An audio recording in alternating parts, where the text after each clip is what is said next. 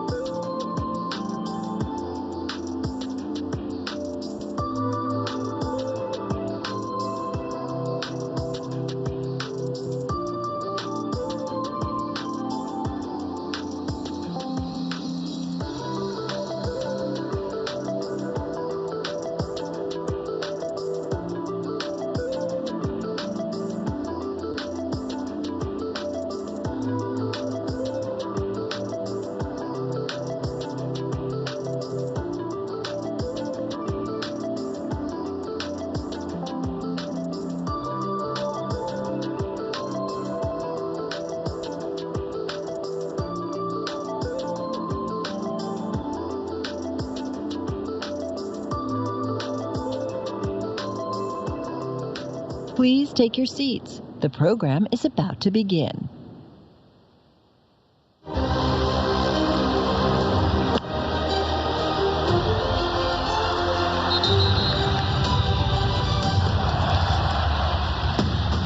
They're world-class athletes. They're also investors, activists, and CEOs. The paradigm of the multi-billion-dollar industry is shifting. Players are dominating the field and eyeing the corner office like never before. The intersection of sports and technology has never been closer. Streaming, fantasy sports, online betting, and the metaverse will forever change the fan experience. At the Power Players Summit, we talk to the risk takers, the deal makers, and the game changers about the future of the multi-billion-dollar global sports industry. This is the Bloomberg Power Players Summit. Please welcome to the stage Bloomberg Quick Takes Chief Correspondent Jason Kelly.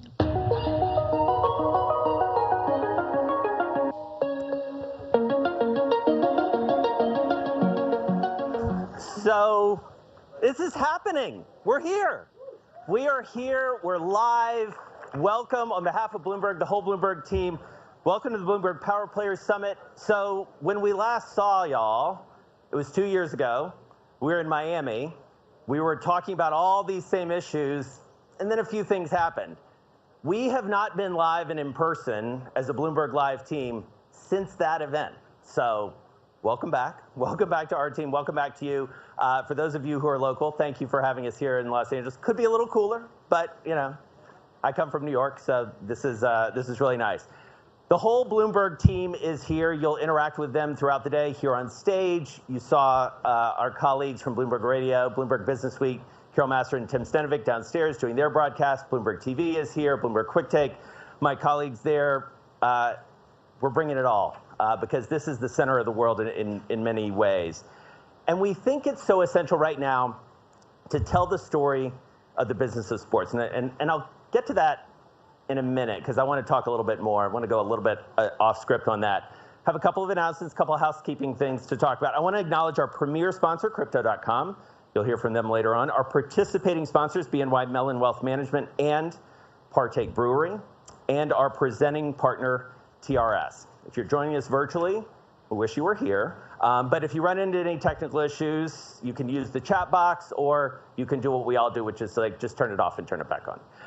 We do want to hear from you. We're going to be all over social media today, so please engage with us.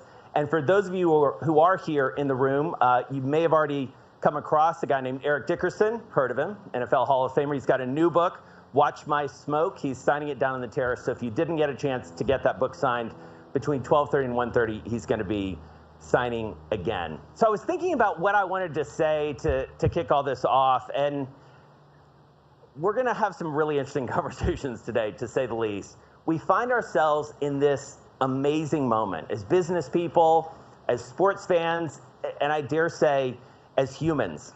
Talking about what's happened in the past couple years, that's a whole other conference in many ways, what's happened in the world. But for our business, for the business of sports, so much has changed, and yet I believe, and I was talking to our first interviewee backstage about this, sports has come to the fore, I think, in an unprecedented way. We find ourselves in the center of some of the most important conversations in society. Teams, athletes, leagues are having an influence on us and are really leading the conversation in a different and I think very important way.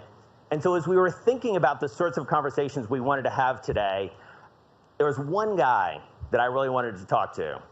And to kick all this off, I'm from Atlanta, and so I'd like to bring out my fellow Atlantan. He's the owner of the Atlanta Falcons, Atlanta United, founder of Home Depot, Arthur Blank.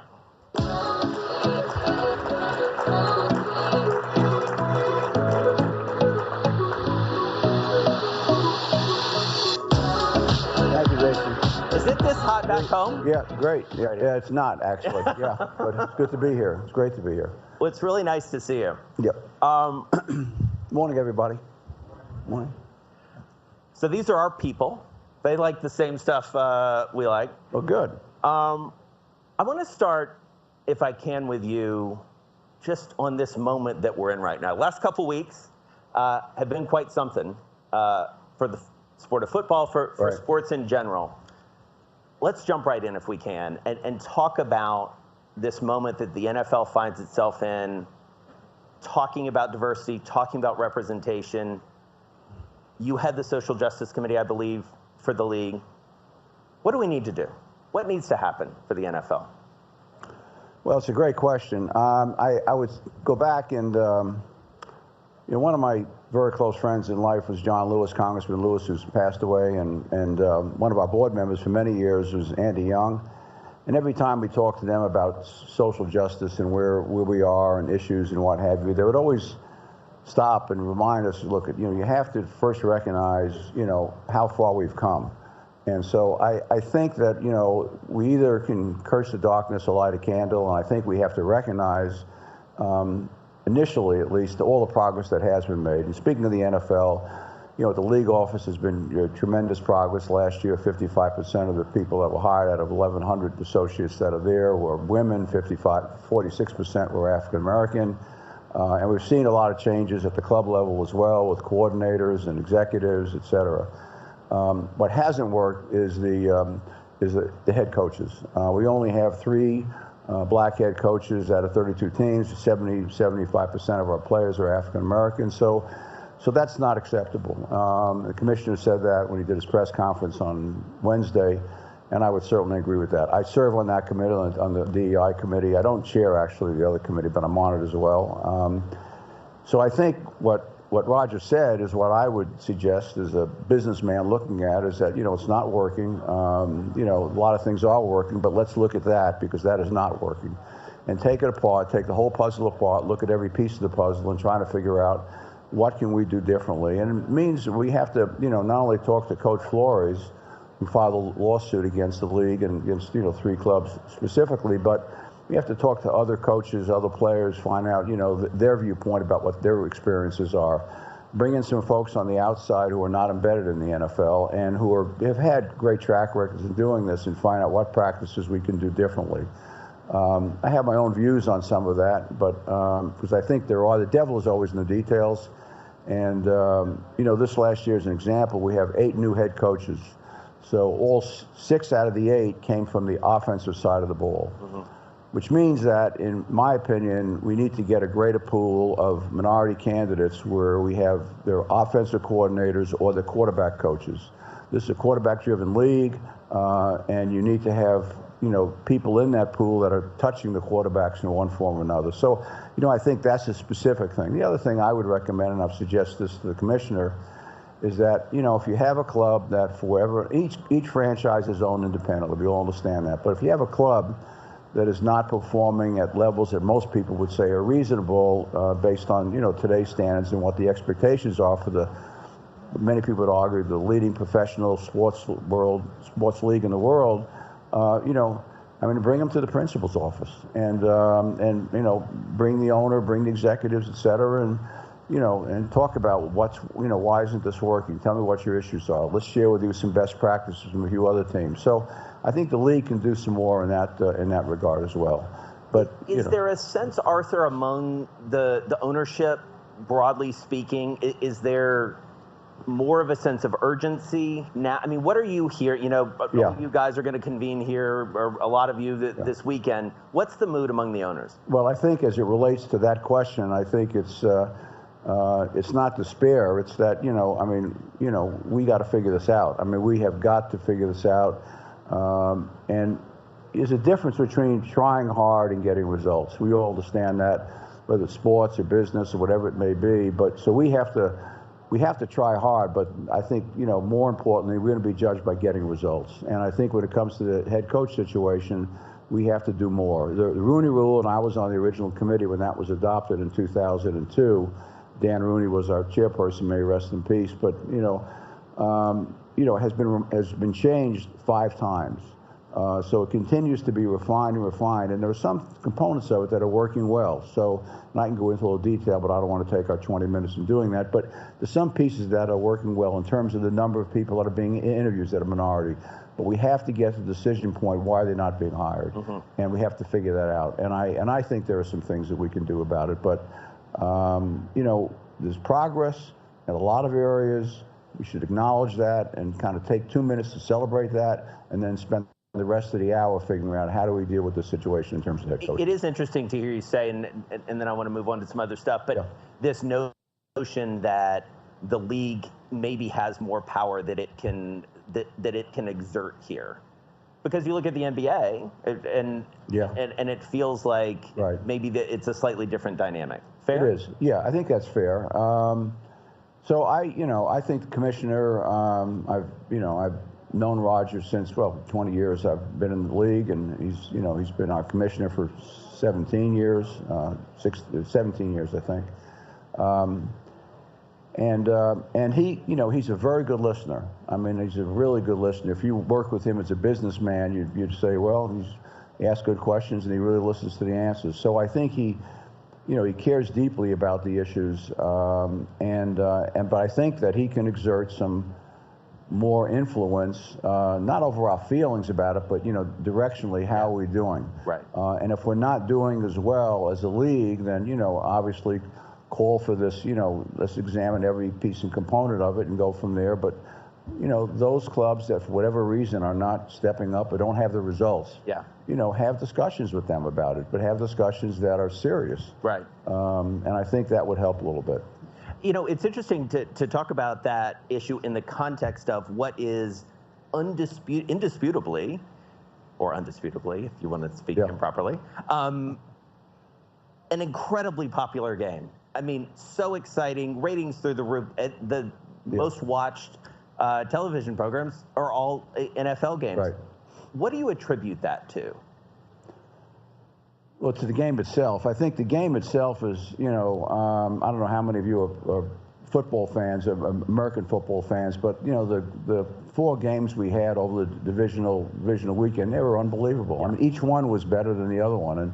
And so I think the game is intact. The game is being run well. We continue to refine the rules and, looking at different variety of things, and probably take a look at the overtime rule again and see if that's going to work as well as it has, in the past. And our team president, Rich McKay, happens to chairs the competition committee. So we'll take a look at that. What changes there'll be, I don't know. But I think the game itself is really in good stead. And real parity. So, it feels like. It's designed that way. Yeah. And that's, you and I were chatting beforehand. If you look at these 2 teams that are playing on Sunday, the Bengals were built a certain way through the draft primarily. They had a good free agency selection process this last year.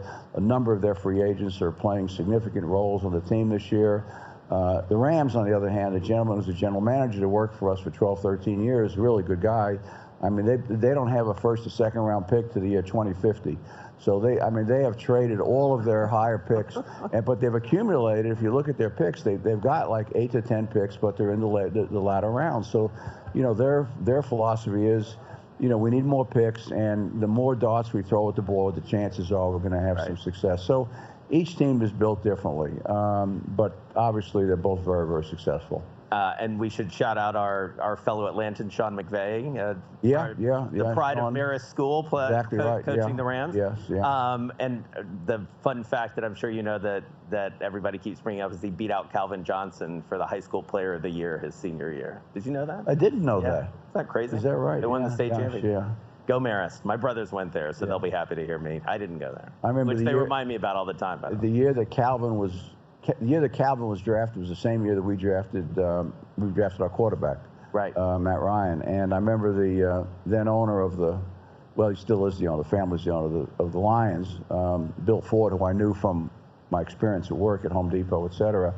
And Bill called me and said, well, would you like? Calvin Johnson's a homegrown guy. I said we need Georgia Tech. Georgia Tech. When a quarterback, he said, well, I'm not. I don't make those decisions. Our GM will and our coach will, et cetera. But he said, well, we want your entire draft class. I said, that seems like a real steep price, but I will pass it on. So that was the last conversation we had about it. But we were obviously thrilled, picking Matt, 14 years ago, and he's been a great quarterback for us. Talk to me about the other football team that you own. The soccer team. Wildly successful. Filling your stadium, in your pretty new stadium in a way.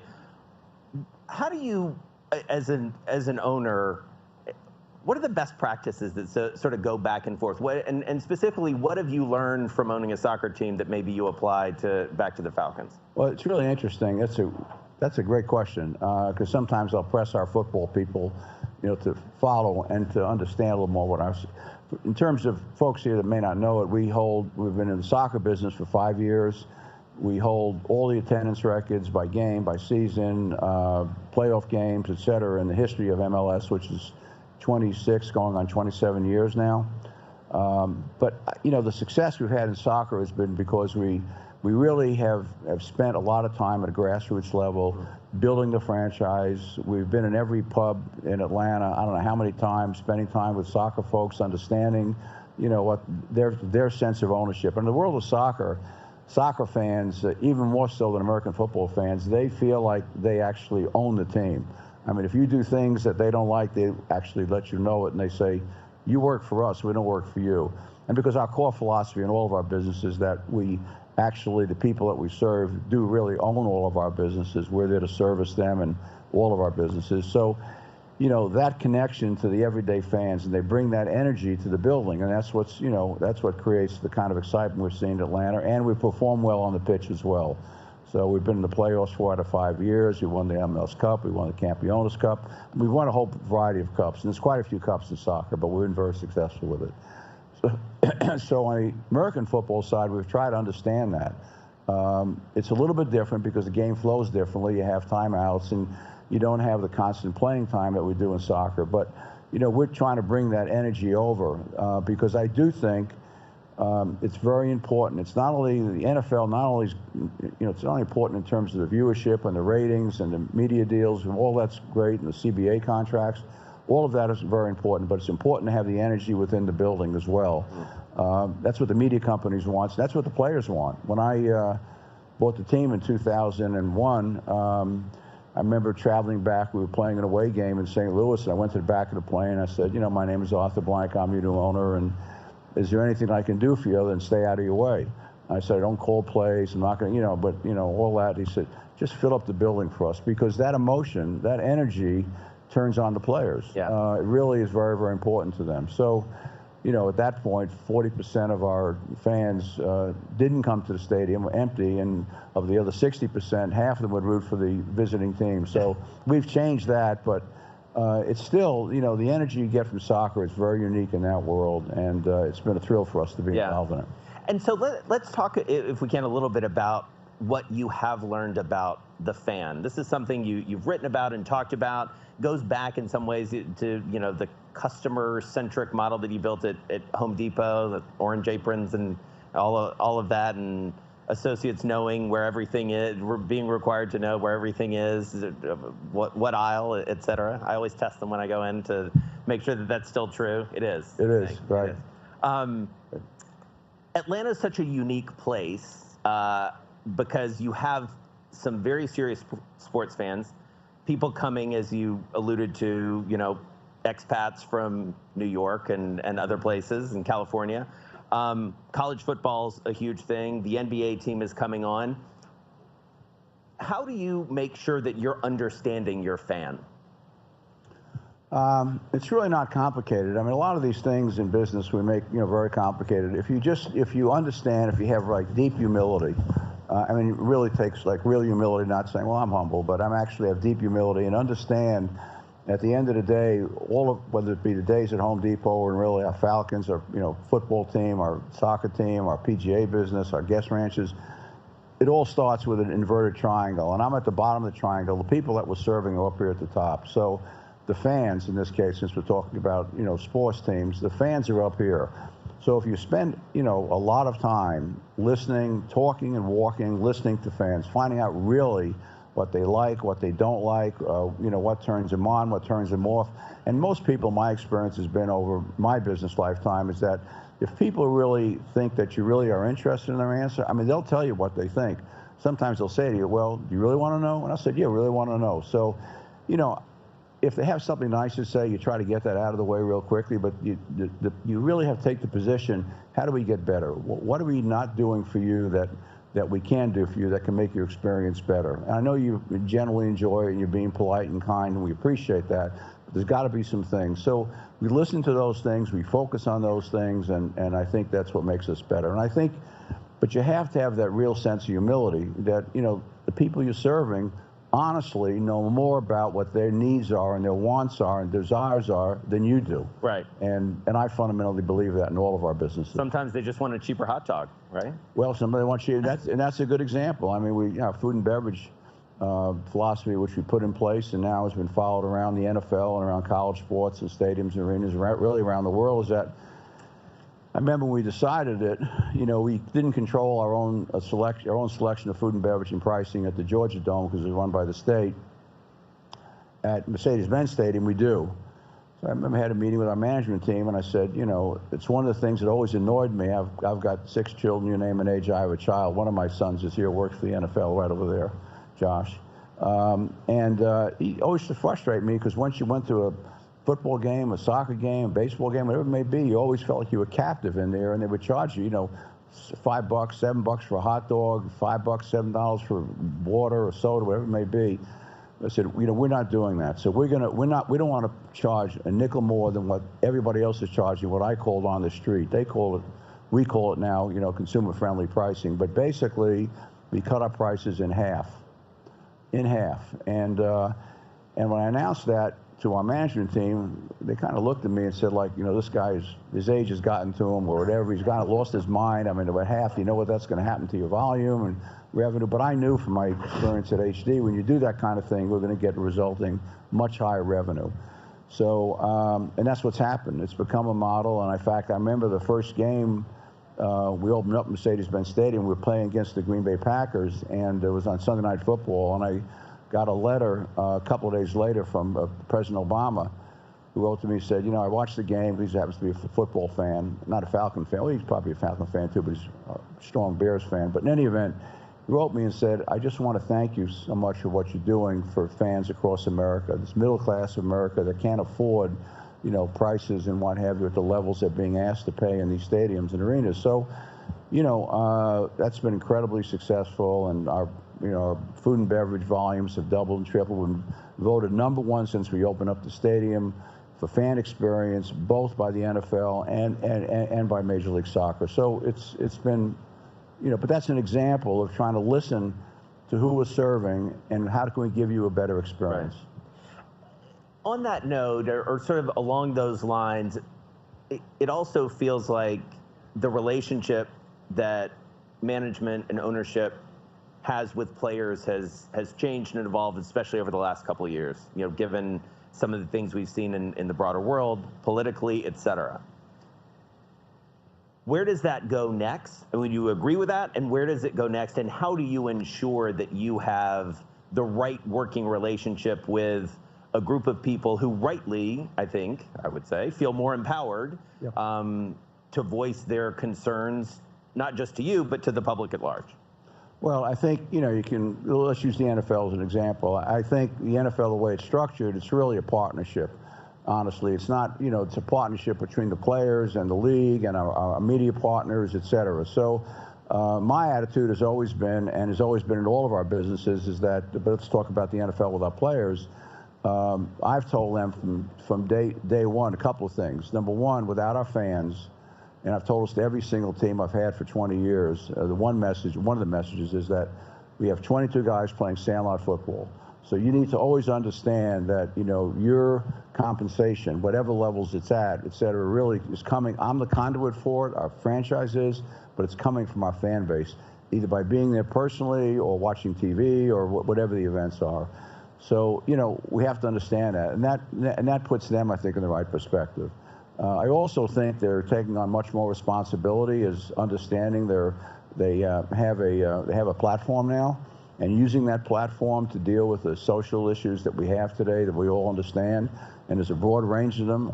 Probably America is probably more tense and more stressed now for a variety of reasons, not only the pandemic, but a variety of reasons between the haves and the have-nots and other changes in our demographics, et cetera. So, you know, we try to listen to our players, and my attitude has always been that, you know, we should treat every player on our squad every year like they're a free agent. They're not under contract. They are under contract, but we don't treat them like they're under contract. So we have to earn their respect, earn their desire to want to stay with us, because at some point they will become a free agent. And then it's a matter, you know, do they want to go live in another city or play for somebody else, or they rather play for an ownership or a franchise where they're considered to be like really important. They're not a commodity. They're treated as a person.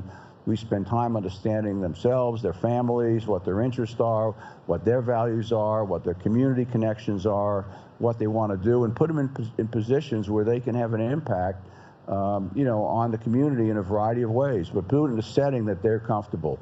Some players are comfortable talking in front of school kids. Some players are in front of, you know, patients in a hospital. Whatever it may be, we put them in a setting where they feel the most comfortable. They can talk from their hearts. And it's unbelievable amount of work that players across the NFL do. They're 1 day off a week on Tuesday. It's the only day they're off. An incredible number of players give up that 1 day, and they prefer to be home and be with their families, et cetera, but they give up that 1 day and do something in the community, and it's your pleasure to see it. We only have a couple minutes left, but I was thinking as I was getting ready for this about a conversation you and I had when your book came out, and a couple years ago. It's a great book. You poured a lot of yourself into it. Clearly, it's a little bit raw at times in a good way. Talking about some of your experiences in ownership and elsewhere. One of the stories you told was when you first became an owner, you had a breakfast with Robert Kraft, and he talked to you about how different this is going to be from being the CEO. You've been a very successful CEO of a publicly traded company. You ain't seen nothing. Like, now that you own a football team, you're now on the other side of those conversations. What do you tell a new owner, whether it's in the NFL or the NBA or the MLS or whatever it is? Well, I think, the counsel that Robert gave me at that time, and he'd been in the league for, maybe half a dozen years then. He didn't have 7 rings. I don't know. I think he's got 7 rings now, something like that. He got a ring for almost every finger. But Too soon. Too soon. Yeah, very quickly. But in any event, the discussion was, what he really said to me is that, I want you to do 2 things in terms of counsel to me. And Commissioner Tagliabue then had asked him, he was in the office, said, have breakfast with this guy, spend time with him. He said, number one, the values that you built, your great company, the Home Depot, apply those same values. Don't change any of that. People are going to tell you the NFL's different, it's a different business. You can treat associates different, players different, everything's different. I would tell you that actually that's not so. He said, what is different is the media and is the coverage you're going to get. So I kind of laughed at him. I said, well, Robert, we're a public company since 1981, and, we had to deal with, a company that was moving in this direction. Stock was moving in this direction for all those years, still is, thank heavens. And he winked at me and looked at me, winked and smiled, and he said, you don't understand it, but you will. So those of you who have children, sometimes when they're really young and they ask you a difficult question, and you can't give them like a really good answer, you'll say, just wait a couple of years and you'll understand it. So I think looking back, the media connection, the openness of the sport, being prepared to deal with all of that, I think is very different. But, basically the values we talk about in the book, you mentioned good company, and those values apply in all of our businesses, whether we have guest ranches or, leading golf retail in America today, or soccer team, football team. It's really all the same, but it starts with our associates, which in the case of the NFL, it's players and other people that support the players in running the franchise, and then it goes obviously to the people we're serving, which is our fans and our guests and our customers. They're the people at the very top, and I think if you pay the most attention to them and listen to them and really listen to them, because you're really trying to get wise, the wisdom is there, and you can follow that yellow brick road to very high success. It's great to spend some time with you. Thank you so much. Thank you, Jason. Have fun here in LA. We will. Go Falcons. Thank you. Good. Yeah. Thank you. I appreciate it. We have to get these 2 guys over here in the shade, because they're gonna roast. He's like, I can see this young man over here is about ready to pass out. Thank you all very much. Appreciate your time. Have a good day. Thank you. Thank you. Please welcome to the stage former NFL wide receiver and co-founder and president of Status Pro, Andrew Hawkins, along with 2-time FIFA World Cup champion and 2-time Olympic gold medalist Carly Lloyd, for a conversation with Bloomberg Quick Take anchor and reporter Jennifer Zabazaja. Is it right here? Yeah. All right, perfect. I know. This is amazing. First of all, because I'm sitting on stage with these incredible athletes. How are you guys doing? Good, good. Pleasure to be here. Excited. It's great. And I think I was telling you backstage, you are the perfect people to talk about this, because you both, even though you had different careers, you were both preparing for your post-professional career while you were still playing, right? Yeah. Where do you even start? How do you do that? How do you have time to do any of that? Yeah, I mean, you really have to be intentional about it. I think for me, it was 2 parts. So when I came out of college, as you guys can tell, I'm not the biggest guy, right? But when I came out of college, I didn't have a bunch of people beating down my door to play professional football, so it essentially ended for me. And that was a tough moment for me, because it's like you've done something your entire life, and you expect to be able to affect that thing, whether it's sports and football specifically, and that wasn't the case. So when I got, lucky enough and things happened for me to kind of revive my playing career, I was just laser focused. So I kind of had the answers to the tests. And every moment that I wasn't on the field, I was trying to prepare for my future so that the next time that football stopped for me, I wouldn't be sitting there with my palms up again. And Carly, you had something similar, right? Yeah, I mean, I was not pegged as the next best thing coming out of college and didn't go to a big name college soccer school. So I really had to work for everything that I've achieved. And I think that it's humbling. It makes you work harder, makes you dig deeper. And my initial focus when I first started on the national team was to be the best soccer player in the world. And with that came an intentional focus, drive, dedication, all of that. And since I was able to do that on the field, off the field, it just spoke for itself. And I was able to kind of, start some business endeavors, start my own clinics. But the first half of my career, I wasn't really thinking retirement. I wasn't really thinking, what am I going to do after soccer? Because at that point, you think you're going to play forever, and that's definitely not the case. But as I got towards the middle of my career, when social media became really prevalent, I started to just live and be as authentic as I could, and build my brand the way that I wanted everybody to view it. Which is my true self. How do you guys decide, though? Because I imagine you had a lot of people coming to you with opportunities to do different things post-professional career. How do you decide what's actually worth your time and what's going to be valuable 10 years out from playing? That's a great question. I think for me, it was just following passions, right? Like, I feel like as athletes and coming up in sports, you're kind of forced to be in all these different worlds. And you collect the skill set, you collect the knowledge base. And for any opportunity that comes to me, I'm always focused on how can I affect it? What about this is unique to me and my own experience? I don't try to do things that I don't think that I know or that I don't care about, to be honest. And I think the fact that I drill into that differentiation of like, this is what makes me me, and me being a part of this is the greater opportunity, I think helps me kind of make 1 + 1 = 3 when those opportunities come. And you went to business school too. I did. I went and got my master's degree from Columbia while I was playing. And honestly, it was just more of an opportunity. When I got done playing the first time and I was trying to, peddle my resume or get conversations or get people to send me emails back, it was hard, as you would imagine, because we're all trying to network and do this. And I understood that, there are 20,000 plus people who can say they're former NFL players, or there's another 100,000 to say they were former college football players. There was only 2 that can say, hey, I'm the starting receiver of the Cleveland Browns, would love to have lunch, or want to send you a signed jersey. And I understood that the opportunity was going to end and that people would remember how I treated them when I didn't need them, when I did need them after I got done. And so college was the same thing. I went back and got my master's for that same purpose, that I understood I couldn't go around the country and have conversations one-on-one for people to say, hey, you seem pretty smart for a football player or an NFL player. But I knew if I can go to a great school, have great grades, then people could see that and I could put it on a resume and they would understand, okay, this guy does have the intellectual capabilities to do things beyond just catching a football. Carly, what's an example of that for you, like post-professional career? Yeah, I mean, along the same lines, I think it's all about how you treat people, and the way that I approached my playing career.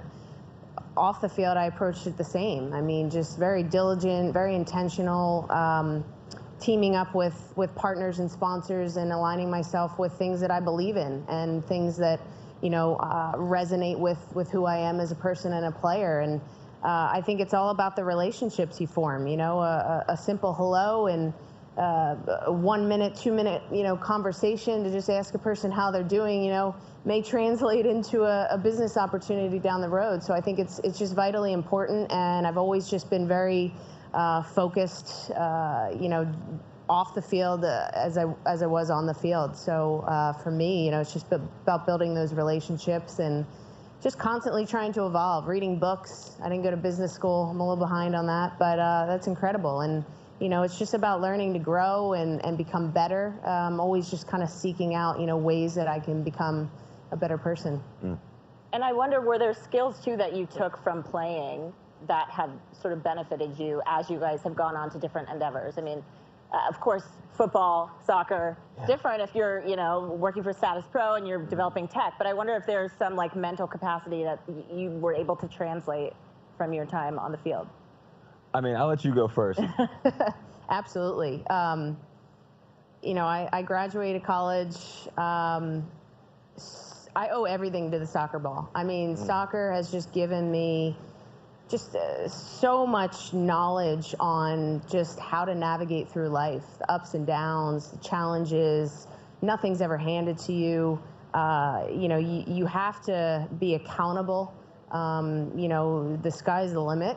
And I've learned so much from playing the sport, from failing, from getting knocked down, getting back up again.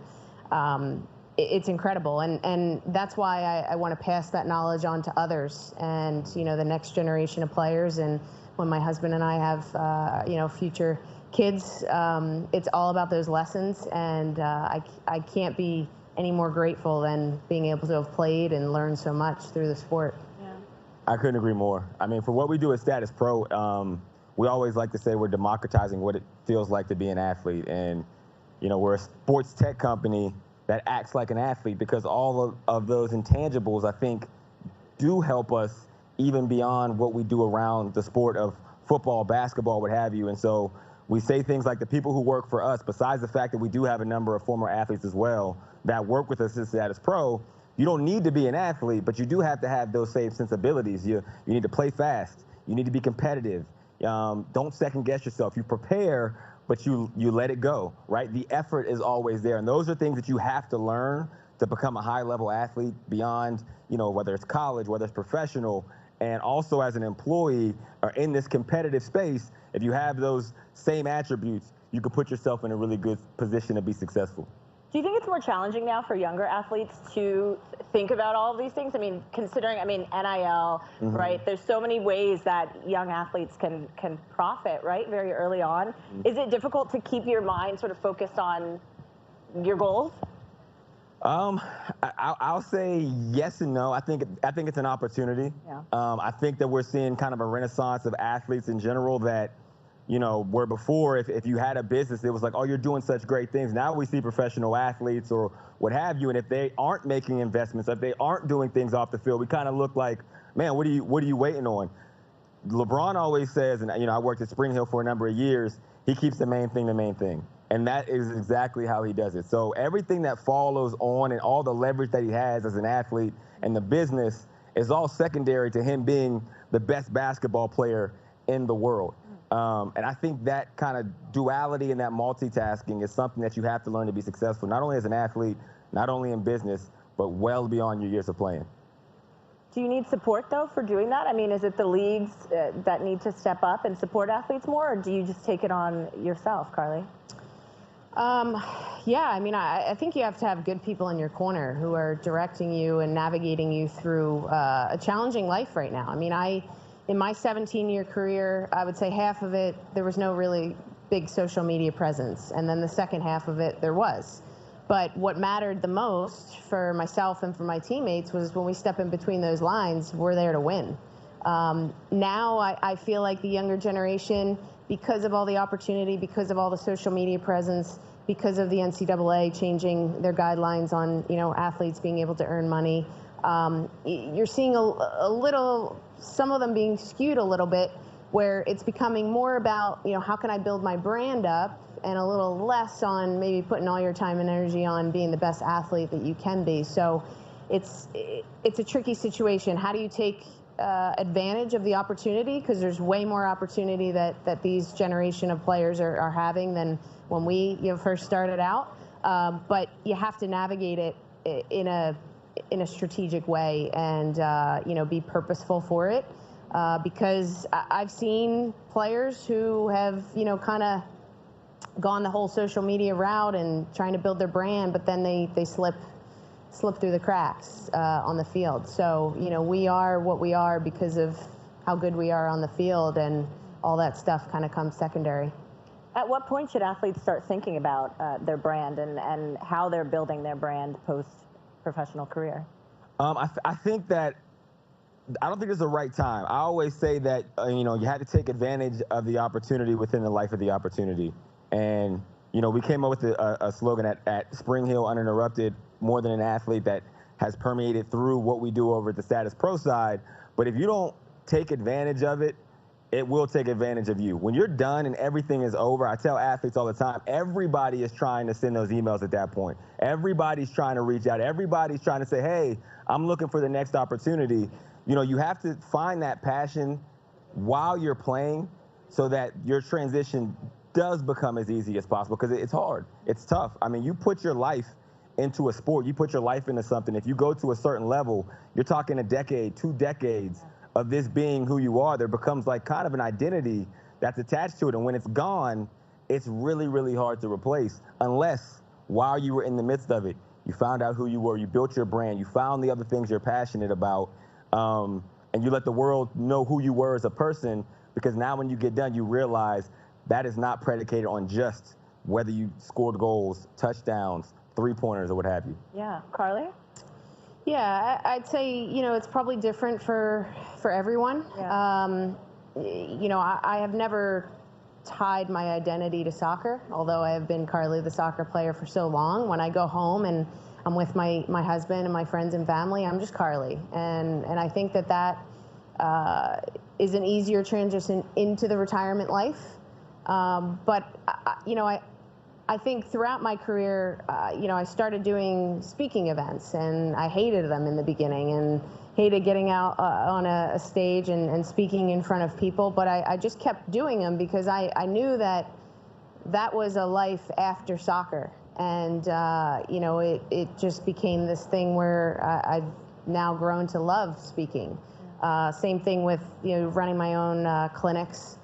That's something that you can do post-playing career. So I think throughout that, just being the best version of myself and being authentic, my brand kind of organically just transpired. And now that I'm done playing, I'm kind of fresh off retirement this past November, it's been a little bit of an easier transition to figure out what I like, what I don't like. But I think kind of the sooner you can start to think about that and put the wheels in motion, the better off you're going to be. And I wonder, too, given both of your vantage points and sort of what you've shared with us today, would you consider ownership, first of all, owning a team, being in the front office for a team? And do you think more people like yourselves maybe would benefit younger athletes, considering what you've gone through and what you've laid out right now? I think experience is valuable, no matter where you put it. Yes, I would love to make enough money to be able to purchase a team, absolutely. And I think it would be a good thing just in general as, things evolve. And what it does is it forces everybody up. Like, for example, my older brother played in the NFL for 10 years. And at the time, it's, you have your agent fee that is 3%. And that's just negotiating contracts. Well, now in this world with NIL, with marketing, with branding, with investments, I think agencies have had to kind of come to the table with a little bit more and say, okay, now this is what we're doing to get that 3%. So when you talk about ownership and if the experience that someone like a Carly has is valuable, absolutely. And what that does is it creates the opportunity for other, ownership groups or teams or companies to say, we need more Carlys, because there's going to be a competitive advantage for people who want to play and hear her experience and the things that she's gone through. So, are we seeing that? Do you think we're seeing that enough? I mean, on the women's side and women's soccer in general, we're seeing it a little bit more. Angel City here in LA, the NWSL, it's their first year in the league. There are a ton of former soccer players who are part of that ownership group. So we are seeing it a little bit more. I just think it's, it's a bridge from the ownership, the management side, GM, to kind of link players and the management side together and figure out, what is needed, how can you continue to make things better. So I do think there's definitely a valuable asset with having former players, take on some ownership roles. Was there that bridge when both of you were playing at all? For me, not as much, I don't think. I think it was, things have kind of been the status quo for a while in the sports that we play. Like, we pretty much know the formula. But it is exciting to see the game changing a little bit. I do think that there's going to be, another renaissance of players that have done so much, like the LeBrons, like the Tom Bradys, that probably in a very short amount of time, you're going to see them owning professional teams, not just from the money that they were able to make as players, but what they were able to do off the field and kind of use their star power and business savvy to even make other companies more valuable. Carly, would you be interested in I mean, I don't think the women's side is quite there to be owning teams. We got a long way to go. But, you know, we got to just keep on pushing on. What would be sort of your hope for the next year, year and a half for women's teams, women's soccer? And given sort of the controversies that have been happening in the front office and, you know, with some of the players. Yeah, I mean, you know, it's been sickening with all of the terrible press that the league's been getting. But I also think it's an opportunity to hit the reset button and really do things the right way and make things better. And, you know, every single player that's played in the league, past, current players, have deserved better. And so I'm hopeful that things will get turned around in the right direction. You know, we need more sponsors to come on board. We need more support from corporations, TV deals, all of that. So my hope is that we continue to get the support we need, and everybody involved. You know, we all need to push on to make this better, because it's just been, you know, really unacceptable what's been going on. Yeah, and Hawk, I'd love for you to talk too about the NFL, especially considering what we've been hearing lately. How would sort of having more people like yourself in the front office maybe affect players and affect the success of the league? Yeah, I mean, that's a good question. I don't know how it will affect players directly, but what I do know is there always has to be the opportunity for equal opportunity, right? Whether that's in the league or companies, even around sports, right? You talk about the game of football, it is, you know, 70% African American, and we've seen some of the headlines as of recently in the league. And I think for companies that are around that, whether it's football, basketball, women's soccer, like, you have to have the opportunity for them to also affect the game in other ways that are outside of the line. So even like at our company, Status Pro, my co-founder and CEO is a former athlete. It's something that we value, because I think for us, we were in situations where we didn't feel like we had opportunities. I say it multiple times, but there's a number of companies that I do business now with that I was trying to get entry-level internships with, that I couldn't get emails back, I couldn't get calls back from. And it wasn't to say I understand how it works and that I wasn't more deserving than the next person, but I did want to create a space to where there is value for people, you know, who have seen it at that level, understand it, and do have the duality to do something different and kind of change the game a little bit, and hope that the rest of the industry says, man, it'd be really cool to have that effect too. Maybe we are better if we give opportunities to players or people of color or women at higher rates than we're doing it at the moment. And I'd love for the two of you to just leave everybody with one piece of advice. I mean, young athletes who are maybe wanting to mimic sort of the success that you've had, what would be something that you would advise them? You know, I think the world we live in right now, currently, very digital, very social media driven. It's hard. It's really hard. You get pulled in so many different directions. What I can say, speaking from experience, is best thing to do is be the most authentic self you can be. Be the best version of yourself. Treat people with kindness, respect, and just try to do good in the world. You know, I think that so many people are trying to be someone they're not, and we need to own who we are as individuals. We are all unique. We are all different.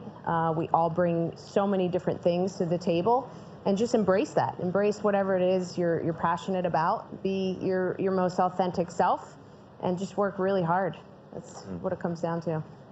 I love that. My advice would be not to put limitations on yourself. Like, and that's athletes, that's anybody in general, because as we all know in this room, people are going to tell you all the time what you can't do. And you have to look at that and look for the opportunity in it, because they're wrong. You know, it's like the first this, the first that's not possible unless somebody says, I'm not going to let somebody limit what the expectation. Because you've never seen it before doesn't mean it's not possible. And so I tell young athletes, these are opportunities that you're given.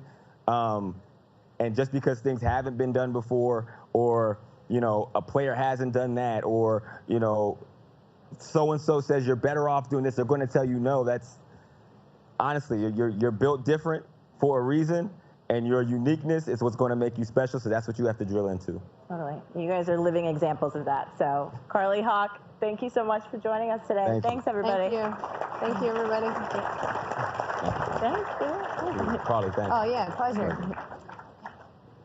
Please welcome to the stage Washington Commanders President Jason Wright for a conversation with Bloomberg's Jason Kelly.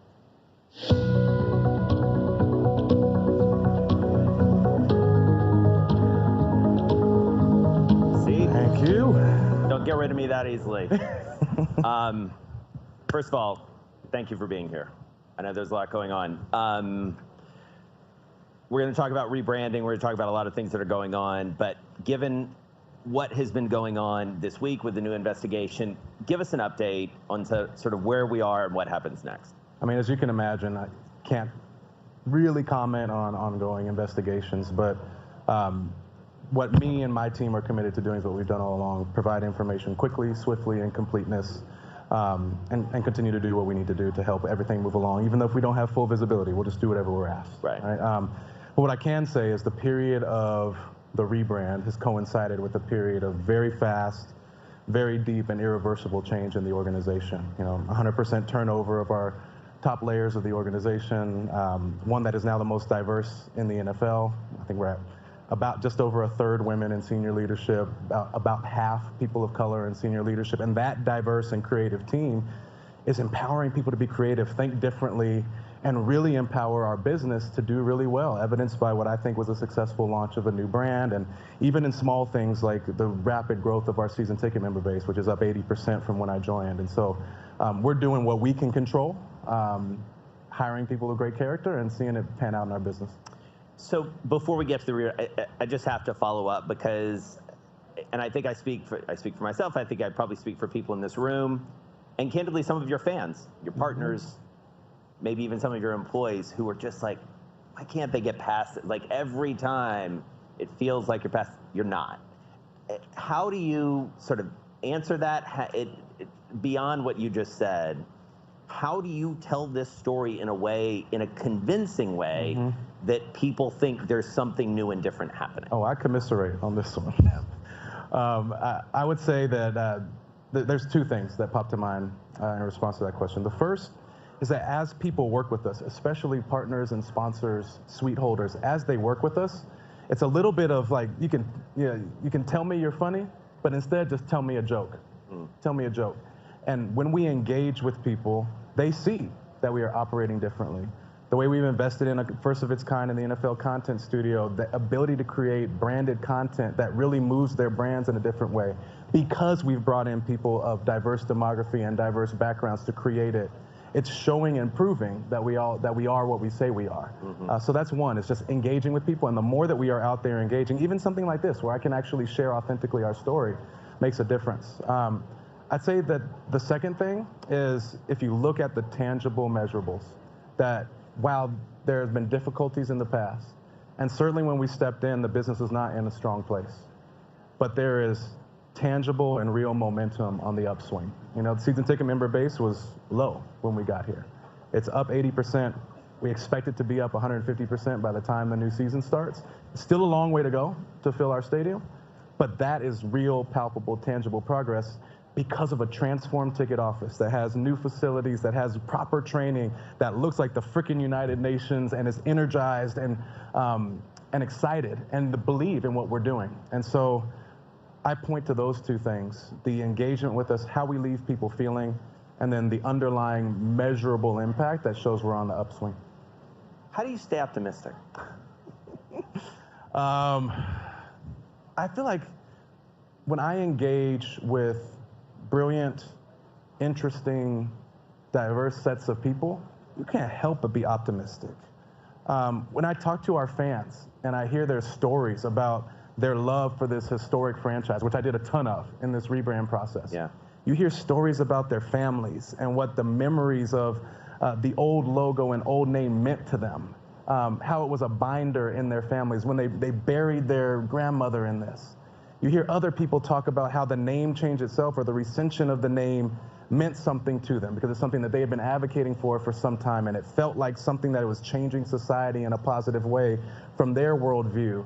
So when I talk to people and I see the enduring power of sports to be at the heart and core of our social dialogue, and more importantly, people's emotional connection and the way they feel in a time where we all need to feel a little bit damn good with everything that's going on, I get inspired, I get optimistic, and I feel a sense of responsibility that's positive to help us continue to move towards a unified perspective that is freaking good. Yeah. And that was the approach of our rebrand.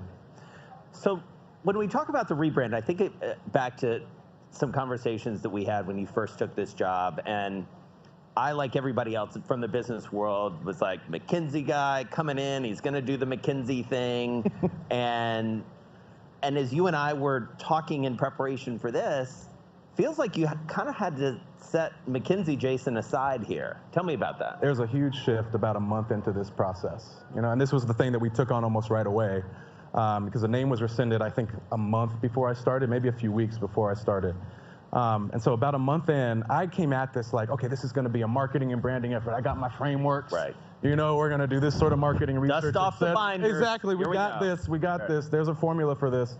Very quickly, I realized that this was not necessarily a business and branding endeavor because of what I shared, how deep this name and logo and tradition was embedded in people's psyches, that this was actually more of an anthropological and spiritual effort more than anything else. We needed to give voice to people that passionately wanted the name to change and give voice to those who fought to have it never change, not because one is right and one is wrong. That I have my own opinion on that, but it's not worth litigating when you're dealing with something that is anthropological and spiritual. It's about giving voice to folks and bringing them along a journey. And so while we did something that I think was cool, a series of content called Making the Brand. And every few months, we would do a behind-the-scenes look at the rebranding process and show people what had been done, where we were, the analysis we were doing. And sometimes we made big statements after engaging with the Native and Indigenous community, why we were going to go away from a name that a lot of people wanted. But we were going to prioritize Native and Indigenous voices in this process. So we showed our work a little bit, and that was great for our sponsors. We could put sponsors on it. It was great branded content, and it helped us in our sponsor pipeline. But more importantly, it allowed people to go on a journey. People who needed to grieve the loss of the old name. It gave them time to move through that process. For those that were excited and needed to build into what was coming next, or see their favorite name sort of fall by the wayside, we need to bring them on a journey that was psychological more than anything. And I think it went well. The strategy is a bit of a bold strategy because there's an alternative that's like, sneak out the new name in the middle of the night and rip the Band-Aid. We decided not to do that, and I think it's paid off because we thought it was going to take a long time to get to neutral sentiment, and we're already approaching it. Our single-day sales on Fanatics broke records. We sold within 12 hours a record amount of merchandise on Fanatics, and more importantly, we saw a huge boost inbound to our ticket office, which is a critical thing to refill our stadium with people in burgundy and gold. And so I couldn't be happier with the launch. But it's just the beginning. We have so much more work to do to make this brand emotionally connect with folks in the same way that the old one did, and that's on us to do with our fans. As you're talking about that, I'm thinking back 20 minutes ago to when I was talking to Arthur Blank, and he was talking about the relationship that he has with the players. I know that there's a whole football side of the Commanders organization that is dealing with the day-to-day of the players, but you presumably, especially as a former player, are dealing with them as men, as business people. What's the conversation like with them around the rebrand, around the history, and around everything that's happening?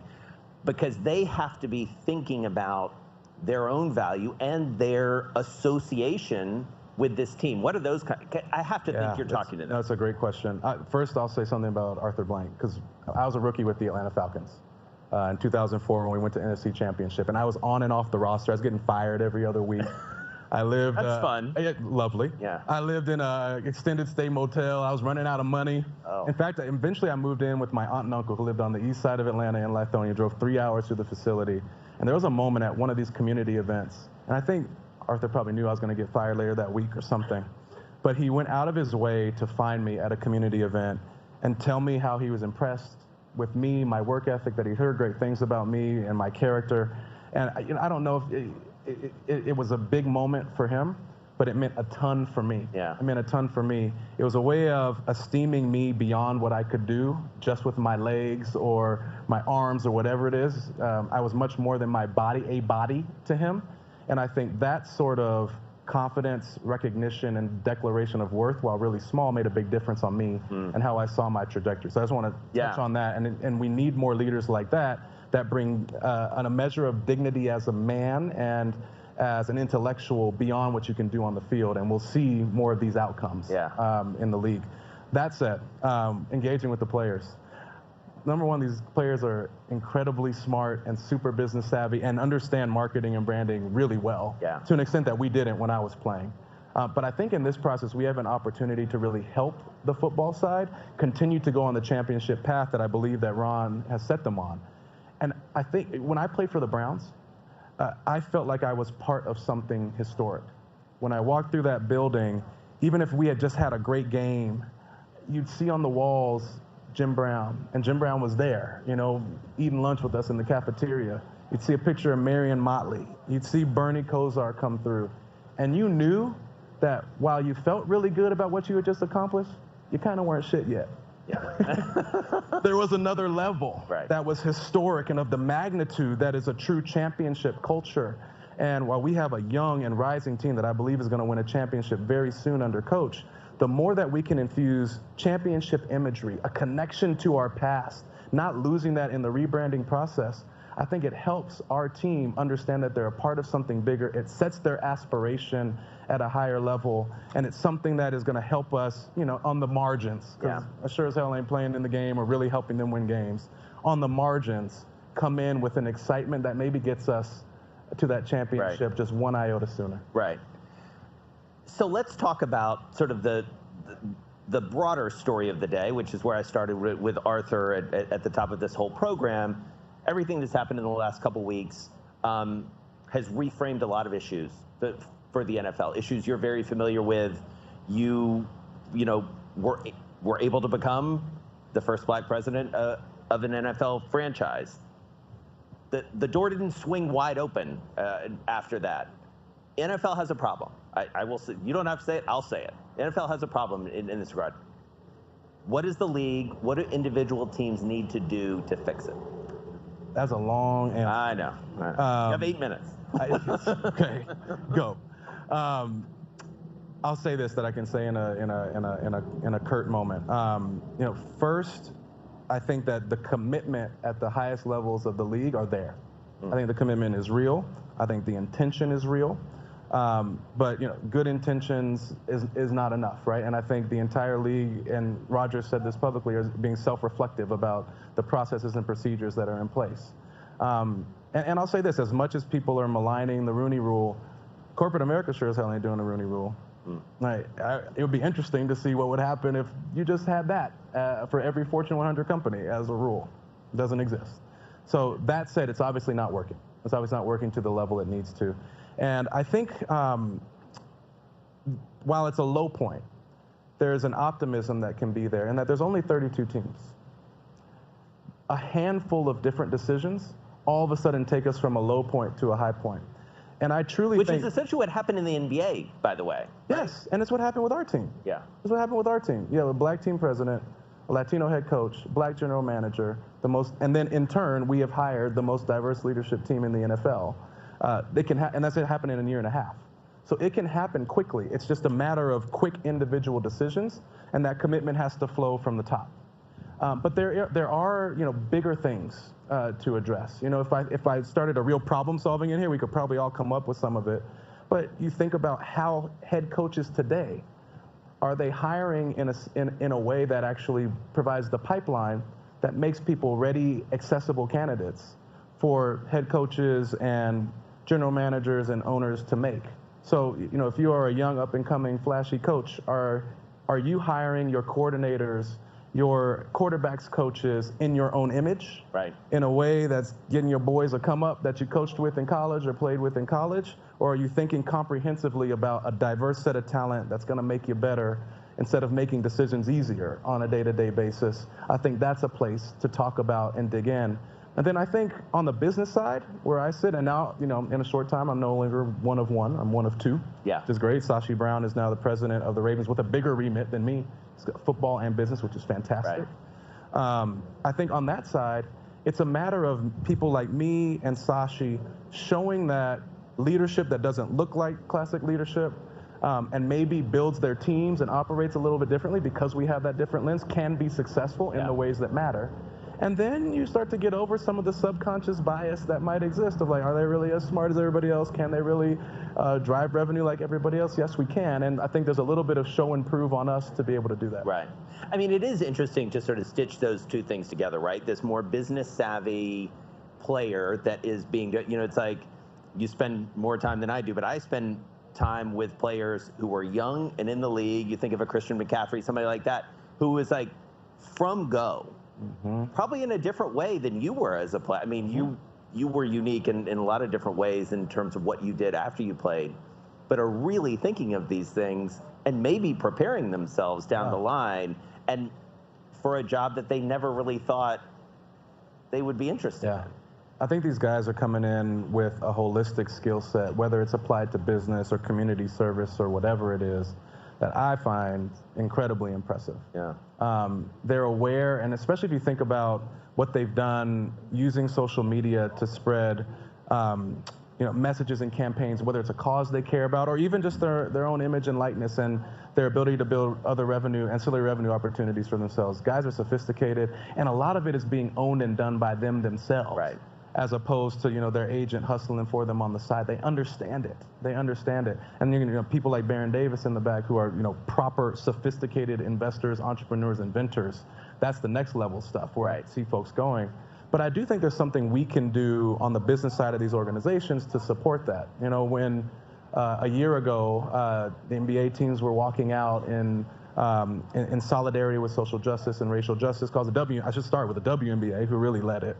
You know, our guys did the same thing, and they came out with two things for us as an organization that they wanted to do. They wanted to be involved in voting rights and free and fair elections, and they wanted to work on police reform. And they would be able to do the social media campaign and the hashtag stuff very effectively.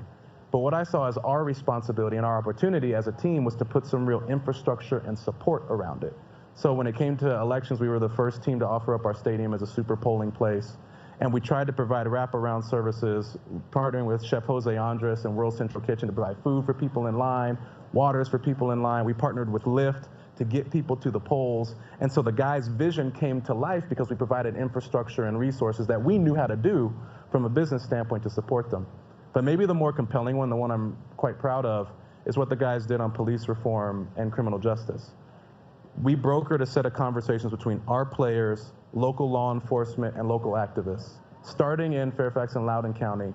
And what came out of what came out of those conversations was a bill that went to the Virginia legislature that is now law, police reform law, bipartisan, unambiguously good. And our players were a driving force of that. Then we went and did it again in Maryland through the same model. And that one was such a powerful picture. Chase Young was on the House floor at the Maryland House of Delegates testifying in support of the bill as it passed into law in the state of Maryland. And that's the opportunity we have to put our mettle, our business know-how, and the reach of our brand behind the things that players want to do. And I think the sky is the limit on the ability to drive systematic change. So we've only got about a couple minutes left. What's next on your agenda? Well, we got to fill our stadium with our fans in burgundy and gold. Very focused there. We've got to transform the guest experience. You know, FedEx Field is on the upswing. We are on the upswing. Our net promoter score is up slightly over what it was pre-pandemic, which is good for us and inheriting it for the first year.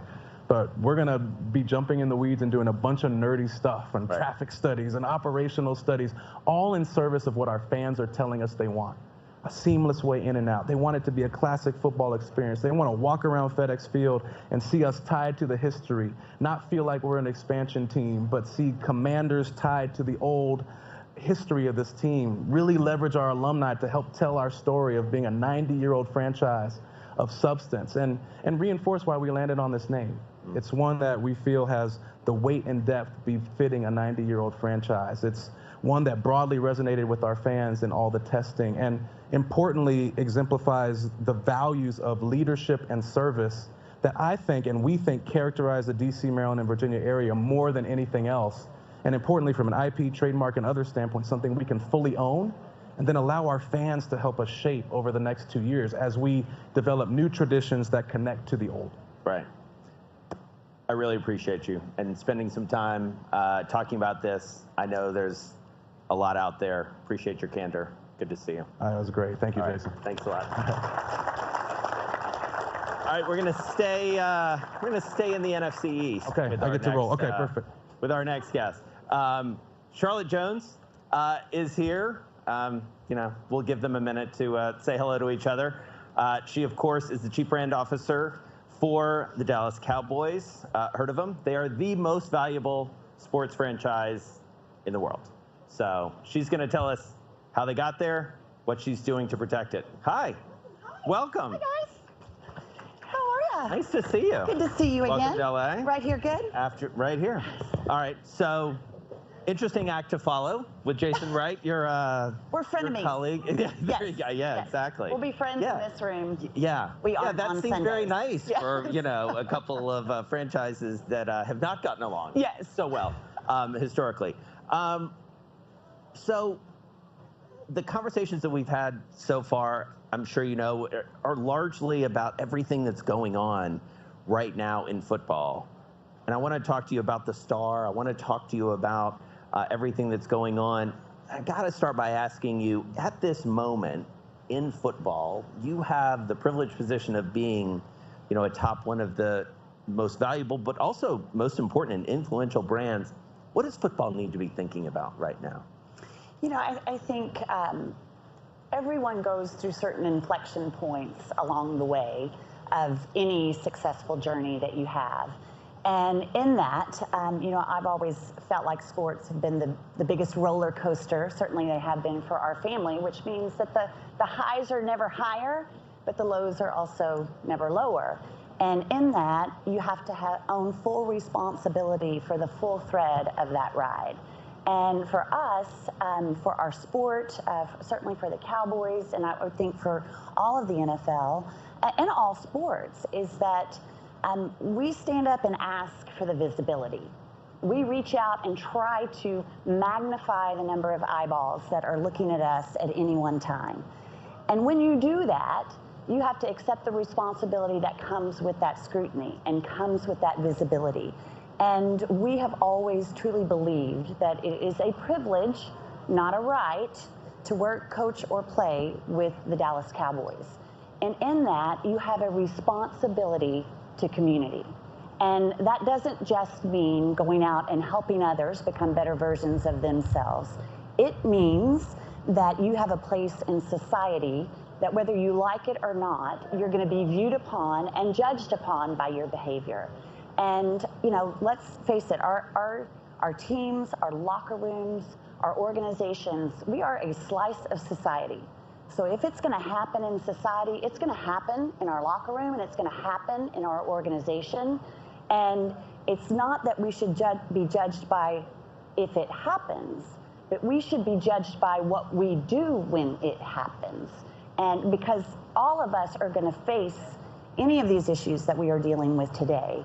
And what you want to do is try to figure out how you put your best foot forward in making sure they don't happen again, or that you can course correct internally to make sure that you are doing the best that you can to create an environment where everybody is bringing the best version of themselves to the table every day. And so as you think about that responsibility, which I think you stated very well, both as an organization and also as a member of a community, I know diversity is something you think a lot about within the organization. What are the conversations and what is the sense of urgency at this moment, do you think, among your peers and among the league to make some real change going forward? I think the first thing out of everyone's mouth is we must do better. I don't think perfection is actually an option in any of the social issues that we all face together. We don't live in a perfect society, and we never will. So how do we make progress towards perfection? And how do we mark those milestones of acknowledging that is this actual progress or is it not? And I think sometimes we can get caught in looking at something and saying, oh, this feels like progress to me. This feels like progress, when actually it's not. And we need to do something better, something more founded, something stronger. But I know, and I can't speak for everybody, I can't speak for the approach that every team has individually, and you know, when the doors are shut, what happens? But I know from our standpoint is that there are real conversations happening across every department in our organization, happening in coaching, happening in the locker rooms, happening in the boardroom. We have to get this right, but what does right look like? Right. And how can we do better as an institution and organization to make sure that we are allowing the opportunity to progress in a positive way and present that to others? And that's a challenge. You know, you've heard the commissioner stand up all week and say, we don't do this well. We must do better. And I think there is an earnest desire. And I think, you know, a lot of the conversations that you know, you're judging earnesty. Are you really making an effort to do that? Are they being authentic in their efforts to go do that? And that's a subjective conversation. So it's very hard to actually put a pin on, are the efforts there and the results not? Right. Or is the effort not there? Right. Well, and it seemed like what we heard from Jason was essentially that if there is a real commitment, a wide commitment, this can change. Like this is changeable in many ways.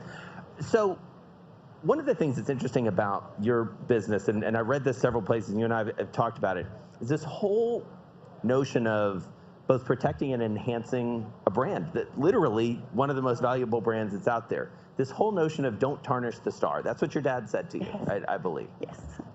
What does that actually look like day to day? Like, what do you do to ensure that you're meeting that every day? So just as a little backstory to that comment, when I first came to work with the Cowboys, I was in Washington, D.C. at the time, and my dad had a harebrained idea that he wanted to buy the Dallas Cowboys. And so we went off and did it, and everything was literally on fire during that time, and everything was going wrong. Performance on the field was going wrong. Obviously, financial performance was going wrong. And he just had a passion to be involved with the NFL. And when he asked me to come and be a part of that, you know, my comment was, well, I don't know anything about running an NFL team. And he said, that's okay, neither do I. So we've just got to get in here and figure out how to do it. And in that, I said, well, what would my responsibility be? And he said, first, and at the time the Dallas Cowboys were losing $75,000 a day, over $1 million a month. The team was 3-13. It was just a disaster, which is why it was actually for sale. So it was an absolute disaster. So his directive was, first, find a way to stop losing money. And the second was, whatever you do, don't tarnish the star. And, you know, I didn't actually really realize what that meant at the time, but I have certainly become more and more aware of it through the years. And this climate today is very much an example of that, of how do you handle this, where you're building an organization and you are trying everything that you can to be successful in all ways. And some things work and most things don't. You stumble. But what do you do in that stumble to protect the brand and then to grow it? And how do you move forward through the challenge and through the mess to build it and to continue to grow it on the other side? Yeah. So from our perspective, you know, there were a few things, a few principles that we really wanted to hold on to in every step that we made, because, you know, for me, my job is not the X's and O's. Somebody else does that. But for me, it's about taking what that team, what that organization means, and figuring out ways to grow it and to partner with it and to move us into different areas where we can connect differently with fans and grow that connection. I've always believed that our brand is more of a culture and not actually a brand. It's actually Roy Disney that said that brands are something that you do to cattle, you know, because you can't tell the difference between one cow and another. I'm from Texas, so we talk about cows. So you can't tell the difference between one cow and another, so you stamp your brand on it. Well, for us, we felt like our brand was actually more of a culture, and that it was more of a lifestyle, that we stood for something far greater than the game itself. And if we believed that we were that, then how could we connect with people beyond the game? How could we connect with them in an aspirational context or an inspirational context? Because those are two very different things. How could we meet people in different places that might not be a fan of the football game, but they're a fan of the fight and the effort to go for success and the perseverance and the will that requires that. And so for us over time, it's been about how do you hang on to the value of what the tradition of the Dallas Cowboys means, because you certainly got to respect the tradition of what got you here. You know, we stand on the shoulders of all of those who came before us, with Tom Landry and Bob Lilly and Roger Staubach and Michael Irvin and, you know, Emmitt Smith. I mean, that is who built the foundation of who the Cowboys were. But if we just allowed ourselves to be generational, where granddad takes the granddaughter to the game and they pass on this great generational shared experience, then we become nostalgic. So we have to find ways that we always can remain relevant and be in that space as everyone's individual space grows and changes, because it looks very different for my son today than it looked for me back 30 years ago about what does this game mean to us. In addition to that, our game is about competition. We have to protect the value of the competition. Our game is about entertainment. We know that people spend their last dollar wanting to be a part of something and wanting to be a part of what we actually present. So we need to respect that. We need to own that responsibility to give them and deliver them an experience that they can't get in front of their screen at home.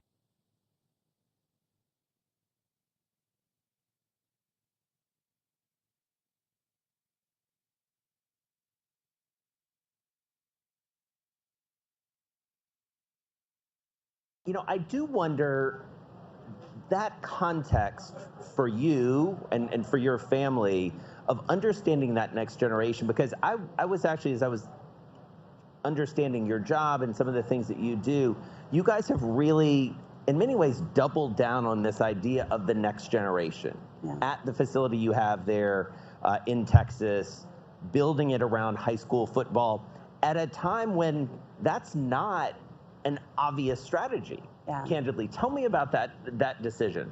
So we have our headquarters is called The Star, and it's a 90-acre complex that exists in Frisco, Texas. And after we finished building the stadium, this became like our next, where are we going to go? Because stadiums, as you all know, we're only there 10 days a year. So we invested $1.3 billion into a venue that we're there 10 days a year. So in that, what happens the other 355 days a year? And how can we actually create another experience that is evergreen, that we become relevant to people all year round, not just during football season? And so in that effort to move and build our headquarters, we looked at the things that we thought were the most challenging aspect to our future. The first, was youth. How do we stay connected to the authentic part of our game? And that authenticity lies in high school football. Because if any of you have played sport at all, you played in high school. And that high school sport is what built community.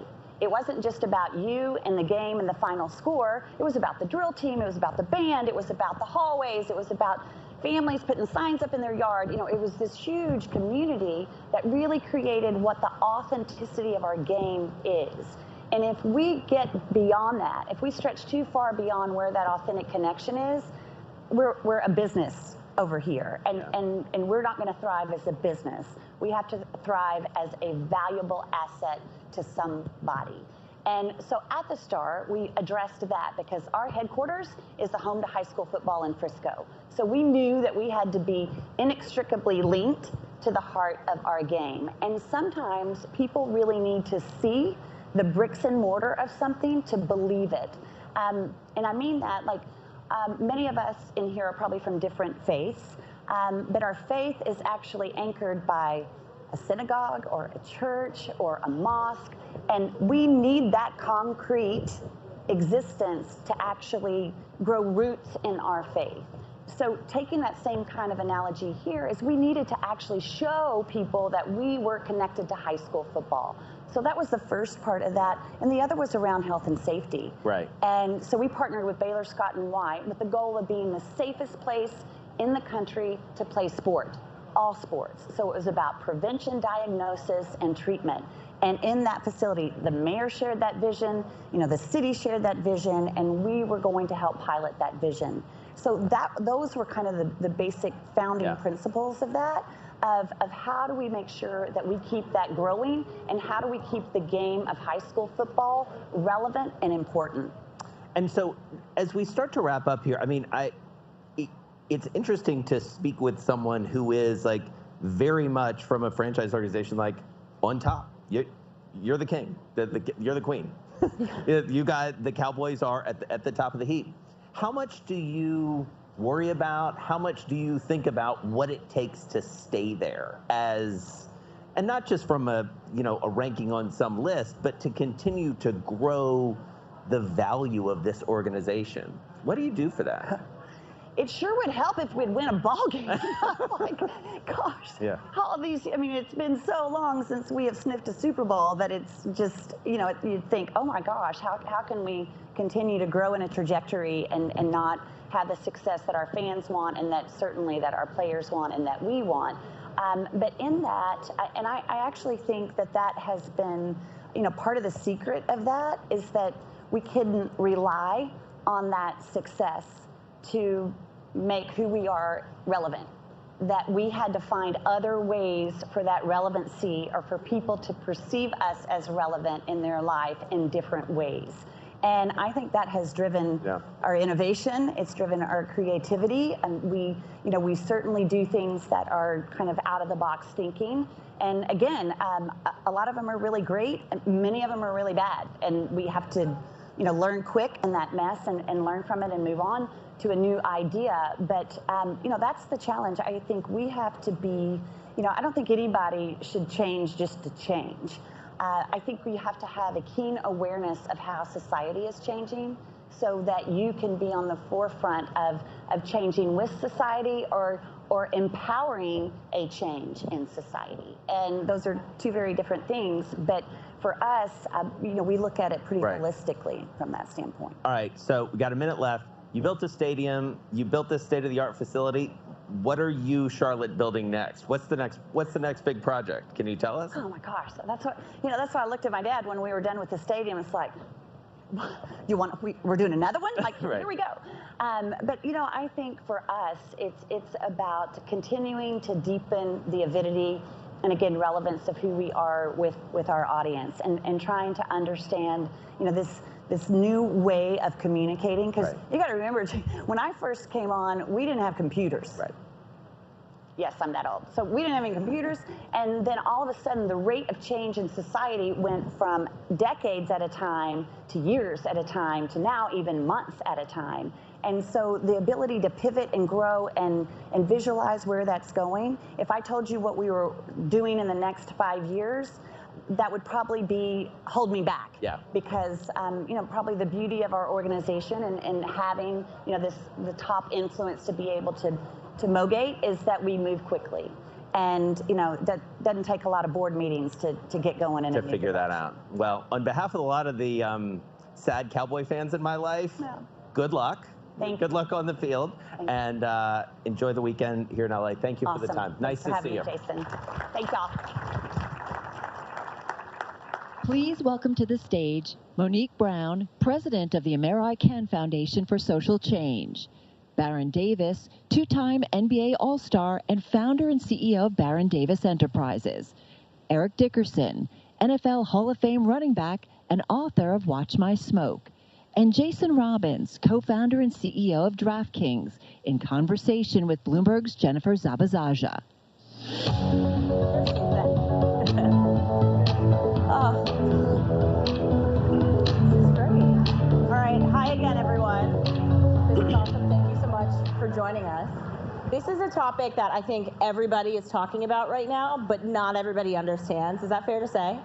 Jason? 100%. Yeah. Yeah. So can I just see a show of hands? Who knows what an NFT is here? Oh, that's pretty good. Oh, But really, okay. no. That's good. Can we have Baron? Maybe you could start for us. Just break down what the hell is an NFT for people who have no idea what it is. I learned Bitcoin by Chuck E. Cheese token, so y'all may not like my explanation, but non-fungible token is the way I look at it is it's your data, it's your receipt, right? Whether it's art, whether it's music, whether it's insurance, whether it's gambling, right? There's a receipt and a protocol like on a smart contract that allows you to have direct access to whatever that product or whatever that, value proposition is. Jason, why are we seeing leagues like the NFL get so involved in the NFT space? I know you at DraftKings, you guys are partnering with the NFL for this weekend and also for next season. I mean, what is going on? Well, I think it's two things. One, I think they see it as a revenue opportunity, and second, and I don't want to speak for them, so I'm just guessing based on best of my knowledge. Second, I think they see it as an important way to engage a very fast-growing segment of their fans that more and more interested in these types of things. Can you talk about the partnership that you have with the NFL and sort of how it's working and how fans are getting engaged with the NFTs? Well, our partnership's with the NFLPA, and basically what we did is we created a partnership where we would have NFT-based fantasy games. So, for those who know regular fantasy sports, basically you have to own the NFT of the player in order to play that player in your fantasy lineup. And then you have prizes in those games, everything ranging from, cash to other types of rare NFTs. And people compete against each other, and it's very similar to a traditional fantasy sports game. And it's not just leagues that are getting involved, Baron. Athletes, too, are seeing an opportunity in this. Why? I would say for us, because, we've never had the actual ownership, right, of our own rights. So our memorabilia and cards or things like that, anything we sign, we've never, owned that industry. And so I think that athletes, with their own collection of memorabilia, with their own collection of content, actually have the opportunity to realize their value within their own collection. So I think that's why athletes are getting into NFTs. The reason why we're doing it is to honor athletes. And so decentralizing the Hall of Fame to let the players decide who gets in, right? And for so long, it's been media, it's been, brands, it's been all kind of politics. So for us, it was give the keys to the athletes, let Eric Dickerson bring in his favorite running backs and create, a system where the players kind of own something that's valuable to them and they should have that right.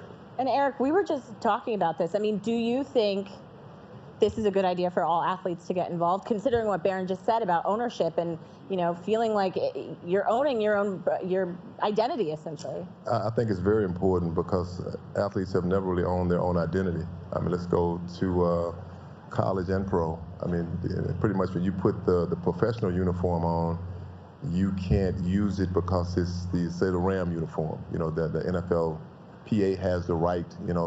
They can use it. They can run commercials, but you can't. So I think it gives the athlete the power. And in college, let's use college, is that I think it's a great avenue to help the athlete make income because, especially a black athlete who probably most of them come from poor families, and even a white athlete, if it gives you a way to pretty much help your mom or your grandmother, whoever, it's an income without feeling like, they always say, they're dirty or they're getting paid, but the universities have always gotten paid. So, why not the athlete get paid, the actual worker who's doing the job? So I think it's fantastic. Well, and you have your own NFTs that you're working with young athletes on. Right. I have an NFT that came out at SMU a couple of months ago. It launched. And it did okay. I mean, I'm not from a big university. It wasn't from say a USC or a big Alabama, one of the big fan bases. So it was a little bit different. And I think for me, people go back and they look at, when I played at SMU, they always say, oh man, y'all took payments, y'all took money. Well, it wasn't about that. I mean, think about that. The university was making money all these years off of us. And I think even the young athlete now, before the NFTs came around, and now the athlete has a chance to make some of the money. And I don't think it's wrong with it, nothing wrong with it, because like I said, they're doing the work. They're doing all the work, but they now they get a chance to reap some of the benefits. And Monique, I'd love for you to jump in, because you and your husband, I mean, you've been working in sports collectibles for years and recently sort of made the decision to be a part of the NFT craze. What was that process like? How did you know that this was the right move for you and your husband, Jim? So for me, looking at being in this business for almost 30 years with an iconic, legendary, person, like Jim Brown, it was really about how do we take this new technology and really bring another generation into that history. So this became a bridge, a gap, a way to bridge the gap. And so not only can we take film clips, we can take art, we can take moments of history. It could be something from Jim's football career or something from his activism, like a kufi. That can be an NFT. And there are so many opportunities there for us to be able to take that history and then bring it to this young, the millennial generation. And also what we really liked was the ability to have more control in terms of what our contracts are. The smart contracts that are behind the NFTs are the real thing to look at. The NFTs are great, but the smart contract is where all the business is, because you're talking about the secondary, the third, all the various times that this NFT is sold. You want to really be able to make sure that you're reading the fine line in the smart contract, because that's where the transactions are happening time after time after time. So it's not really the first sale, it's the second and third and fourth sale in perpetuity. Was Jim right on board, ready to jump into the NFT space? Absolutely. We have a great partnership and trust. It's been a long time of building his brand and just really being very intentional on what we do as it relates to that legacy. And this was something that we weren't jumping in right away, because there were a lot of people, you have to do it now, the urgency. I think, but when you have something of value, it's going to hold its value. And especially now with the ability to incorporate not only the NFT or digital art, but also things that are tangible assets to drive up the market, to be able to build a community around that and have incentives. Yeah, Baron, can you talk about that? Because I think that gets talked about too a lot with NFTs, right? It's the value, but it's also the utility. What is it that people are getting when they're buying into it? And you sort of figured that out. Yeah, I think it's always like we struggle with, what's more valuable, community or utility. But, it's like you got to have something for people to do, right? You get these communities together. I think the utility behind the NFT is really where the value proposition is, right? So take, Jim Brown, take Eric Dickerson, take what you already do, and the teams probably pay you to walk on the field, go to the suites, do interviews. Well, that utility is an invaluable utility to a super fan, right? And so when you start thinking about the NFTs and the smart contract, the utilities that we do already, and the way that our fans want to interact with us, the way the fans want to be closer to who we are, I think that gives us like a wide range of things that we can do. He loves to golf. You want to golf. It's like you can now build your own community, your own fandom, your own experiences, and the team or whomever else can participate how they want to, right? But it's really your fan, your ecosystem of people that's buying into, the value experience that's created in the utility, and that could be in a game for NFTs. That can be in a board game or toys or merchandise. That can be in memorabilia.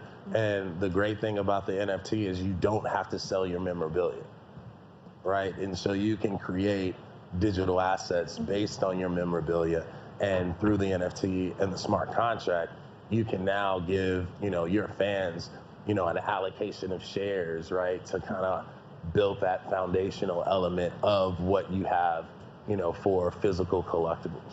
Jason, are we seeing more and more athletes like Baron, like Eric, getting into this space? And what are some of the variations in sort of how they are engaging with their fans and using their NFTs on the platforms? I think so. I mean, athletes have been early adopters, really, and it comes back to what Baron and Eric were saying, what Monique was saying, that it's the first time that you really own your identity and you get that ongoing stream. What Monique was saying was on that second, third sale, you're getting a royalty. If you take something like a traditional trading card or anything like that, even a piece of memorabilia, you sell it, that's the one time you're getting paid for it, and then you're done. Because there's no way to track and there's no way to, true up a royalty on a secondary sale, meaning when somebody, that bought it from you goes and sells it on eBay or sells it somewhere else. With the smart contract, there's a royalty that can be coded in there, and some people choose to do it, some don't. But I think what's great for athletes and for other sorts of, recognizable celebrities who built their brands and that is their IP, is that they don't have to, continually give that away for free after the first transaction. They can continue to get a piece of it, much in the same way a TV show creator or anything like that would get royalties when, TV shows are syndicated or other sorts of things. So it's a way to actually track and without them having to do anything, it's passive income, continue to get, really a lifetime annuity stream. And when you think about that stacking on top of each other, it's the same as having any investment. You build a portfolio up, and then you get this lifetime annuity stream from it. There's never been anything like it. Who is doing it right? Everybody on this panel? Yeah, I'm curious. Just like who do you think is a good model for sort of how it's done and how it's done right? Well, I think that there's a lot of different models that are working, so it's hard to point to one person or one company. They have different uses. There's ones that are more art than anything else. There's profile picture-based NFTs. There's game-based NFTs, like what we're doing with the NFL Players Association and the fantasy games. There's NFTs that allow you access to communities, like Baron was talking about, such as private Discord channels. There's so many different things, and what's nice is you can tailor it to a specific segment of fans that wants a particular thing. And you could use the same, basic piece of memorabilia, as Baron was saying. You could say this version has this version has that. So it allows you to cater to a wide variety of audiences. Baron, is it something that all athletes should be plugged into? Absolutely. I think, I do believe it's the future. If you think about like all of your transactions, even like my little Apple Pay on the phone, like some places don't accept it, but most places do, right? And the credit card, everything is like your phone. And the way I look at it is athletes need to own your own ecosystem, right? So if you don't own your phone and Instagram own all your pictures, Snapchat owns all of your snaps, right? Facebook owns all of your data, right? There is an opportunity for you to take your data, your information, hold it yourself, and then relicense that out. So I think when you think about it in that form, the athlete, the brand, the team, right? It's a real partnership, right? So every athlete should have an NFT that has their personal data, right? And their information and their collectibles, because this space is going to continue to grow.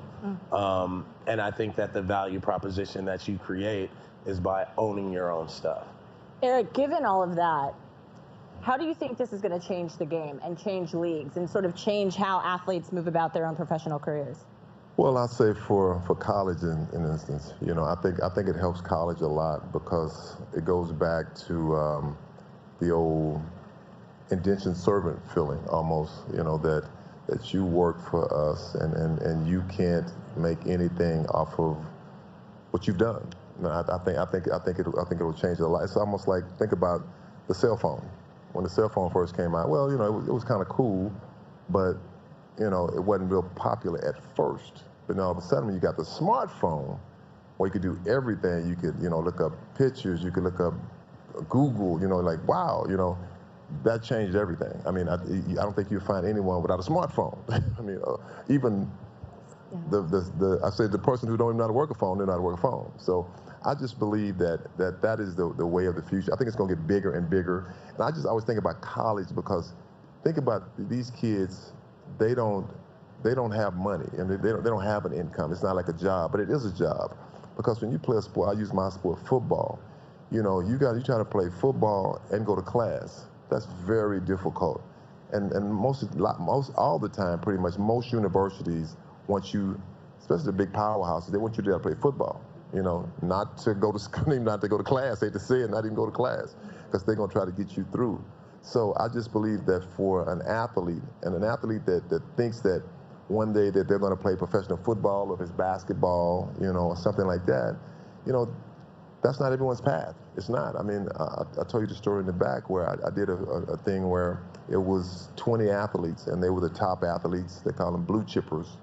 And there was 20 of them, and I said, so guys, let me ask you a question. How many of you guys think you're going to play professional football? Everybody held their hand up. I started laughing. I said, man, how y'all guys are going to play no pro football? I said, maybe 3 of y'all are going to make it in pro football, you know. And that's just the facts. I mean, it's a minute number. So you have to have a way outside of your sport. It's a sport that you put your blood, sweat, and tears into to make something off of it. Younger athletes, Monique, even legendary athletes like your husband. Absolutely. How is that sort of different though for him, considering when he started off, it was collectibles, right? Right. The thing that's really interesting about a lot of the Jim Brown was actually one of the first athletes in the NFL who had a lawyer to negotiate his contract at the time, and this is going back into the 60s. And so, fortunately, he owns his rights, and a lot of the older athletes do. And you know, that's one of the advantages of that generation. Is there a world in which NFTs don't work? I'd love to ask all of you guys. I mean, because there are still a lot of skeptical people out there. Jason? I mean, I've been a big bull, and what I would say is the points that I hear of skepticism don't make sense to me. So we all acknowledge that there's a market for collectibles, there's a market for art, there's a market for all those sorts of things. And so people say something like, well, I can just, you know, it's just a digital image. I can just make a copy of it, and why is this worth anything? And my response would be, I can make a print of the Mona Lisa. That doesn't make it as valuable as the original Mona Lisa. Or can make a replica, a forgery of a signed ball from Eric or Barron or Jim. That doesn't make it valuable as a certified one. And the nice thing about the blockchain is you really can't forge. Unlike something like that, where you could even forge a certificate, you can't. It is recorded on a ledger. It is either real or not, and that ledger authenticates it every single time that changes hands in a transaction. So if anything, it's more valuable because you can be sure what you're buying is legitimate. Another argument I've heard, well, why is that worth anything? You know, it doesn't matter, is it doesn't look like something. And I can point to a lot of art, and I maybe am not the best judge of art, but it looks like my kid drew it, and that's worth millions of dollars. So why are those things worth something, yet an NFT, a digital version, would not be? It doesn't make any sense to me. And the arguments that I hear against it are, I think, from people that just are, you know, for whatever reason, they want something they can touch and feel. But, you know, as Eric was saying, cell phones, other innovations, there's always skepticism. I remember when people didn't think the internet was going to be big, and all sorts of companies were like, oh, we'll worry about that later. And they didn't have an internet strategy, and then many of them went out of business. You know, there's always skepticism whenever there's a shift in paradigm of how people engage as a fan or interact, you know, with goods, physical or digital. And I think this is an example where that's occurring, and at some point people get it and they get on board, or they don't. But there's clearly an audience for it, and I don't know why that audience would all of a sudden just go away.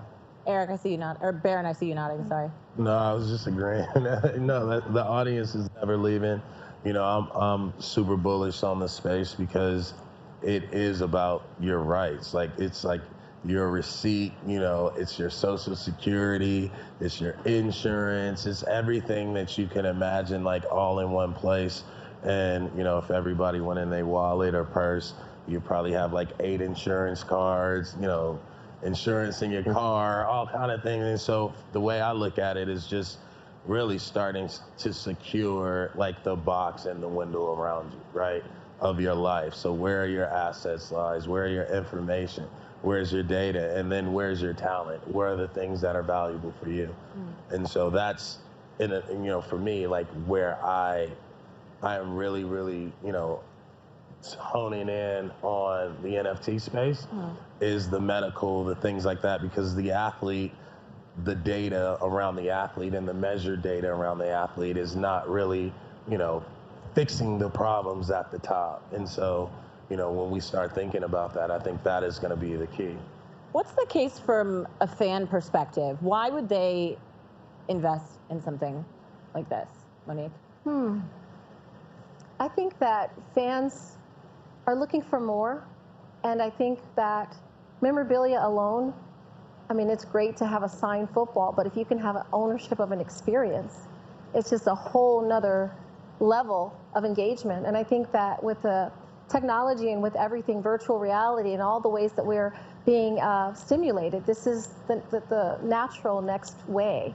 And I see it just getting bigger. I mean, Barron has the metaverse. I mean, you literally can go inside virtually like you're touring a museum and go into NFTs and look at the various artists, I mean, and various athletes and legends. So it's just a natural transition.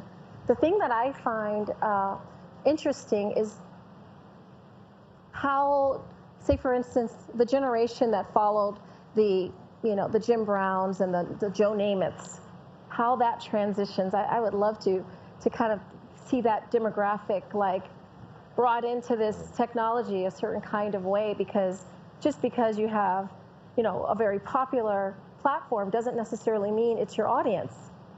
And so, Eric, what's your take on that? Well, I mean, I believe what she's saying. When I think about like the NFTs, it's like, think about, you like trading cards, or you like to collect footballs or helmets. I mean, you want a signed football or signed helmet, and you have like, I'll take my office in my house. I have a big case with a bunch of helmets, the Pro Bowl helmets, guys I play with, but it takes up a lot of space. Think about all the space it takes up, or trading cards you got to try to keep up with. Oh, let me go, God, I just saw that card is worth $500,000. I've had that card since I was a kid. Let me go see if I can find it. Now I've got to go probably find a paper card. I think that changes everything. I mean, the digital world makes it way different. I mean, I got to say, Mia, I'm like kind of an old school guy, but it's hard to learn these new terminologies. But I think it's fantastic, and I think it's going to be the new wave of the future. I wouldn't be surprised. Like, just say, I'll take myself, or my house. That wall maybe one day, well, I'm not there, somebody else has it, maybe a digital wall, just a digital wall of like, I'm gonna look at Jim Brown's highlights of his hair. Wow, I'm gonna look at Barry Sanders. I'm gonna look at Baron Davis right here. I don't have to have the actual helmet. I don't have to have the actual football, the actual card. I can just touch it, and it'll pop up, almost like futuristic. And I think that's what's going to happen. I think that's going to be the new wave of the future. But you'd still approach things with skepticism, because not everything's going to be worth something, right? Well, sports. Right? I would say sports, yes, because everyone loves sport. Not everyone, but most people love sports. I mean, think about it. When you think about like let's take the Super Bowl for instance. Yeah. You have millions of people come in town to watch one game. Yeah. They're spending all this money. They're spending $20,000 on a ticket. They're spending $1 million on a suite, to watch one game. Mm-hmm. So sports has been around since beginning of man, when the Romans started. They started the Olympics, and it's just gotten bigger and bigger and bigger and more expensive and more expensive. So I don't think it's going anywhere. I mean, because athletes are like superstars. They make them like rock stars now. Because of the internet. Instagram, Facebook. Even like DraftKings. I mean, the guys. You're my fantasy league. I met a guy the other night, yesterday, said that you won me my fantasy league in 1989. I didn't know they had fantasy league in 1989. So, I think things just change. Jason? Yeah, one other comment on that too. I think that the thing people have to remember also is, just like anything, there's a market here. Mm-hmm. Markets go up and down. Yeah. Stocks go up and down. Every market goes up and down. Trading cards, all this stuff. So just because something might be up or down in a given period of time doesn't mean that there's not long-term value creation there. That's just how markets work. And not every single thing will be worth something, and not every single thing will go up in value, but that doesn't make the category as a whole not a good category. And I think that too often people point to, oh, look, that thing just tanked. Whole space isn't worth anything, and that's just nonsense. Mm. So where does it go next? I think the big next step, and it's already been starting, is to add utility to it. So that's another really important point on what Barron's I think makes, Barron was talking about that, and he's been all over it, where I think this creates something that now makes it more than just a collectible. If you have access to something, if you have something that comes along with it, like with the deal we did with the NFLPA, where you can play a game with that NFT, that's very different. And I think there'll be people that use it for both purposes. One of the analogies I make, my kids love collecting Pokemon cards. and they don't know how to play the game at all. There is a game you can play with it. They have no idea. They just like collecting the cards, but there's other people that might want to use them to actually play a game. And that translates then into there's video games, and if you own certain cards or NFTs, you can play those characters in the video games. So there's so many different avenues you can go down. And I think that the more that you tie utility to these things, the more that there's long-term value creation there, because then it isn't just about being a collectible. It's I actually get something. I get some experience, some access, something by owning this thing. Baron, can you talk about your NFT and sort of that utility that Jason was talking about? Yeah, so the NFT we're launching is called More Than Us. It's a venture studio, and so the thought was to invest in dev shops, production studio, community managers, and this young man right here filming is a genius. I just want y'all to know he built our own metaverse from scratch, and the goal was to create, this Louvre of sports museums where the athletes own their own content, where they own the museum, and no longer can corporate brands just have a piece of the game. They would have to pay their way in, right? And so the storytelling, right, the collaborations with NFTs, the games, they will all exist in what we call history of the game. And so history of the game of basketball is, our first drop out of MTU. So the genesis is MTU, and then history of the game, which we're launching All-Star Weekend. But we'll have like 4,000 or 5,000 people running around with avatars. The goal is to go to Eric Dickerson, statue, go down into your locker, see all your content, and play to earn the right to have a locker in your locker room, right?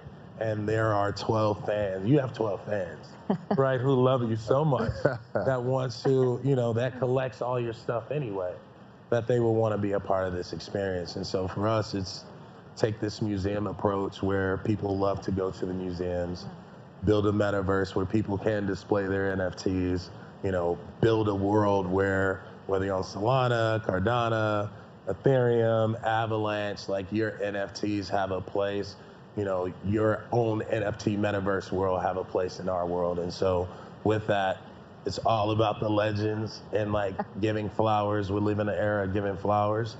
And so we want to accelerate this process of people getting into the Hall of Fame, the people who haven't gotten into the Hall of Fame having their own Hall of Fame where they can induct the people that they care about. Eric, what you think? I'm sorry? What do you think about that? I mean, I think it's great. I heard you say something earlier that I didn't understand. So basically, with the Hall of Fame, I said Basketball Hall of Fame. Yeah. So y'all control that part of it? See, that's great because, I'm going to use the Hall of Fame for instance, NFL Hall of Fame. Yeah. NFL Hall of Fame, to me, sometimes is not always what the players think. And right. See, right. We speak the same. Because players know who can play, and players know who can't play. And some guys, you've seen guys go in the Hall of Fame, you're like, what's the requirement? Yeah, what are he doing in the Hall of Fame? Right. I mean, and I think that's fantastic because I think about the NFL Hall of Fame, who sometimes it's popularity. It's you're on TV, so and not saying he's a bad player, some are good players, not great players. And you know this as well as I do. It's a difference. It's the same thing in business. It's great businessmen and it's good businessmen. And the same thing in the NFL. It's great players and it's players who, like, they were just good. And I like it. I wish that we could do it like that. You will be. We're gonna give it to you. But see, we're gonna hand it to you. That's what we need because for the NFL, it's a whole different life. It's a lot of guys that get in like, they don't deserve that. It's a new opportunity. Before we close out, I wanted to have you guys just comment on, for fans, casual sports fans, how should they get into the NFT space? How should they start thinking about it if they're a Baron Davis fan, if they're an Eric Robinson fan? Where do they start? Well, Dickerson. I'll tell you what I think, and I don't know a lot, but I started to learn about the NFT. I have, just like you got your guy that's real smart, you have to have someone that knows that business. It's like when you get into a business, you don't put your money into something you don't know. People do that and it fails. If you don't know what you're doing, you need to know that business. Teach me about this business. Try to learn me everything you possibly can about what's the upside, what's the downside, so I don't panic. I think that's the most important thing when you're going to try to get into something like NFTs or whatever you get into, but especially this space because it's so new. Yeah. You know, you saw some of the NFTs sold for millions of dollars. You know, now will they stay at the $8 million, $5 million? Who knows? I mean, they may go down. They're going to go up, just like you said about the stock market. It goes up and down. But I think the most important thing is have someone to actually teach you about NFT and really so you'll know what you're getting yourself into. I would add on to that to really, as I said earlier, read up and learn about smart contracts so that when you buy something, you understand behind the scenes, like what's coming back to you and the platform that is hosting it. I say definitely look at whatever you're looking to buy, what the marketing is around it, what the audience is for it, and whether it's something that has value that is, you know, that I think that would hold its own. So it's for me, it's always about value and value that's timeless. As you know, my husband's career has been, it's like it's got to match that. Yeah. So, Jason? I think the best way to get into NFTs is go to marketplace.draftkings.com. Applaud. Good, wow. good. Yeah, shameless. That's it. We have all kinds of great athletes there. No, but I agree with Eric. I think that the best way is to find somebody who's actually into it and knows how it works, knows what values, what things are valued at or should be valued at. Especially if you're looking at it as an investment, if you're just buying stuff that we sell NFTs as cheap as like a few dollars on our marketplace. So if you're just buying something because you're a fan, it's fun. But if you're going to spend real money on it, I think it's important to talk to people and make sure that you're getting it at the right price. Yeah. Aaron, you want to close this out? What was that? Oh. What was that again? The marketplace? Another plug. Marketplace.draftkings.com. Okay, got it. All right, my cheap plug is buy the MTU. Buy the MTU NFT. No, I say that. Because I kind of like trust what we're building, right? And you buy the MTU NFT, you're a part of our collective. You can launch stuff, you'll learn. We have e-learning, kind of like it's like TEDx or masterclass for like the culture for the hood, for sports, and we kind of translate, in real life, what NFTs are, how we can activate, and then you get into MTU, you get a whole bunch of like free drops in NFTs, so you learn. Awesome. Lots of opportunities here. Guys, thank you so much. Monique, thank you all so much, and thank you guys. Absolutely. Thank you.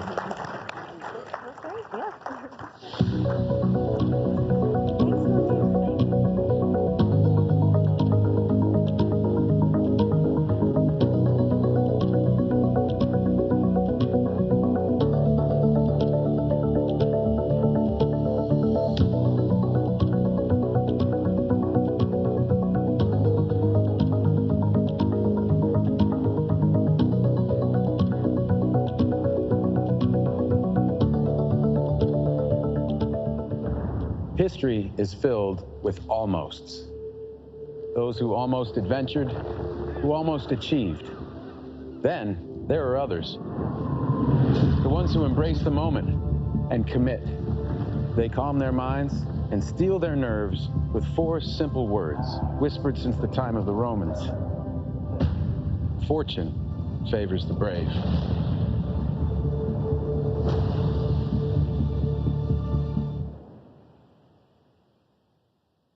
Hey everybody, I'm Brian Strong. I'm the Global Head of Communications at Bloomberg Media, and I'm joined today by Chris Marszalek, CEO of Crypto.com, for Crypto.com's premier sponsor spotlight, which is cryptocurrency, the intersection of business and sports. Chris, thanks for joining us.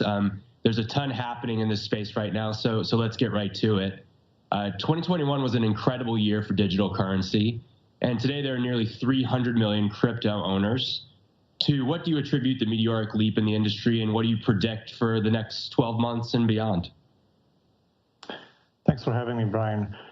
Well, this industry is very well known for going through these price innovation cycles. So what we've seen 4 years ago in 2017 is a lot of media interest, a lot of people coming into this space, a lot of capital flowing in.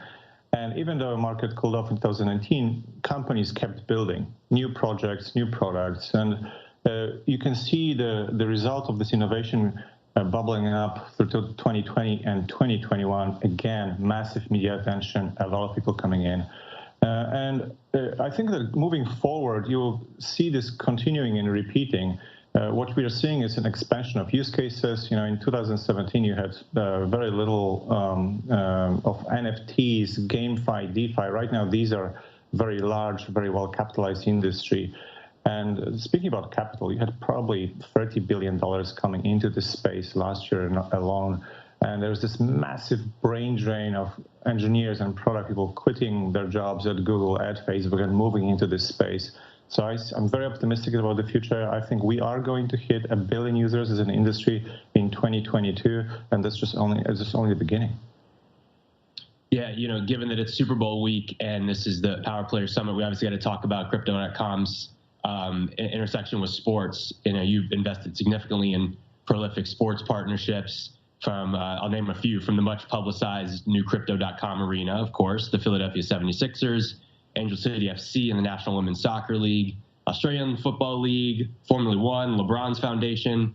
What do these partnership investment deals do for Crypto.com and the industry and also fans at large? Well, our vision is cryptocurrency never was. So we're all about taking this industry mainstream. So when we look at how do you actually take our products and put it in front of 3 billion people, sports seems like the natural fit. And for us, we strike these partnerships. Some of them were announced, some of them are yet to be announced, but these are all multi-year partnerships, 3, 5, 10, even 20 years.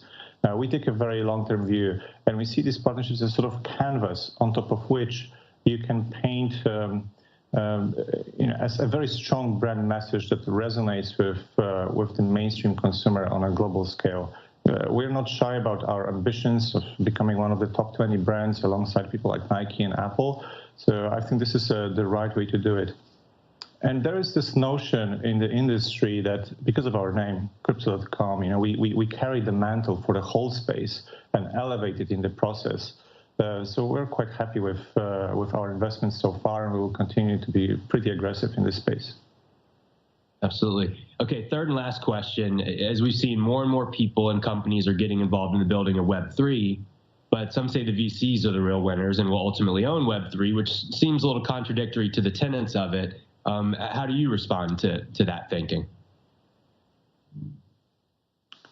Well, I think cryptocurrency is the ultimate level playing field factor here. You don't have to tour the Sand Hill Road and raise capital. You don't even have to be in the Bay Area to build a startup that has a global impact in this space. And I think founders can simply come up with an idea, create a little bit of proof points, showing prototypes that they can build it, that it makes sense, and the community around the world will back them. And you've got multiple routes. If you want to raise more capital, you don't have to go to VCs. There are companies in this space that are extremely well funded with strong balance sheets that are deploying capital aggressively and providing additional value. Crypto.com is one of them. We've got $500 million venture fund. So if you're a founder willing and being passionate about building in Web3, just ping me on Twitter. We will fund you. Chris, thanks so much. That was a fascinating conversation, and thanks for sharing so much with us about everything your company's up to these days and the future of crypto. Thanks for having me, Brian. Please welcome to the stage CEO of FanDuel Group, Amy Howe, for conversation with Bloomberg Quick Takes, Vanessa Perdomo.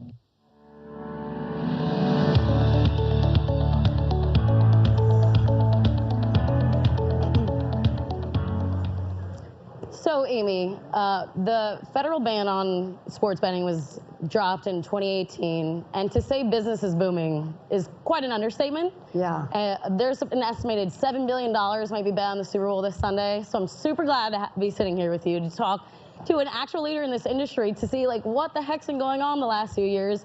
Is there some time after the ban that you think you can really pinpoint and say, that's what changed everything? Because not everyone jumped on the bandwagon right away and was ready to embrace sports betting, but like now it seems like they are.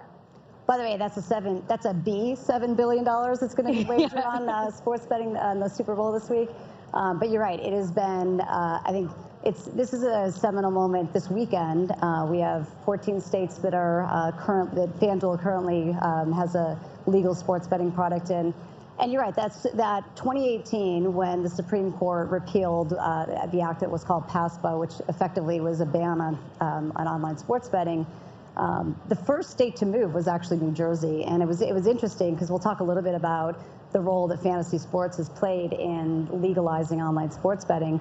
Because if you go back to 2016, there was also another pivotal moment where the New York State legislature, it was 1:30 in the morning, it was right before Independence Day, and they actually passed the law to legalize fantasy sports, and that really stabilized that business and provided a bridge to 2018. But the first state was New Jersey. A lot of the lobbyists that were helping to legalize fantasy sports quickly moved over with actually FanDuel and DraftKings, and New Jersey was the first to come online.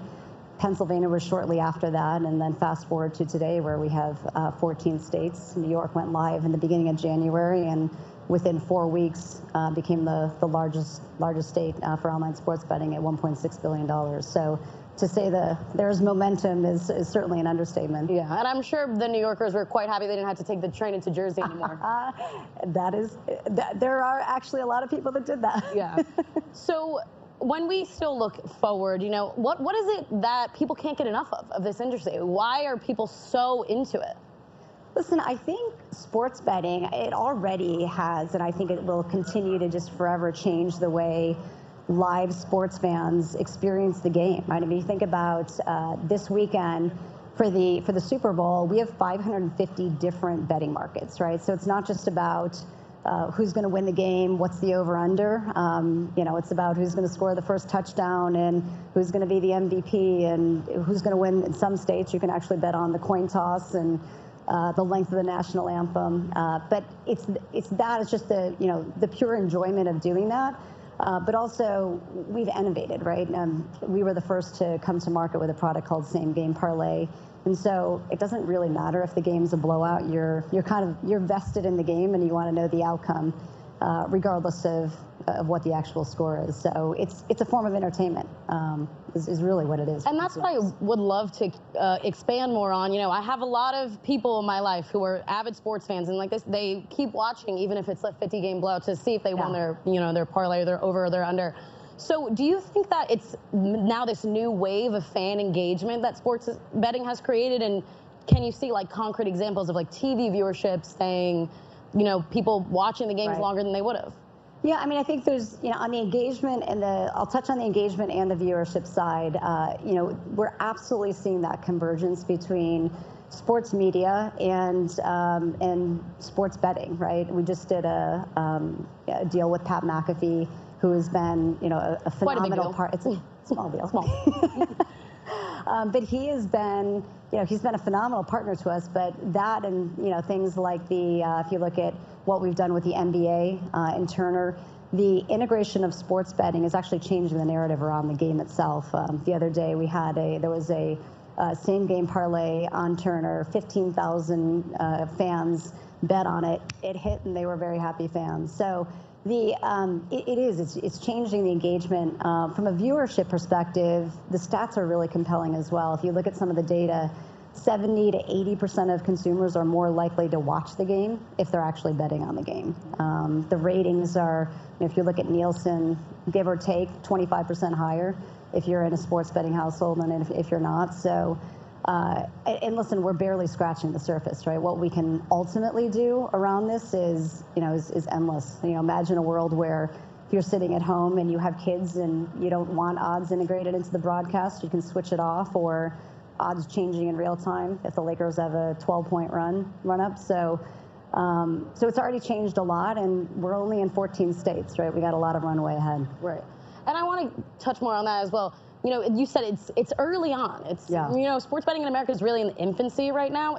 Do you look to more mature markets like the UK and Ireland and see how they've gone through those steps and maybe learn a little bit from them, do's and don'ts? We do, and since we're owned by a UK-based company called Flutter Entertainment, it's something that we spend a lot of time on. And I think I look at it from two perspectives, right? Where we are in the early innings. So if you look at the more mature markets like Australia and, as you said, UK and Ireland, they're probably 15 to 16% of the adult population, whereas here, even in what we call the mature markets, we've been online for 3 years, it's more like 7 or 8%, right? So there's still a lot of runway here.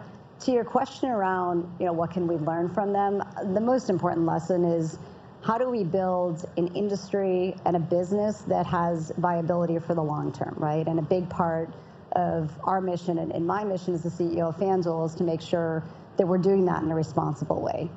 If you look at the data, it's that younger male audience, right, 21 to 25 in particular, that to the extent that someone's going to struggle, it tends to be that audience.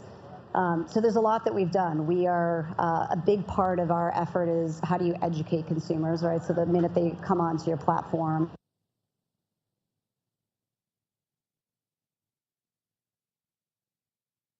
ones or other members of the community.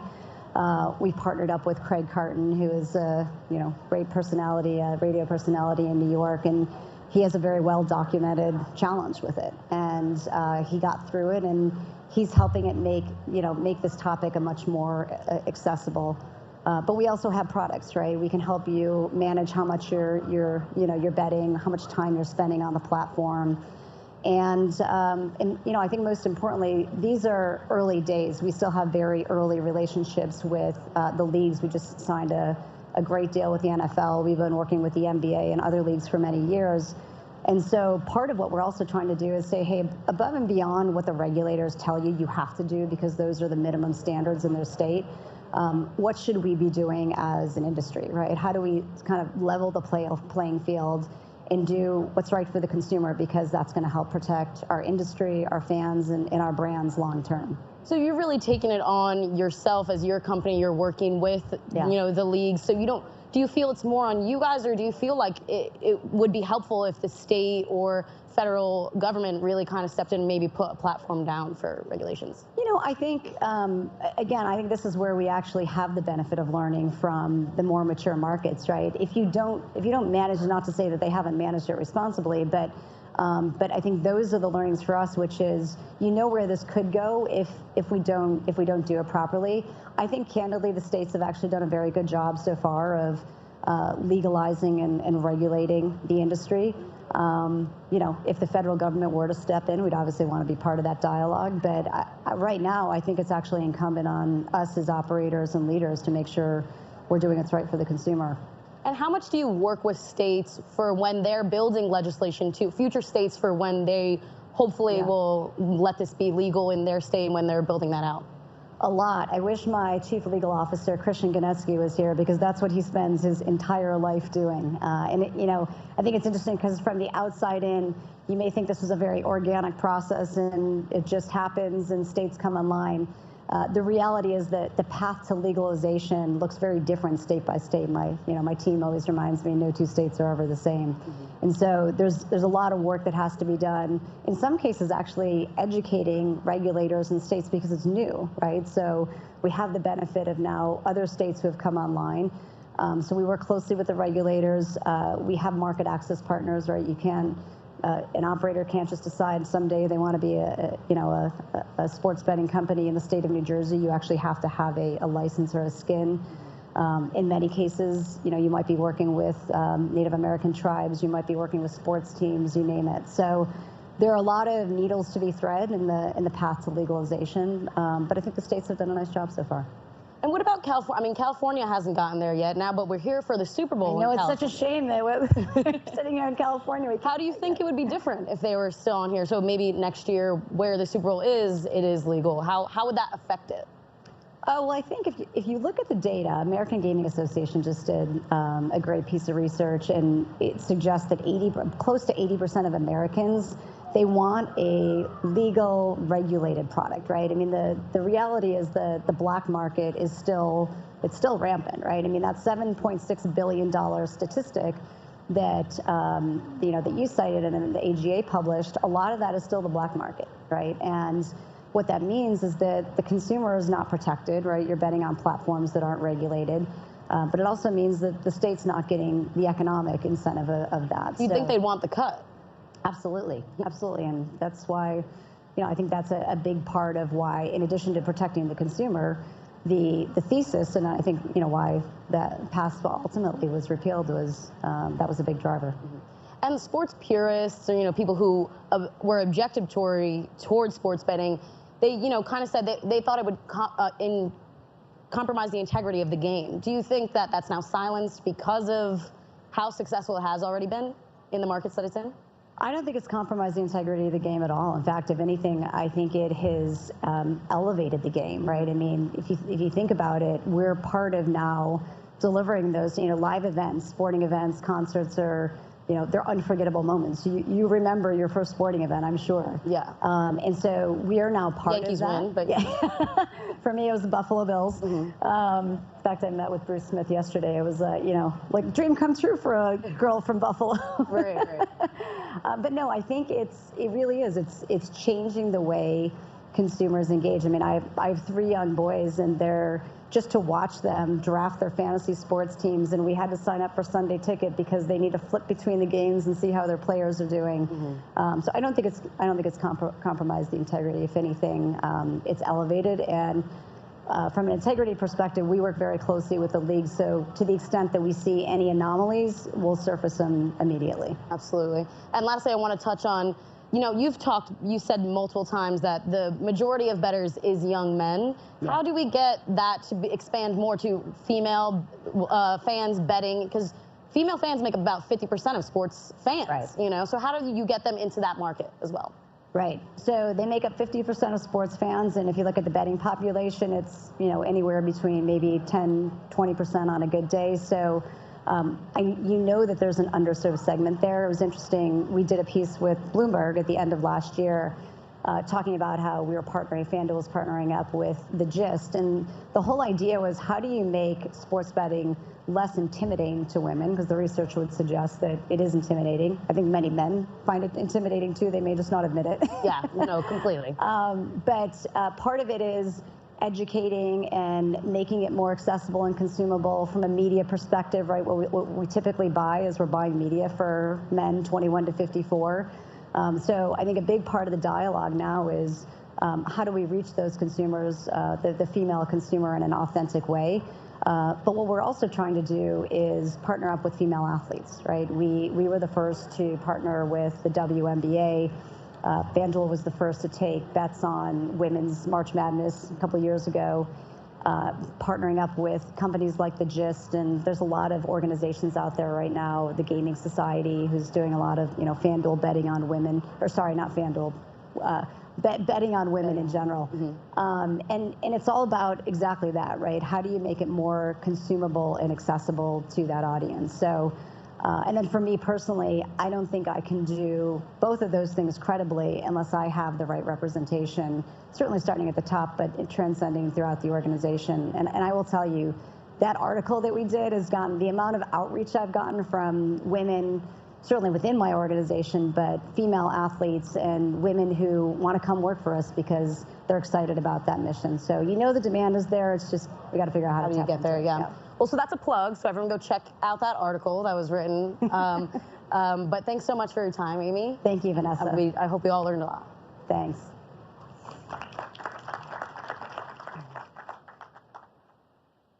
Please welcome to the stage WWE's Chief Brand Officer, Stephanie McMahon, along with Amazon's Vice President of Global Sports Video, Marie Donahue, for a conversation with Bloomberg Businessweek TV and radio anchor, Carol Masser. Well, hello, everybody. We're going to talk about, first of all, good afternoon. I was waiting for the music. I know, it was true. We needed entrance music, that's like the WWE way. That's right. Everybody needs some music, That's right. Exactly. I want my theme song. So we're going to talk about how you attract a younger audience and a more diverse audience, because I think about sports, it's incredible, but if you don't have the future audience, so what? I mean, I've got an 18-year-old, and she's kind of glued to her phone. I get it. It's just different. Steph, let me start with you. Okay. How challenging is it to attract a younger audience? I think it's incredibly challenging, especially WWE was always generational viewing. You know, you had kids that were brought into it by their parents, everybody sitting around the same screen. And even though we're still the most watched sport outside of the NFL, for family viewing, it's diminishing so quickly. So when you're losing that, when everyone has these screens and they have their own different methods of watching, you know, whatever it is they want to watch, or whatever it is they want to play, all of the different distractions, how are you going to reach these kids? It's a big problem. I would call it a challenge. Actually, the better word is opportunity. Okay. Well, we're going to talk about how you're finding those opportunities. Marie, come on in on this. Amazon, right? Aggressively moving into sports. How do you guys think about the younger fan? So I'm going to follow up on Stephanie. It's an opportunity. And we think, you know, it's all white space for us. So we're really excited about the opportunity. And you can't do it the way it's always been done. You know, kids want to watch their content when, where, and how they want. So we see it as a great opportunity. We're on every single screen, every single piece of glass in over 240 countries. So we go at them where they are, we reach them where they are, and then we're really excited about optionality. You don't have to have the same experience. Stephanie and I probably want to watch, she's probably a better, and I'm more a character-driven fan. You know, I like the story or vice versa. So we believe in a lot of optionality because that's what they expect. And we also think you have to have it much more interactive. So Amazon owns Twitch, which we've learned so much from our interaction with Twitch. We've been showing Thursday Night Football on Twitch for several years, and it's a totally different experience. We literally have an interactive experience on Twitch, and folks are watching it with their favorite creator. Literally, they don't necessarily go to watch just an event. They go to watch with the community that they're with all week. So we think it's a great opportunity, and I think the league see it that way too. We've been talking, we just did a live broadcast here at Bloomberg Radio, and a lot about community and how you create these communities between fans and players. Stephanie, WWE, the origins go back several decades. So how do you continue to dice and slice content and provide optionality, and so that you make sure you're meeting younger fans, but also a more diverse audience? Absolutely. So our audience is actually 40% female, and we over-index for both. Is it always 40%? It has been, especially with the women's evolution, which I can get into in a little bit. But we over-index for African American and Hispanic viewers as well. And our talent roster is, 50% ethnically diverse. So it's a true representation. And people see themselves in our product. And I think that's always been the way. It's reflective of culture. That's how you stay relevant. Right. And to Marie's point, you have to go where people are, where the viewers are, when they're watching, how they're watching, what they want to watch. So you have to create customized content for all different platforms. So for WWE, we're platform agnostic. For our television shows regularly scheduled, we have partnerships with Fox and USA Network. We produce 7 hours of live content at a minimum every single week, 52 weeks a year. But then we also have an AVOD strategy. Which is our digital and social strategy across all platforms. We're the #1 sports property on YouTube, actually more so than any of the other sports leagues combined. #1 sports property on TikTok, just ahead of the NBA, because we want to be where our fans are, and especially where these younger generational viewers are, and on streaming. So our formerly known as pay-per-views, our premium live events stream domestically on Peacock and WWE Network around the world. Is it basically, Marie and Steph, like if somebody calls you, it's a platform, you're like, yes, let me talk to you. Like Marie, do you say no to nobody, or how do you kind of pick through and say, here's where we need to focus our efforts? Yeah, we absolutely, before we answer that question, I want to give Stephanie credit, because one of my favorite events ever was one that you invited me to, which was the first all-women's pay-per-view. Yep. Which was so powerful. It was out in Nassau Coliseum, and literally to see these daughters with see whole families, but especially to see these daughters, and literally to see the legends and Rhonda and everybody. So anyway, so she walks the walk and talks the talk. So yeah, and there's something to that, because we're in an environment where a lot of people make statements, say things, but they don't actually follow through. So kudos. Yes. Oh. Yeah, so no, we want to be on every piece of glass. I mean, you obviously have to prioritize your time and figure out. We don't do 100 alternate telecasts. We do, 2 or 3 right now, and we'll do more in the future. So it can't be unlimited optionality, but for every platform, we need to. That's our marching orders. We are on every platform. If there's a piece, I've said, it's not easy to deliver millions of concurrent streams without latency issues. And we do that. We do the Premier League, the Champions League, and I'll be in the war room, and there'll be a slight issue with an issue with one platform, and that we're trying to work through with the engineers. And so in any other company, a lot of other companies would say, well, how big is that audience? Do we need to be on that platform? That's not how Amazon thinks. We have to be on every piece of glass. So we spend our time figuring out, how do we fix that glitch? How do we make sure people on that device also get great service? And it's hard because, you know yourselves, all these TVs out there, smart TVs, people don't replace their TVs that often.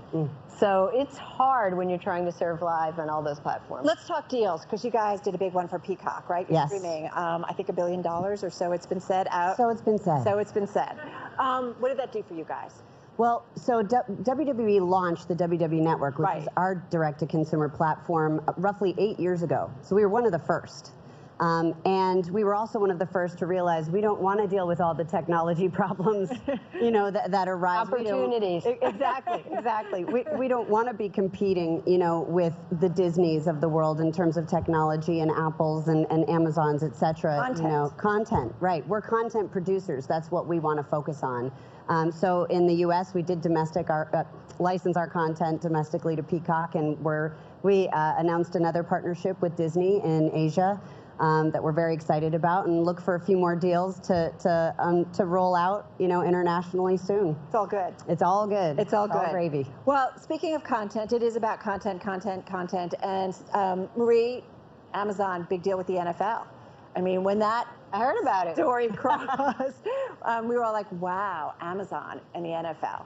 Yeah, no, look, it's a game changer for us. It's a game changer for the industry, I think. And, it didn't happen overnight. We've been in business with the NFL for about 5 years. I think we had 5 years of TriCast, where we shared the Thursday night game with NFL Network and a broadcast network. So we worked a lot with them, gained a lot of trust.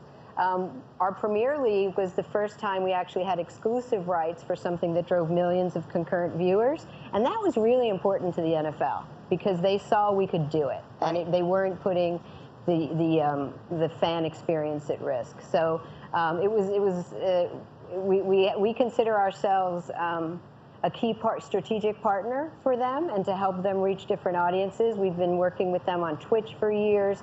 AWS, Amazon Web Services, has a huge partnership with the NFL, helping behind the scenes on player health and safety, and all sorts of behind the scenes, next gen stats. So it's a big, huge Amazon partnership, but I think it's a really strategic partnership for both of us, because we want to, you see where fans are going. I mean, it's not your parents' media anymore. So we have to innovate and engage fans differently. And so we're working really, really closely with them. And you want more in terms, I got to ask, because I'm going to talk to Jimmy Pitaro of ESPN a little bit later. Sunday ticket?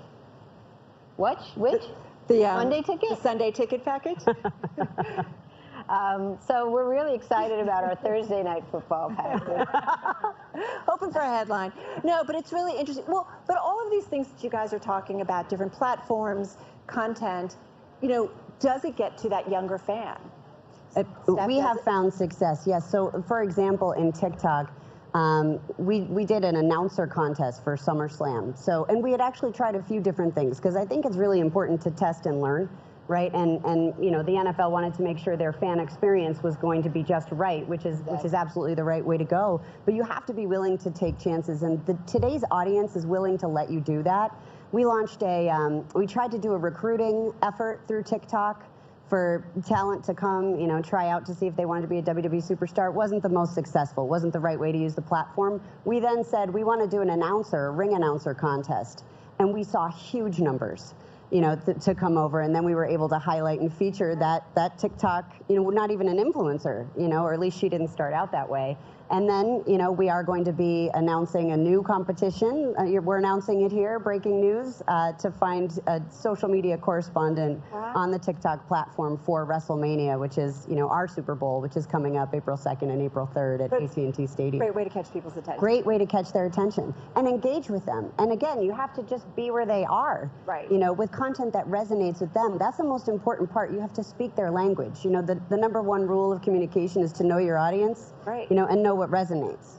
Well, Marie, when you guys look at all the different platforms that you use, I mean, what are you finding? Who's going where? And specifically, as we're talking about this younger fan, like, what are you guys seeing? So it's really important for us. We always start with the customer. So what we want to do is we want to create a really Big Ten experience. It's easy to find. It's on every glass in every country. But then when you come in, we want to figure out what works for you, because you don't want to make assumptions. Right. You don't want to assume all young people want to watch a certain way. So we are very. They don't, right? Exactly. Right. It's some young people read long form. That's not their reputation, but from my experience, I know they do. So we're very focused on offering a lot of optionality and then listening to our fans.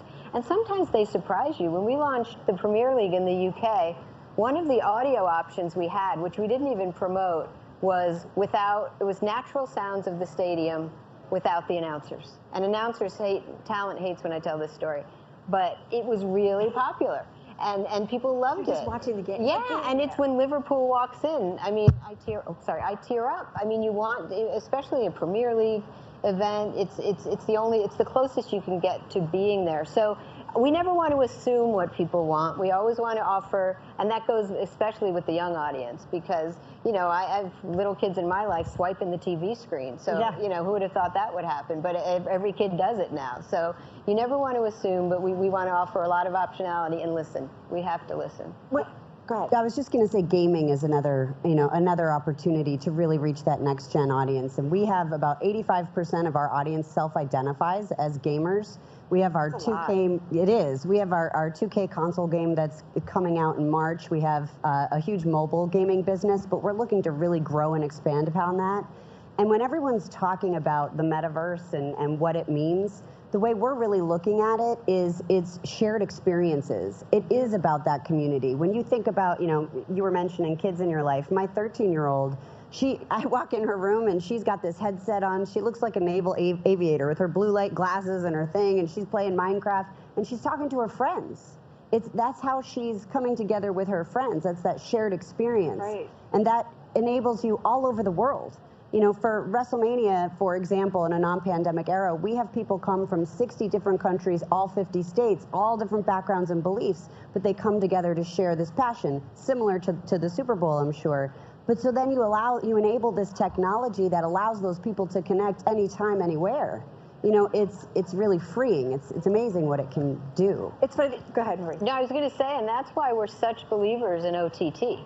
I mean, when you think about the two-way communication and the optionality and the gamification, we have X-Ray, which is an overlay. If any of you watch Prime Video and you touch the screen, you can learn about, the Mrs. Maisel cast or what music is playing. If you watch it during a live event, you can get live stats from the game. You can see they'll tell you who's on the field. They'll have instantaneous highlights. You'll be able to listen to different audio options. And we're going to continue to make that much more interactive and potentially gamified. And you can't do that on television. So we just think the future is unlimited when you think about all the optionality and the creativity and the innovation that we're able to do. And we'll follow the fans. Just listen to them. We'll go They'll tell you. What? They'll tell you. So, okay, metaverse. I just did a 3-hour broadcast. It came up a lot. The Disney earnings call this week, Bob Chapek talking about being all in. I think we don't know. Anybody know what the metaverse is yet? Yeah. Oh, you do? Okay. Well, I think we're figuring it out. How do you think about the metaverse or other technologies, Marie? Like, what do you think about where you need to be? I think first, and I know it's repetitive, we start with the fans. So the metaverse to us is what customer fan experience do we think will make the most sense? We're starting to look into it. It's for the Super Bowl. I don't know, in a few years, people at home can probably be at the tailgate with us and walk into the stadium and never leave their couch. I mean, I just think the opportunity is immense, and we're looking at everything. We've got at Amazon, in addition to Twitch, we've got a great gaming division that we work very closely with. Yeah. So there's a lot of fun ideas.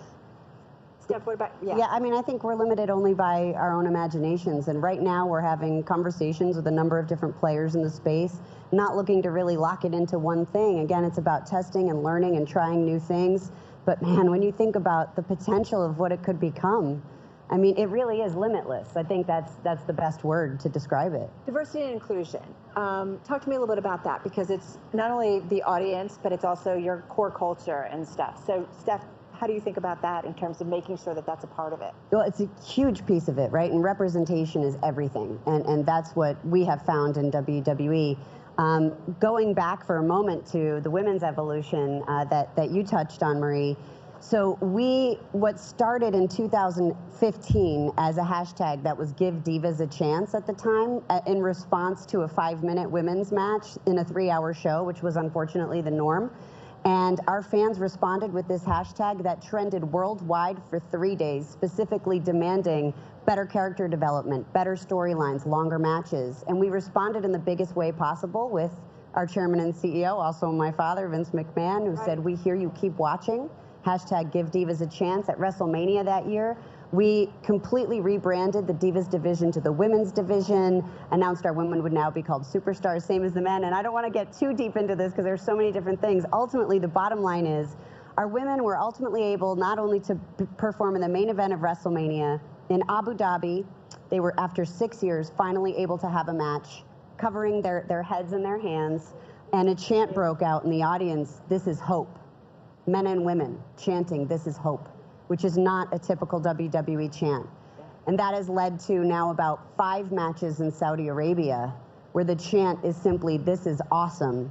And today, in advance of our premium live event in Saudi Arabia this Saturday, there are billboards featuring Becky Lynch and Lita all over Saudi Arabia in Jeddah and Riyadh for the first time, featuring our women right now. That's pretty remarkable. And Yeah. that's fans really telling you. Marie, your thoughts in terms of diversity and inclusion? Because sports is just this world that you address so much. It's a blank slate for us, so we think about it every day. When we launched Thursday, a few years ago on Thursday Night Football, we had Hannah Storm and Andrea Kramer, the first 2 women to ever call an NFL game. We didn't do it because they were women. We did it because we wanted their perspective. It's more of a journalism perspective. In the UK, our Premier League coverage is hosted by Gabby Logan, a woman. And we have the French Open in France. I don't speak French, but I'm trying. And Amélie Mauresmo was our lead commentator on all the men's matches. So it's a blank slate. We just have to think openly, and everyone knows more diversity leads to better results, leads to more inclusion. It's a business imperative. It's top of mind all the time. Bottom line, Gen Z is watching? Oh, yes. Gen Z is watching? Yes, exactly. Well, I think it's a question to us. What are they watching? Is that right? Yeah. I'm like, yeah, they're watching. We hear from them all the time. Marie and Steph, thank you so much. Thank you so much. Thank you, everyone. Thanks, everybody. Please welcome to the stage DAZN Group Chairman of the Board of Directors, Kevin Mayer, for a conversation with Bloomberg's Jason Kelly. How are you guys? I'm good. I'll catch up after. You're great. All right.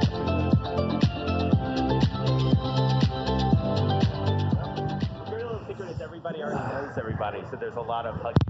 A lot of hugging. A lot of hugging. We're talking to people having cocktails. This is a little loud. Yeah. Is that you or me? Me. Okay. Better. Okay. Anyway, we're trying to coax people back up from having drinks to listen to us, but they can hear us. That's the important thing. Yeah. All right, so here's the deal. You have a lot of jobs. You're a very busy guy, so we're going to narrow it down to talk about 2 things today. Okay. Talk about DAZN. We're talking about Beachbody. All right, cool. Can we do that? DAZN is fine. Yeah. So tell me about DAZN. Like,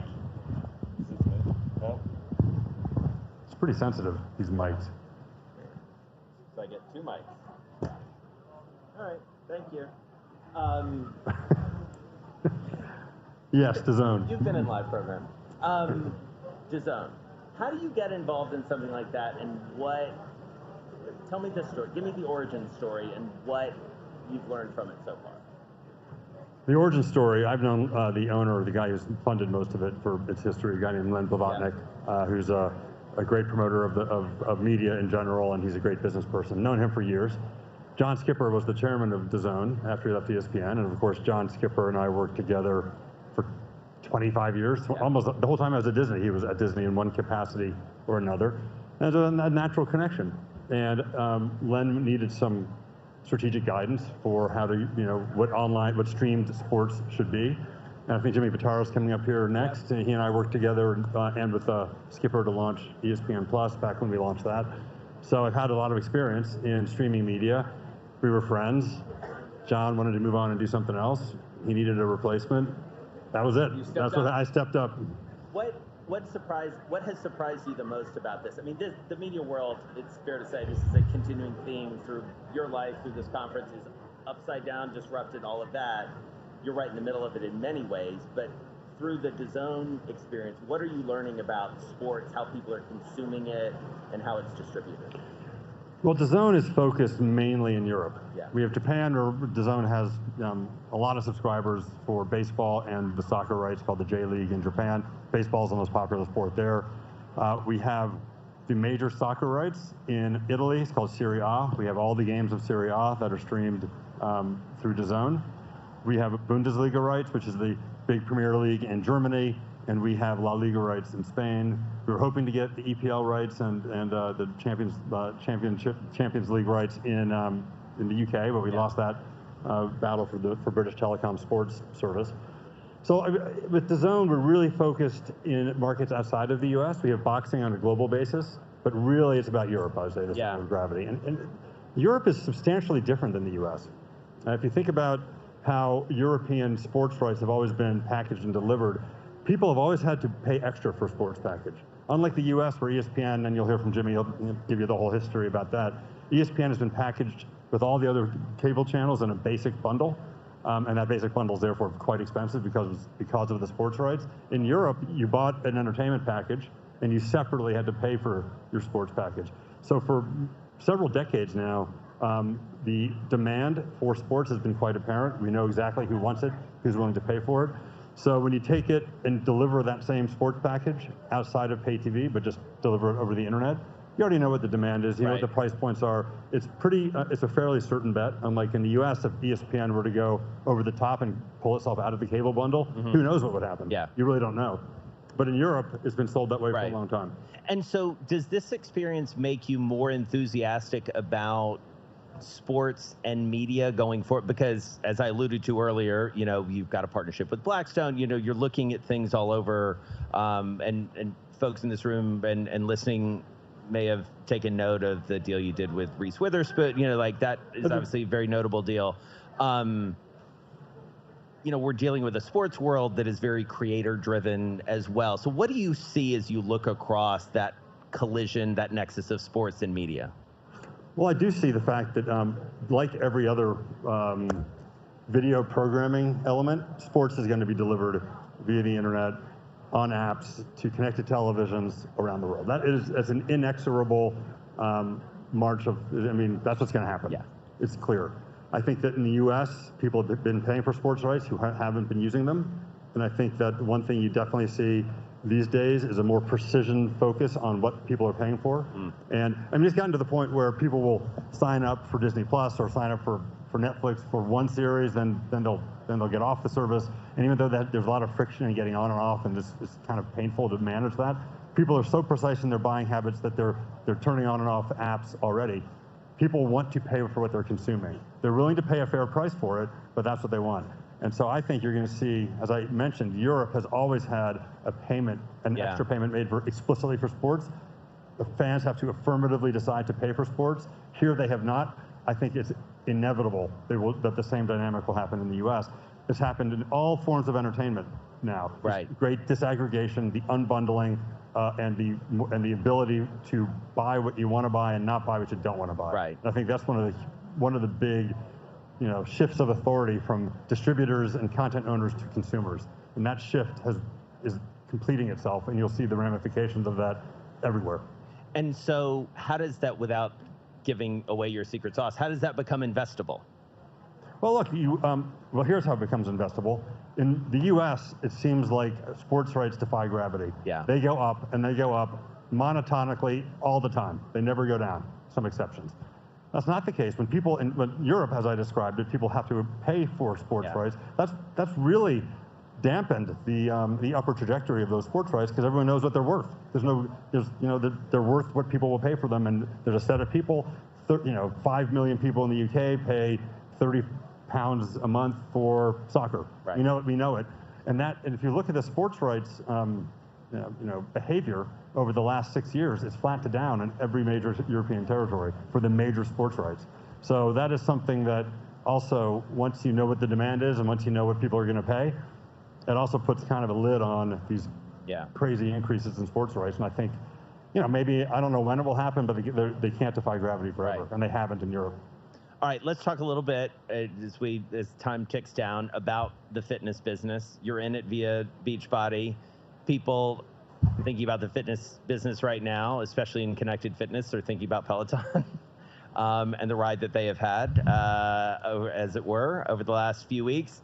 What have you learned about that business, which obviously, talk about disruption and COVID and all of those things. Obviously, that has had a profound effect. What have you seen?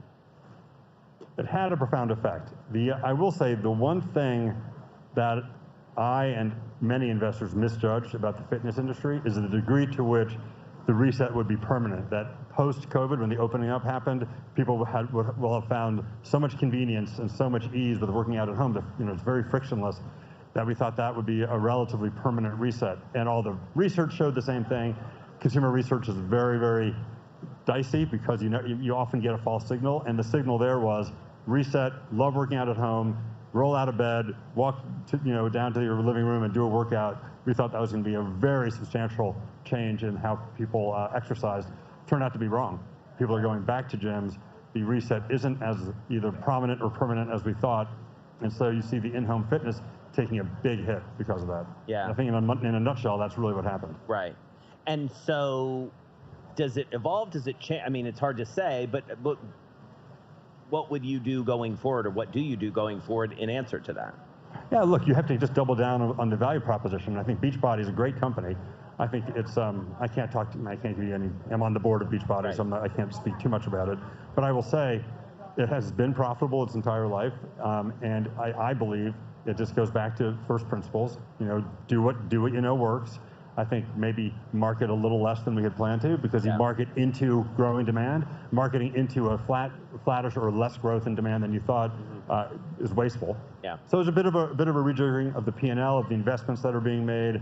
The other thing that didn't help, by the way, there's a perfect storm of this reset not being quite as profound as we thought, but also the inability to target ads in social media. The profound change that happened with Apple and your ability to use identifiers to target advertising really made acquisition costs skyrocket. Digital media is how you get these subscribers. Peloton, Beachbody, any direct-to-consumer service. Those customer acquisition costs have increased quite dramatically because of the change in ad targeting. So I think that, coupled with this reset, made the economics somewhat challenging. So go back to basics, do what you know how to do. Beachbody benefits from the fact they have over 400,000 coaches that are influencers, and they help sell the product, both the nutrition and the online product, and get back to that, get back to basics, and get back to what works. We're going to hear, as you mentioned, from Jimmy and from George Pine in a few minutes. But as we think about streaming and behavior, you mentioned, which I think is absolutely true, this inexorable march toward a completely different way of consuming. You've seen that up close and personal. So what is that? Is that just an ever-evolving thing? Does it have an end? What's the lesson to be taken from that march? I think the overarching lesson that I learned at Disney, then briefly at TikTok, and now all my different endeavors that I'm doing, is that technology enables it really does empower the consumer. It sounds almost trite at this point to say it, but it's trite because it's true. There's a real authority that consumers now have in how they spend their time, what they engage with, and there's a multiplicity of different avenues for them to enjoy themselves. There's podcasts, there's streaming music, there's short form video like on TikTok and on Instagram now, and on Facebook where it's evolving, and on Twitch, and there's esports, to mention Twitch. There's such a diversity of entertainment options that really speak to people's pretty narrow affinities often. Yeah. And that's one of the promises of the internet, is it allows programming to take hold that you couldn't kind of contemplate before. So there's going to be a massive evolution. It's not ending. Consumers will always find new platforms and new video to engage with. And that's the thing. It's not really competition among traditional media companies or new media companies. It's competition with video games, with a TikTok, with all sorts of things and ways people spend their time that you couldn't have contemplated 5 or 10 years ago. Who could have contemplated TikTok with the artificial intelligence and the unbelievable immersion that you get in that app? Couldn't have predicted that 10 years ago. And the march of technology continues unpredictably, but it will cause ongoing fractionalization of people's time and attention. And that's a challenge. It's a challenge for sports. Yeah. That is a big challenge for sports because people are used to fast snippets now. If you think about how they've been trained, that would lead you towards thinking that highlights are becoming more valuable and the long-form games themselves maybe less so. Right. And I think you see that a little bit in the younger people. We see it in baseball, right? I mean, you see the numbers don't lie when it comes to how people are consuming baseball and the product and all of those things. All right, so minute and a half left. What's the piece of wisdom to the business audience watching right now? Especially because I feel like, we don't know each other that well. Seem like you're living your best life. Like you've got, all these different things going on. Like what's your advice having worked at big companies, startups, investing, like, especially when it comes to this sports and business arena? What's your advice? Well, I always followed my gut pretty. I kind of had a decent intuition about what would happen. I mean, at Disney, Jimmy and I did it together, and John Skipper. But knowing that we needed to launch a direct-to-consumer service or multiple direct-to-consumer services was crucial. Knowing that we didn't want to bundle everything together. You don't want to make people buy stuff together. That was a kind of an intuitive conclusion that I and Bob Iger and others came to at Disney. And I think just trust that. And the more experienced you are, the more developed your intuition is. So I'm an engineer by training, so it's hard for me to say this, but not everything yields to really complex and deep analysis. Sometimes when you've seen situations and you have sort of pattern recognition, go with your intuition and don't be afraid to lean into that. Also, don't be afraid of change. I was at Disney for 27 years. I was at TikTok for 3 months, and I was I'm doing what I'm doing. As you said, it's best life. I've never enjoyed myself more. So don't be afraid. Yeah. All right. Don't operate out of fear. Key thing. Good. Well, good to spend some time with you. Thank you. Lots of wisdom packed into a very short amount of time. Thank you. Thanks a lot. Pleasure. Good to see you. Thanks. All right. All right, so we're going to continue on the media front. We're going to keep drawing people back into the room and away from their cocktail hour. We will soon all be rewarded with cocktails, people. I'm going to bring out now a pair to talk about branding and sports. Deep experience here. Constance Schwartz-Marini, who's the CEO and co-founder of Smack Entertainment, and a well-known face and voice to all of us, Aaron Andrews, sports broadcaster and the founder and CEO of Where. Hey, guys.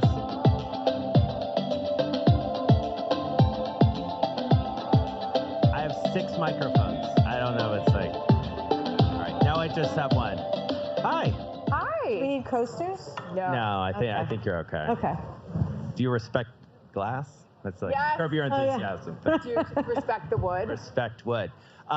You've got good Curb Your Enthusiasm stories. Huh? You have good, good stories. Really good ones. You have good Curb Your Enthusiasm. Can we start there? Sure. All right. Larry David was at my wedding, and one of 2 things, well, you're one of the skits. Yeah. 2 of the skits were from my wedding. Actually, 3. Somebody ran into a window. He ran into like a glass door at my wedding. That was real. The buffet line. Why are you coming back here when we all want to be where you are? And being on a charter and the wait. Was that not the wait? What was it? No, I ended up driving us to the airport. Yeah. Yeah, and so he was all nervous because we were in Montana and the Wi-Fi, I mean, not the Wi-Fi, but the GPS stopped working. And he's literally the same person, like in the back seat going, oh my God, and told me he was a taxi driver in New York. And I'm like, well, do you want to drive then? And then we were plane schnorrs because he gave us a ride back to LA. Wow. Yeah. So ripped from the headlines or your wedding onto the screen. He sat at our wedding and he would bring a notepad out when things were happening.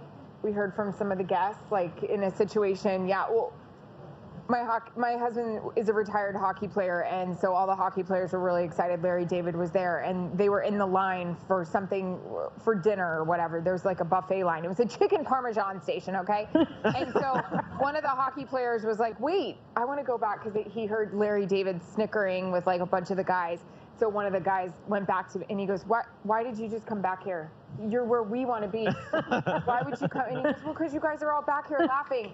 And so then Larry David took a notepad out and started writing it down. And there it is. Yeah. There it is. There it is. Wow. All right, so can we talk about like this, like you guys, are like a buddy act up here. How did this all come about? Michael Strahan. Michael Strahan. Yeah, Michael Strahan. When Aaron moved over to Fox from ESPN, and I kept hearing about Aaron. He's like, you two are like going to be the best of friends, like out of the gate. And she was catching a ride. This is when Strahan was doing the shuttle for Kelly and Michael every week for Fox. And so we met literally on his plane on a red eye heading back, and it's been pretty much friendship since then. And then we officially started working together 8 years ago. 9? Yeah, I don't even crazy. know. A long time. Mm-hmm. Yeah. And so what does that look like in terms of, because you're a brand builder, I think it's fair to say. You are building a brand. You have built a brand and continuing to do that. So what does that look like, Aaron? What does that decision look like to say, very successful broadcaster, I'm well-known, et cetera, et cetera? Wait, may I interrupt you? I'm sorry. Not only is she a very successful broadcaster, she received the Pat Summerall Broadcasters Legends Award for St. Jude's last night and was the first female to get that. Which I hope we can stop saying first females for things. Right. So. And I didn't pass out giving my speech. Guys, it was a big night. But what it looks like, I think, you know, as you bring up a broadcasting career, let's be honest, you can only go so high, right? I mean, I'm so fortunate to be on Fox's A Crew. We did Thursday Night Football in prime time. I've done 3 Super Bowls. We'll do my 4th next year. You know, I've done a ton of college national championship games on College Game Day, which I was really thankful to be a part of. But it's kind of like, okay, so what can you do after that? And I felt like building my brand off the field. That's what it was all about. You know, what can I do? I have all this. It's like Pretty Woman, and now I need somebody to help me. Right. But I wasn't the girl, you know. $50, Grandpa. So kind of build on that in the sense that this is a playbook that, Aaron, you've seen, and Con, you have helped implement, that athletes have done. Well, and I saw that from Stray, Right. right? He's the male version of what I wanted to be. But I mean, Stray, and I'm so appreciative of Con and Stray for this. But listen, when I was working for ESPN, I actually danced on Dancing with the Stars, and I got a lot of, you know, crap for it in the media. Like, how could she be taken seriously? She's doing a cha-cha and sequins, and it's like, wait, why can I not be serious on the field and then do entertainment off of it? And Stray has done that and done that well, and Con and Smack Entertainment has done a phenomenal job branding him with that. This guy is speaking about X's and O's on Sunday on the NFL pregame show, and then Monday through Friday is talking about cookouts, sitting down with George Clooney, Julia Roberts, and people respect him just the same, so why can't I? And Con was, you know, the gateway to that. That's not always how it was, not just for you, but also for athletes, you know. No. So what was you've seen the turning point. What was the turning point? I mean, obviously, Strahan is instrumental in that, but there are others who have, you know, whether it's LeBron and others who have sort of come along, who have really embraced that notion of being an empire unto themselves. Are there catalytic moments where that becomes possible? What have you seen? For us, I mean, first of all, the bottom line is not everybody has the it factor. And so just because you want it doesn't mean you can attain it at the level that Michael and Aaron have, or Coach Prime, Deion Sanders, and, you know, a lot of our other clients in the family. But Aaron has it, Michael has it, and they also have the drive and the determination, and they're not smart for an athlete. She's not smart for a broadcaster. They are smart entrepreneurs who just needed somebody to like kick the door down and say, we are here. I mean, you know, if it was Cameron Diaz, we'd be up here drinking our wine, but we started this clothing line together, Wear by Aaron Andrews, that was Aaron's idea. And I'm sitting up here, and I'm so thrilled to be here, but we have a whole team. Half of them are here today, that we couldn't do what we do without a team, and I think that's also really important. But a lot of it has to start with the actual talent, that they have to want to bust their butts, because nothing comes easy, as everybody knows. And I think in this day and age, with social media and access, and so many people now are building their brand or say they're a brand, that the competition is getting fiercer, that Aaron works harder than anyone besides Michael. I'd say they're neck and neck.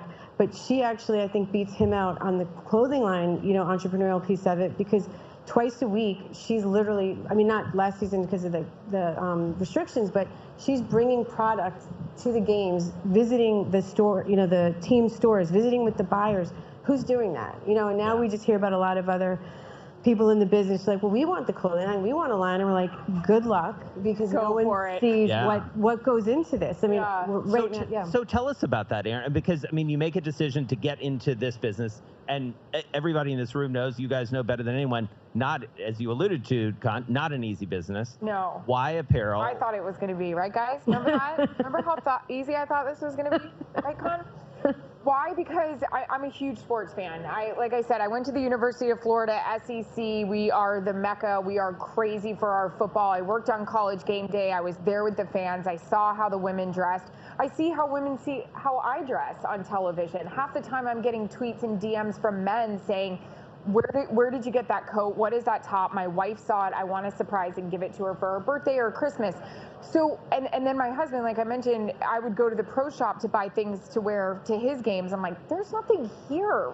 You have this whole section for men, and there's like 3 shirts for women, and it's that gross V-neck that is not even stylish. So we actually, I don't know, God, at this point, it was like 6-7 years ago. We were in San Francisco for Super Bowl, and I was asked by the NFL to host a women's Chalk Talk, and they wanted me to wear the NFL apparel. And I had my stylist try to put some outfits together, and we were like, it's fine, but I wouldn't really wear this. Yeah. I went back there, we started talking to, I think it was a GQ or a Vogue writer, and I told her, I have this idea. I am that customer. I know these women. You know, I could wear this at games, blah, blah, blah. Long story short, alcohol's involved. We go, we have a lot of alcohol, and we are at a table, and we start drawing on the table, and I'm known as EA Sports, and so we're like, let's use my name. What can we wear? Wear by Erin Andrews, wear NFL, wear Rams, wear Bengals, we are Cincinnati. There was like, again, a lot of alcohol. I call her, I'm like, we gotta call someone about this. This is huge. She's like, no one's going to work on Monday. No, Con. It took us forever. It did for anyone to listen to us. Yeah. Yeah, there was actually one meeting that the buyer, literally, that we were trying to, you know, pitch and partner with, said, I don't get it. Why you? Yeah. And then quoting Pretty Woman when they're in Beverly Hills shopping. Big mistake, huge, with the shopping bags. They're like, look at us now. So, and you know, I think that also just makes it sweeter the harder something is, because we started with the NFL, evolved to the NBA, NHL, about 20 teams in the NCAA, and we're going to roll out with baseball this summer. Right. And it's fun. Like, you know, I mean, people from the Professional Bull Riding Association, which we're both fans of, like, will you do our women's line? And that's exciting. Yeah. What's exciting is today, it's the small victories, right? Last year, I think one of the coolest moments was Ava Hunt, Clark Hunt's daughter, the owner of the Kansas City Chiefs. They win the AFC Championship, and she is in Wear by Erin Andrews, a Chiefs sweater, on the field doing snow angels in our confetti. And I have goosebumps talking about it now. I called her crying, and I was like, you can't pay for PR like this. She just said, this is my lucky sweater. Today, Kelly Stafford is taking her 2 twins to Rams Day at their school, and Kelly's in our cropped, you know, sweatshirt, and we're like, holy shit. Yeah. But yeah. And so, pivoting slightly, you know, part of what you're talking about is representation, being at the table, making your own way. I feel like we're talking a lot about that right now, about representation in the NFL. It's on everybody's lips. We talked to Arthur Blank about it earlier. We talked to Jason Wright. We talked to a lot of folks about it. You guys are inside this league in a very meaningful way. Con, what happens next? What I would go so far to say leagues. I mean, we have, you know, Deion Sanders, who Aaron's also friends with, Coach Prime at Jackson State, who's getting turned down for jobs because he's like, I won't get that one, I'm black. And I look at him and I'm like, he's right. You know, you can't even argue it. So it's a systemic problem that's not even at the professional level. It's starting, you know, I can even take it 15, 20 years ago. I helped Snoop Dogg start the Snoop Youth Football League because he was just trying to coach his sons, and they lived in Orange County. And the other league was like, we don't want you here. And we're like, okay, cool. Yeah. I called up Commissioner Tagliabue, Commissioner Goodell, and Snoop's now got a dozen kids in the NFL that came through that league, and you know, thousands made it to college. So we're not the ones that can fix it. I mean, we can point out the issues, but it's got to start, I think, even going back, years and years. How do they fix it, Aaron? I mean, you're asking these questions, I know. She's asking the questions, she can't answer them. Yeah, I mean, that's the sad part. I think people just need to start listening. They need to start communicating. We've seen that in the last couple weeks, be brought to the forefront.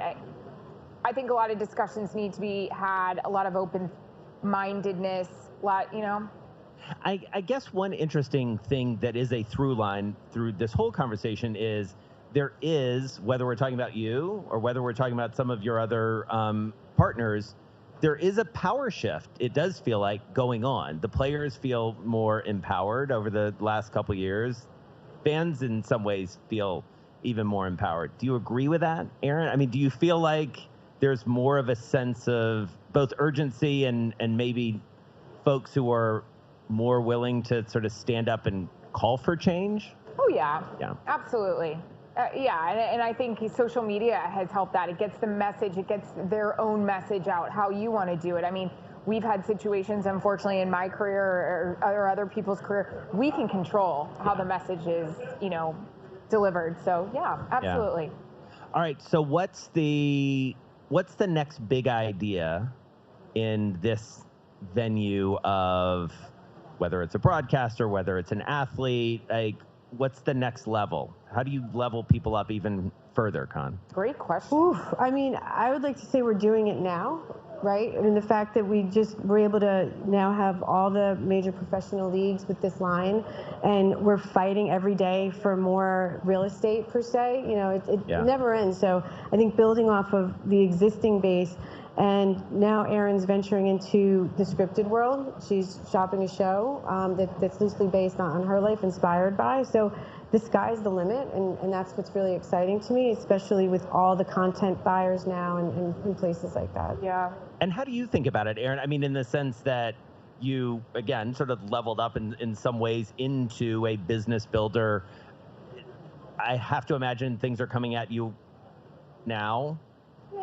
To consider. You're making your own choices. Right. How do you choose? How do I choose? Well, I have fantastic guidance. I mean, again, it's not BS. I really do look at Michael and they've been doing scripted for a while now. I kind of had this idea for a show. I'm in the right spot in terms of management and said, hey, have this idea, so we all work together. Where could this be written? How do we deliver? Who could we pitch it to? I really do. I have great, an example out of him. My publicist represents Kevin Hart. I love to see what he's doing as well. So kind of am like, all right, this is what the guys are doing. How can I make it my own? Right.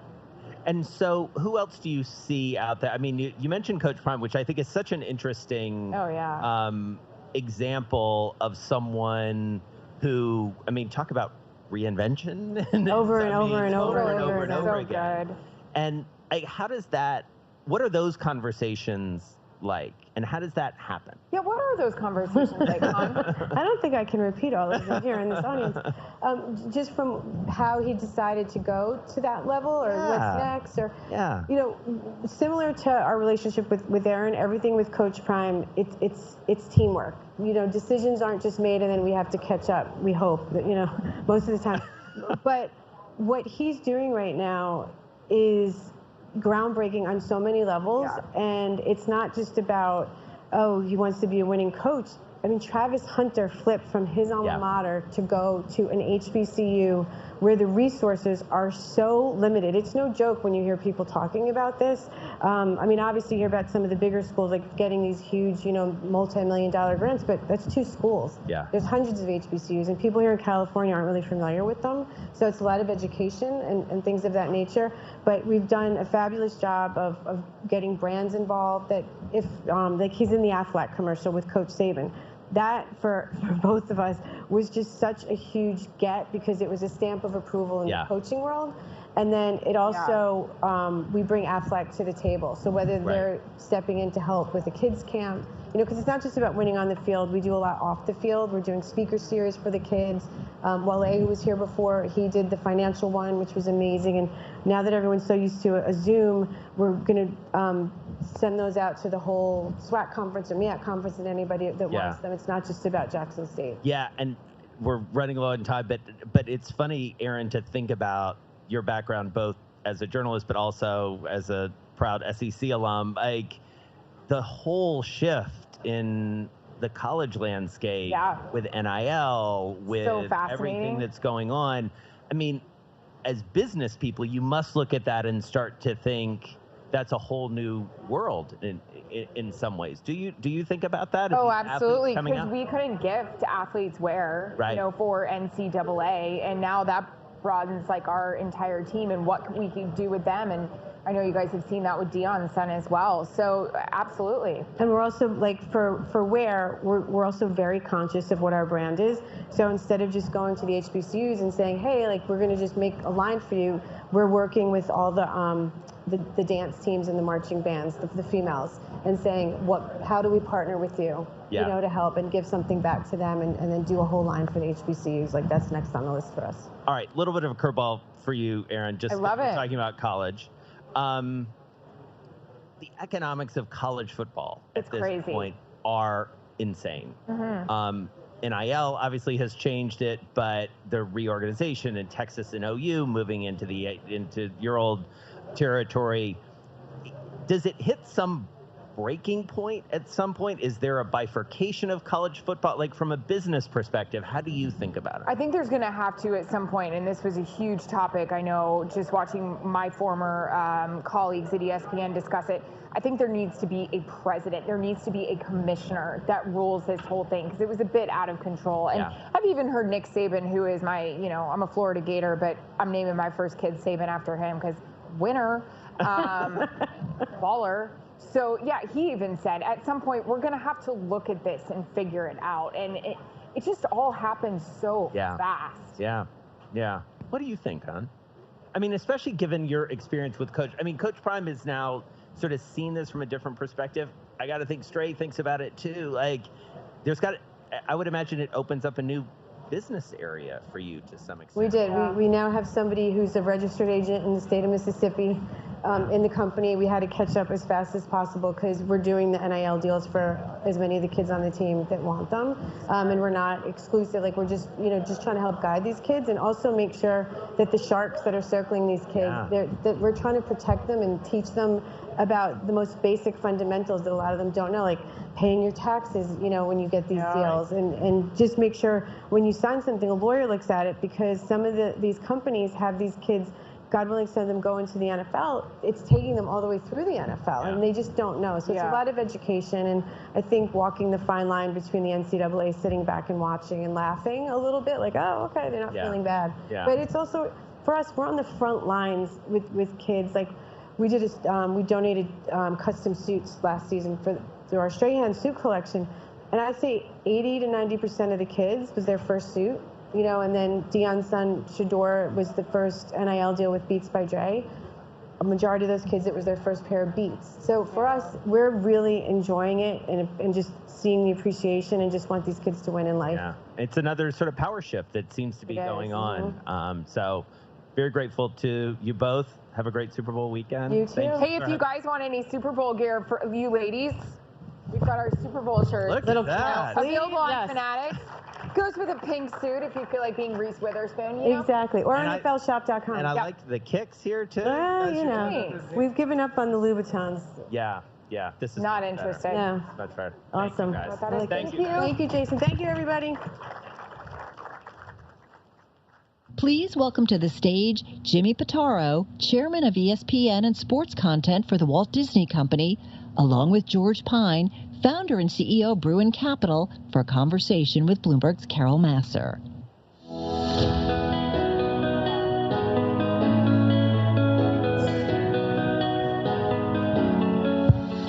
Well, let me come down. Hi, guys.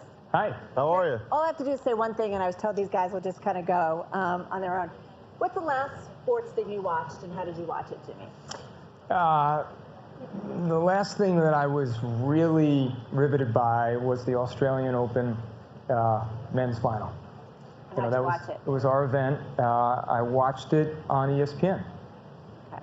Yep, on my big screen. through Hulu Live. Okay. That's my that's what virtual MVPD in Connecticut. Yeah. George, what's the last thing you watched, and how'd you watch it? Well, I watched some highlights on Twitter this morning of some events, and of course, I've been traveling on the road, so I think it'd be the AFC and FC championship game 2 weeks ago. So I'm a little behind Jimmy, I think. So there's lots of ways we can watch sports, right? Yes. So we're looking at where the fans are. These are all fans. Everybody's probably watching in different ways. Jimmy, where are the fans? How are they watching this? Well, look, we're trying to run parallel paths here. Yeah. So the traditional ecosystem has been very good to ESPN. It's been very good to the Walt Disney Company, cable, satellite. That business remains a very healthy business for us. And despite people years ago saying it's done. Correct. Fast forward to today, and it's still a solid business for us. Our mission is to serve the sports fan anytime, anywhere. So if you want to watch it through DirecTV, that's great. If you want to watch us on your phone, you can authenticate through your MVPD. Or if you want to watch, for example, content that's exclusive to the ESPN Plus platform, like UFC or Bundesliga, you can subscribe just to ESPN Plus and not have to have a traditional carrier, if you will. George, come on in on this because, I mean, you're steeped in sports. Your family's been steeped several generations. You're CEO of NASCAR. I'm just thinking about your investments that you're making in companies, a variety of companies. How are you seeing that fans want to engage? Yeah, so everything we invest around has been on the change of media consumption. Yeah. We believe things are changing, and we invest around the change. You know, if I have young children, not 17 to 25, so not so young, they don't have cable subscriptions, the ones that are working, and they're consuming content differently, and you got to use different platforms to reach them, right? And as Jimmy and I were talking about last night, it's really building a relationship with the consumer. So I believe technology is the enabler, but it really is understanding data and marketing and giving the consumer what they want and when they want it really is the future. So I think older people like me, probably consume things one way, but younger people are consuming things differently. And in sports, I think the people that are better at engaging the consumer and building that one-on-one relationship are going to be the people that do really well. Yeah, I would add social is incredibly important. So we've spent so much time at ESPN talking about how much of our bandwidth, how many resources we should invest in our owned and operated properties like the ESPN app, ESPN Plus, and how much should we be investing in Instagram, Snap, TikTok. And we believe pretty strongly that we have to be everywhere. Again, serve the sports fan. Right. And if the sports fan is consuming or wants to consume sports content or ESPN on TikTok, we need to be there.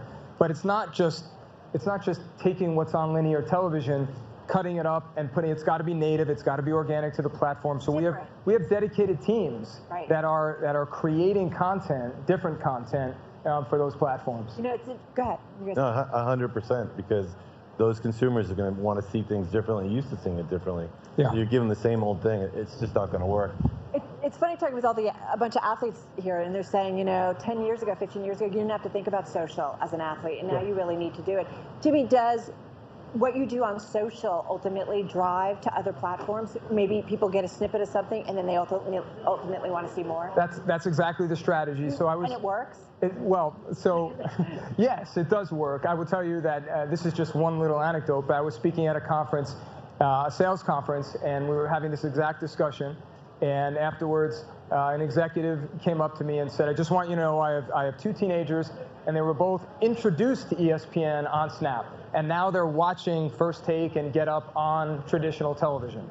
So for me, that's the strategy. We, of course, want to be there, and we'll continue to be there on those platforms, but it's a way to grow awareness, it's a way to grow affinity, and get this younger generation just generally excited about ESPN. Go ahead. And the other thing that's interesting now is gambling. Well, that's in sports, right? I mean, 31 million people are supposed to bet on the game Sunday. $8 billion will be wagered legally, by the way, up 78%. We have a company called Odds Checker that it's kind of a kayak for betting. In the UK, we're bringing it to America. And in the first 3 days of New York being live, we did 15% of the budgeted revenue for the year. So obviously we budgeted it too low, but the gambling is sticky as well. So when you think about gambling, social media, digital media, understanding what people want, you know, the world's changing around us. Okay, how does gambling turn into somebody who ultimately goes to ESPN? Does it work? I mean, well, look.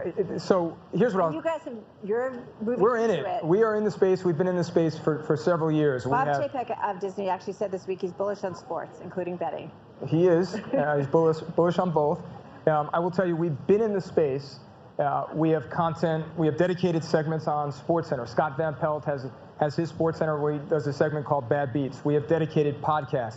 We have a dedicated area on ESPN.com. We have a ESPN branded studio in Vegas on the Strip that generates betting specific programming on a regular basis. We've done the research, and of course we were treading carefully here over the past few years, still investing, but really looking closely at the data. And what we saw is that, number one, our fans are no longer just okay with it, they're demanding it. They expect ESPN to be offering this betting experience within our environment. Right. Number two, and this is really interesting, we didn't see any negative impact on the Disney brand. I mean, for those of you that don't know, the Walt Disney Company owns ESPN, so we wanted to be careful in that regard too. And what we're seeing is it was neutral to positive even on the Disney brand. Which is surprising because I think people thought family brand. How could you get into betting? Well, you see all the leagues now, all the major leagues. In fact, every league is. You're 19 times more likely to watch a sporting event if you make a bet. So if I'm a broadcaster of sports, how can I not do it? Like, if they don't do it, everybody else will. They'll be at a disadvantage. ESPN really doesn't. I can say it. You know, no, it's all right. You don't have a choice. They have to. They have, like he said, he has to be where the fans are, and he has to give the fans what they want. Yeah, we're in a battle. We're in a battle for people's time. We're not just competing against the traditional sports media companies. We all know this. We're competing against Instagram and Snap and Fortnite and Netflix. And so we have to be aggressive here. Now, that being said, my job is to protect the brand at all costs. And if I saw any data that indicated to me that this was a dangerous position to be taking, we wouldn't do it. Right. Even if there was financial upside, we wouldn't do it. I have to protect the brand. But we're just not seeing that. Any worries about the integrity of sports in general, especially as we know it's teams getting in, right? The league's getting in. I mean, everybody is really kind of all in when it comes to betting and gambling. Well, you know, around the world, they've been doing it for a long time without really any issue. I mean, there's always an issue of integrity, but I would argue you had that whether it was legal or illegal. I mean, one of the things we're finding is that legal betting's way up. Makes sense. I'd rather make a legal bet than an illegal bet, right? So if I now have the choice to make a legal bet, it's probably better. But no, I don't think there's any evidence that it's been a real issue. I mean, in Europe, they've been betting for quite a long time. Yeah, and look, somewhat connected to that, one of the things that we bring to the table, I think, is our brand, which represents trust, a certain level of credibility. So anyway, we see opportunity here, but of course, we're going to do it responsibly. Right, and just tread carefully and go slowly. One of the things you see the leagues, which I think is really smart to that point, is talking about doing advertising, the NFL, about responsible gaming. I think that's one of the learnings that wasn't done well around the world, and you see some of the countries increasing regulation, and I think the leagues here in the U.S. are trying to get ahead of it by initially do this responsibly. Right, because there is the concern of that. Well, Odds Checker, your company, I mean, how much have you seen in terms of the growth of your brand? Well, it's early. We just bought it, but what we are seeing in the U.S. is amazing. I mean, I expect this weekend to be incredible. And like I said, the opening of new markets, you know, you can only bet right now in 30 states, so there's 20 states left to go. Right. And it's moving quickly. It's moving. It's more than we thought it would be. I think the net is gambling's bigger than everybody thought, and it's moving faster.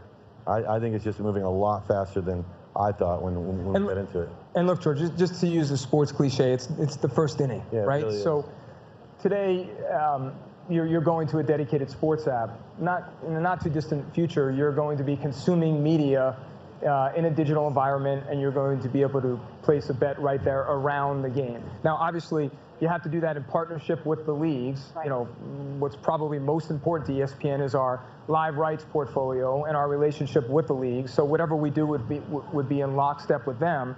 But there's so much opportunity from a product perspective to advance this whole ecosystem. Well, you know, and I guess gambling is part of the content. How much so is it? You talk about the NFL relationship. I had Marie Donahue up here. You know, Amazon, you know, aggressively moving in with the NFL. I feel like it's the holy grail in many ways. Content. You guys do long form. Like, talk about The Last Dance during the pandemic. Yeah. I know you guys rushed it to some extent, right? To get it. Yeah, we accelerated it, I would say. But yes, it was not meant to be launched in April of 2020. We were several months away, but we felt like the world was craving new content, and we were getting there. So yes, the director moved heaven and earth and got it out for us, and we couldn't be more proud of that. And it is that series is consistent with our strategy in terms of ESPN Films and 30 for 30, which is bigger, bolder, more impactful projects. So we have something coming out with Derek Jeter called The Captain. We have something coming out with Colin Kaepernick. Spike Lee, right? Yeah, Spike Lee. We just brought on Spike Lee to direct it. These are needle-moving projects. And it does in terms of your fan base. Oh yeah. People and by the way, Man in the Arena and The Captain, the Jeter documentary, are exclusively on the ESPN Plus platform. So, you know, when you look at our priorities, not just at the Walt Disney Company, but at ESPN, we usually lead with direct-to-consumer, and that means we need fresh, impactful content for that platform. So, George, when you think about investments and stuff, as you said, you know, you're looking at the media space, but it's technology. You're pulling in a lot of different things. You know, what are the interesting trends and innovation that you think are going on? You know, we're talking a lot about metaverse, and we're trying to figure it out. But what is it that you think are going to? What we're squarely focused on is the data, like understanding the consumer. Like we run OTTs around the world. Mm-hmm. We operate in 20 countries, and I know on the OTT, we know at what price somebody will buy something. We know what ads move them. And so, you know, take sports content. Today, a lot of leagues sell sports content as a package. I was talking with Jim last night. It's going to be different down the road. You're going to be selling all different services.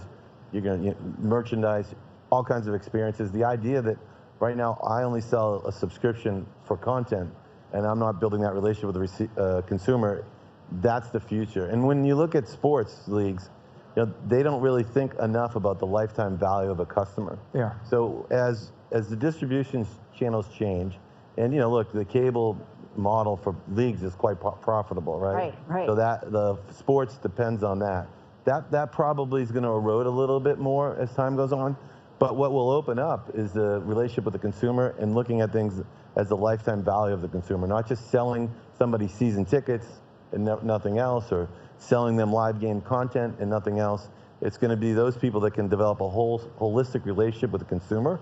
And I see it, like, because the companies we own, we're on the forefront of it. Right. And so I was telling Jimmy, you got to have great technology, but at the end of the day, it's marketing. That's going to be the differentiator, I think, between people that do well and people that don't do as well. Jimmy, how do you think about it in terms of the technology space and pulling it in and just innovation in general? You've got to be thinking about down the road of how the fan wants to interact with you. Right. Today, it's mostly, I mean, we've been successful in fantasy. Yeah. I actually, before I was at Disney, I worked at Yahoo. We were very invested in fantasy. So there are some examples of that lean forward experience that have been around for some time. But for the most part today, when you look at the ESPN fan base, it is a lean back experience where you're again, the heartbeat of ESPN is our live events. Right. We've been heavily investing in live events over the past year and a half, as you know. But when I look out, Sunday Ticket, is it going to happen? Sunday Ticket, yeah. we are interested in Sunday Ticket. I think it's now safe to say that we are. I don't know if it's going to happen. I don't know where this is going to net out. But of course, you know, going back to my point on direct to consumer, that is a product that I think was made for a digital platform.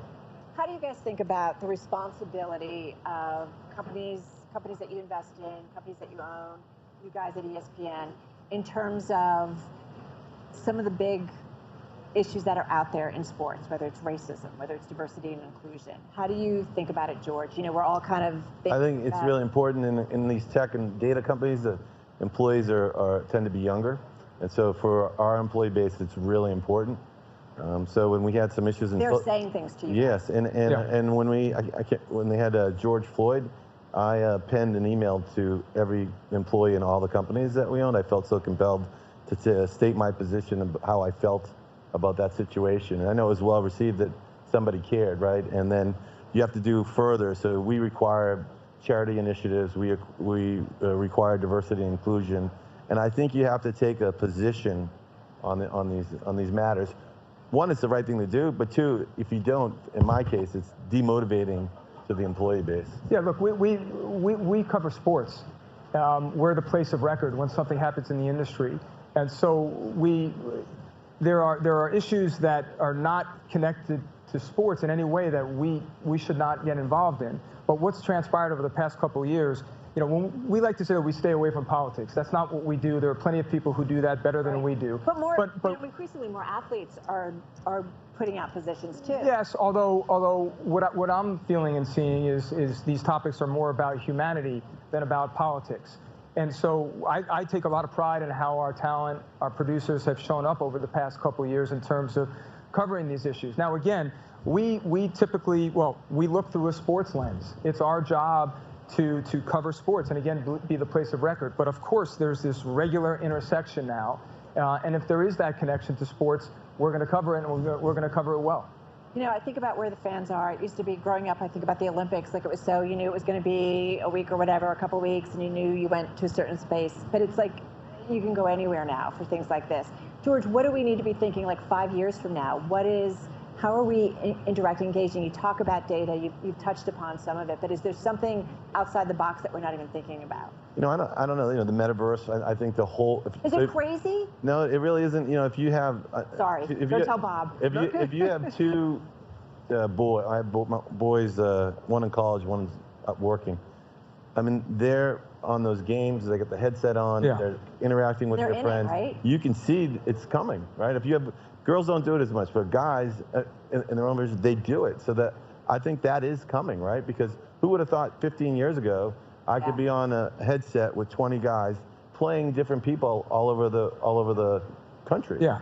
And so like that's here today. So I think more and more extensions of that in the future. I think that's where this thing's headed. Yeah, look, we know we can't do this alone. Yeah. We launched a lot of hardware. Yeah, and a lot of engineering. Yeah. We launched an initiative called ESPN Edge, partnership with Accenture, Verizon, Microsoft. So we're working with these companies to start thinking about how we can create that interactive, immersive sports experience, that lean forward experience as opposed to lean back. Yeah. You can call it the metaverse. You know, we've actually been somewhat active in this space in terms of interactive environments and having our IP show up. So we had partnership with various gaming companies, video gaming companies, like, for example, Epic and Fortnite. Mm-hmm. We have a property called the Ocho, and some of our IP made its way into that gaming environment. You can expect to see more of that from us, but then the next step beyond that is that immersive sports experience that is either offered on a third-party platform like Facebook or Meta, or their metaverse, or potentially even within ESPN Plus. And then the question is, and everyone in this room knows this, and I think it's a constant question that I think people are asking, interoperability. Yeah. Like, is that promise really going to be delivered? And are we going to see an environment, at least in the sports industry, where it's all connected? And as I sit here right now, I can't give you an answer to that. I will tell you that we're investing, we're partnering with the right companies, and we're definitely thinking about the environment that we can create within an ESPN Plus-like environment. All right, most important. I will tell you, we own a company called Full Swing. Yeah. And 100%. The golf simulator, right? Yeah, and Jimmy and I would be able to play Augusta and compete against each other in 2 different locations. Yep. That's going to happen. So I can play St. Andrews, I can play all these courses, and I can play against my buddies anywhere in the country. But that makes sense, that's coming, right? Like, you can take you there. All right, the most important question, Rams or Bengals? Come on. I'm going to answer it. He totally fails me.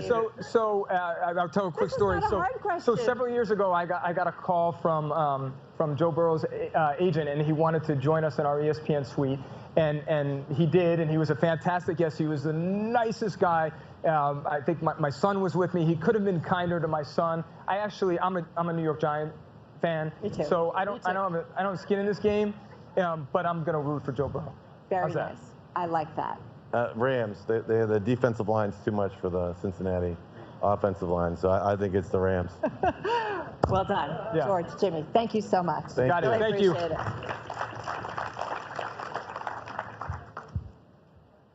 Please welcome to the stage Rich Paul, founder and CEO of Clutch Sports Group, along with Jeremy Zimmer, CEO of United Talent Agency, for conversation with Emmanuel Acho, former NFL linebacker, author, and co-host of FS1's Speak for Yourself on Fox Sports.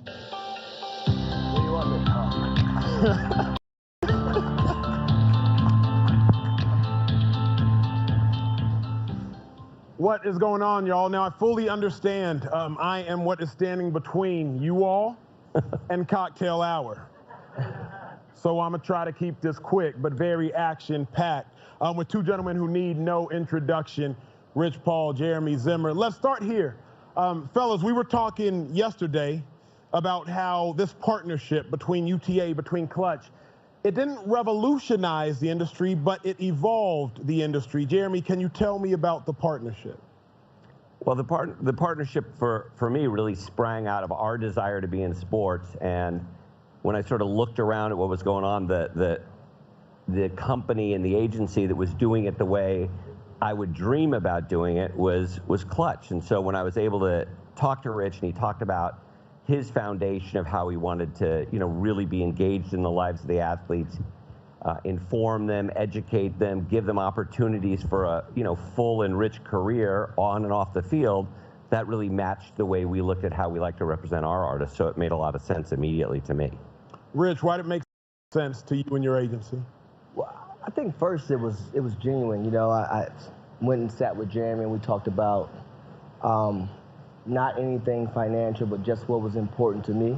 And I thought that was very respectful to what our mindset was in growing a business. And then ultimately, it's two ways to grow a business, right? You're either going to do it with money or you're going to do it with money and expertise. And so they had both.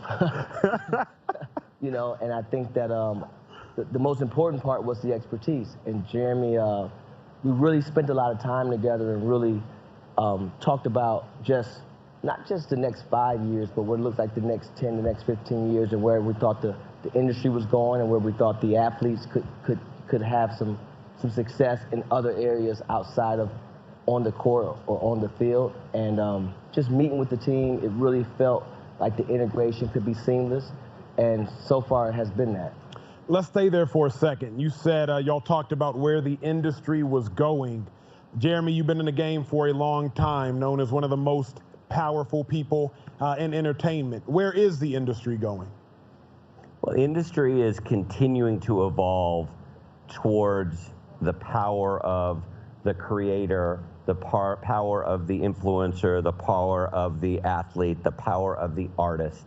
More and more as the platforms become seemingly more anonymous and almost interchangeable, the artists are the things that drive audience, that drive engagement. And we're seeing that, as we're all learning to talk more and more about the creator economy, what that really is about the power of an athlete, an artist, an influencer, a creator to connect directly with a fan.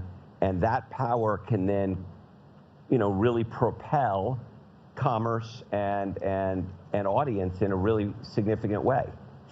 Now, Rich, at the surface, it almost appears that you all have competing interests, because to do something in entertainment while playing might undermine somebody's on-court, on-field achievements. But how is it actually not undermining the success of your athletes, but it's really building it up? Yeah, I think it strengthens it.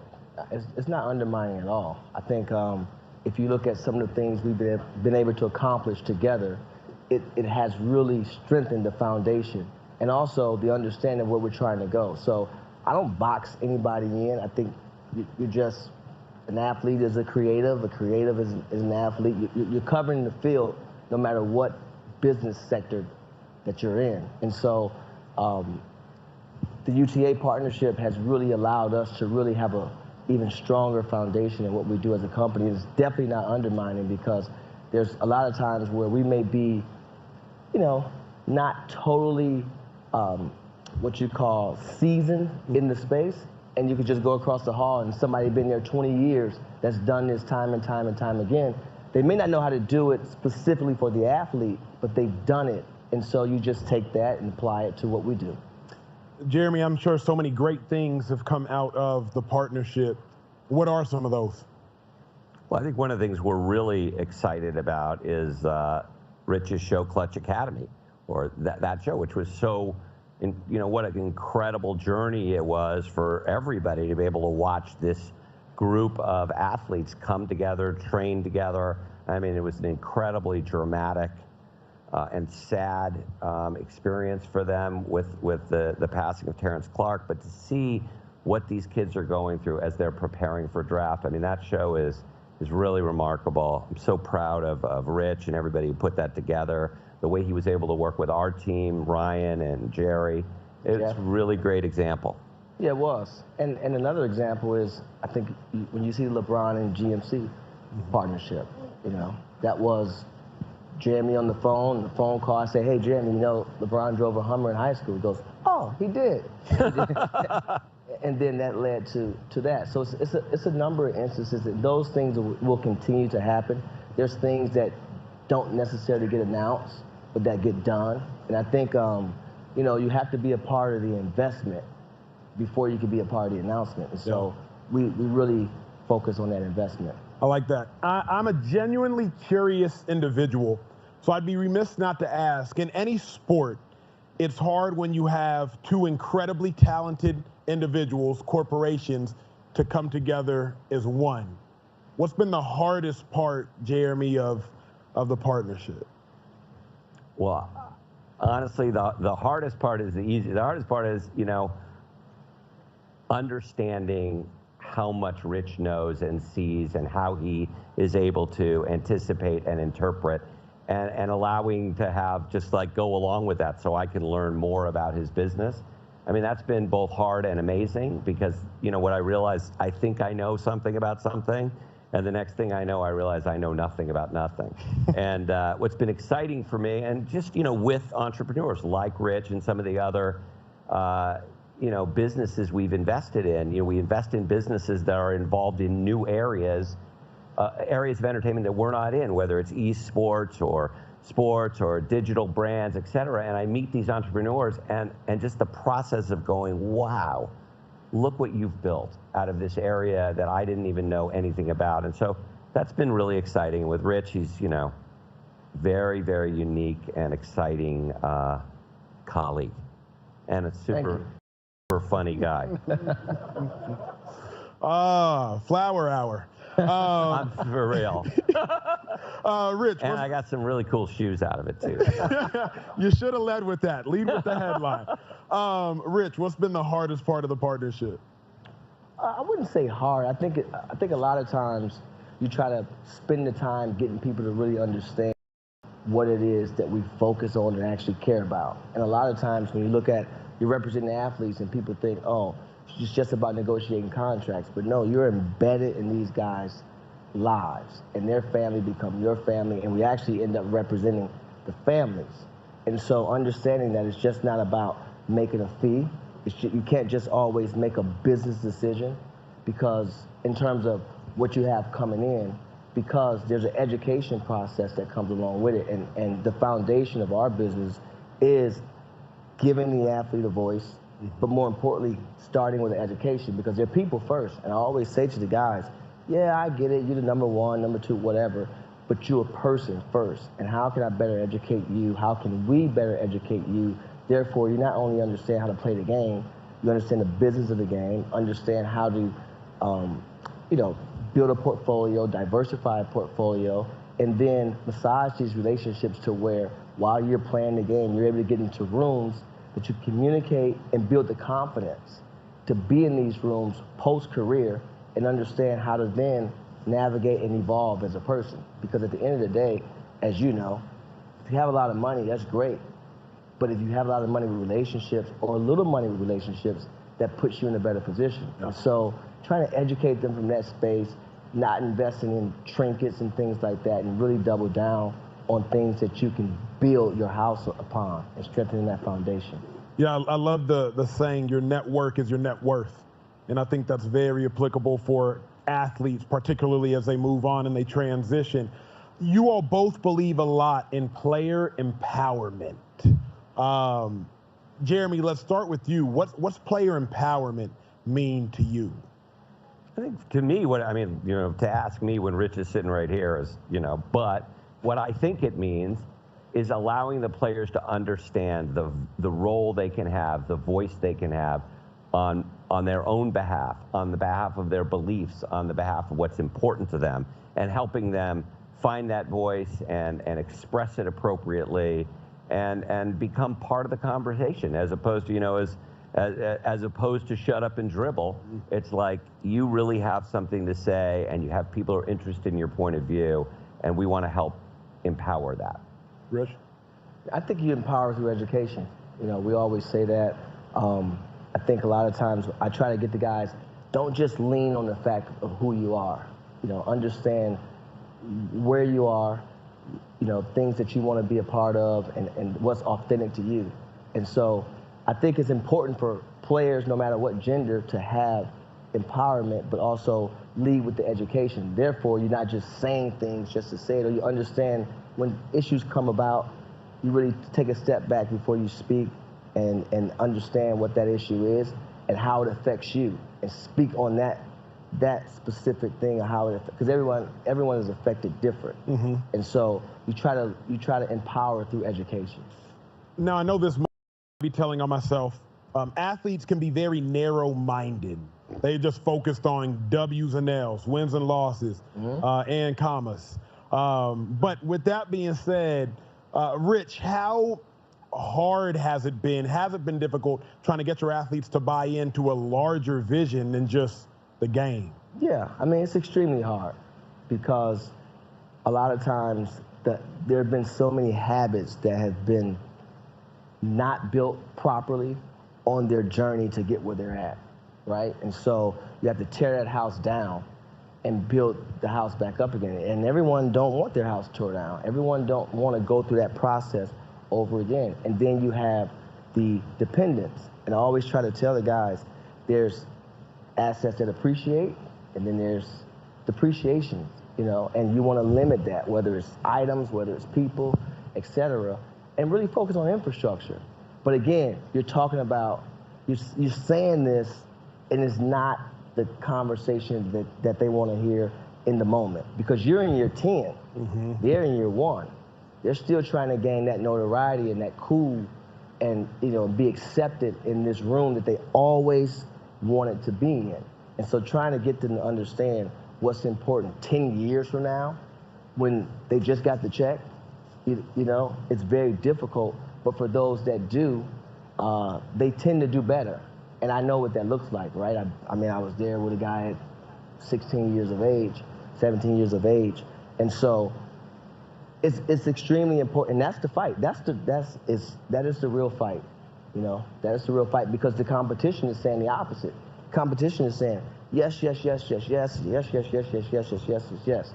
And then the minute you come in that room and you say no, well, that's no different than the AAU team saying, you know what, play for us. We'll get you an iPad. We'll get you the pair of Jordans. We'll pay for your family to travel. So they build these habits along the way that's really bad habits, especially going into a business practice, right? Because those were amateur athlete decisions. Now you have to make professional athlete decisions. Yeah. And there's a big difference between an athlete and a professional athlete. So that's deep. Jeremy is the CEO of UTA, greatest agency in the world. Thank I am you. Partial. I attest to that. As a CEO of UTA, you got your hands full. Infrastructure, Rich brought up. You're talking about so many different things, from entertainment musically to television to movies, everything. Why was it? Podcast. I could go on, but again, they got to get to drinks. They got to get to drinks. Why was it so imperative to broaden into the sports space? Well, I think just, what we want to do is be first of all, we want to be where the eyeballs are, and we want to be where passion is. And some things have very narrow audiences and deep passion, like our fine arts practice. But there are a few things in the world, and it's music, sports, and entertainment, that have the broadest audience and that touch people and move people and enthrall people. And sports is there. You see it everywhere you go. You're going to see it this weekend.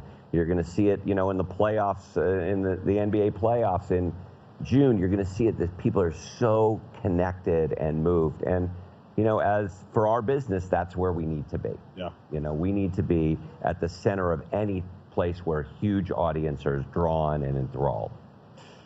Rich, I don't know why I should have led with this question, but I just became interested.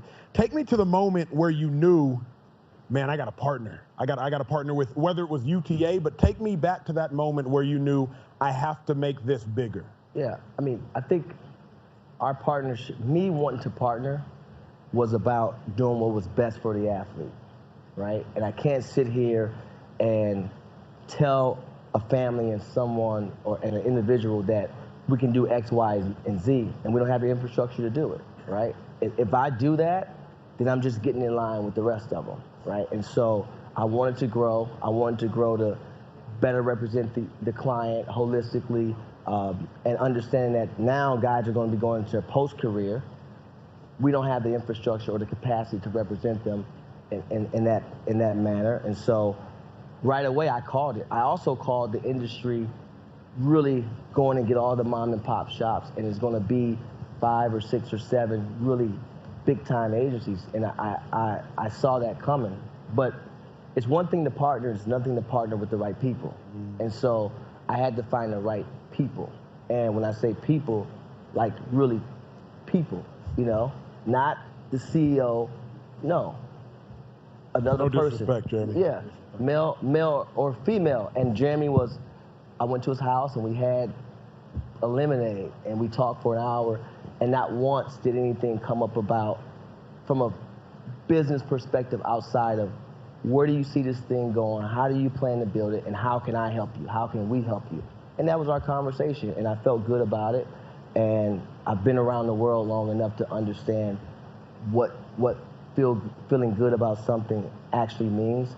And so you take the step. And sometimes it can feel good in the beginning and not so much in the middle. And you try to work it out, and maybe the bottom fall out in the end, or maybe it works out in the end. But you have to take that first step. And so we took it, and it's been great. Jeremy, you don't really seem like a lemonade kind of guy. That's really about all I took. I'm an Arnold Palmer kind of guy. Cultural currency.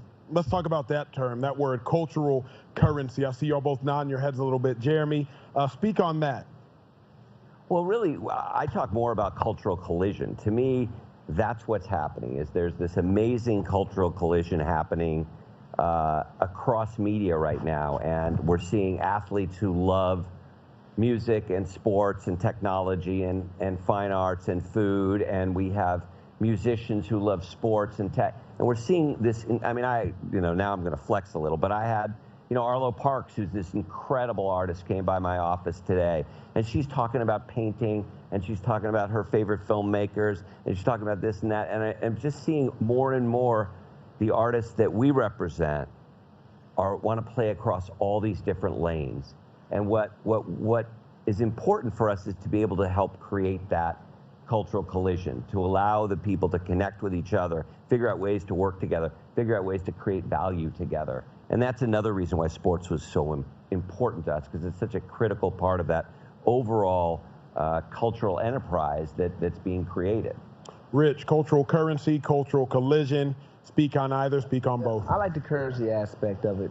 We always talk about cultural currency, and you try to get the client to understand that, points matter, I think, but also your cultural currency matters as well. And how you approach, right, your profession, that adds value through your cultural currency, right? First thing a brand is going to say today is, okay, how many social media followers you have?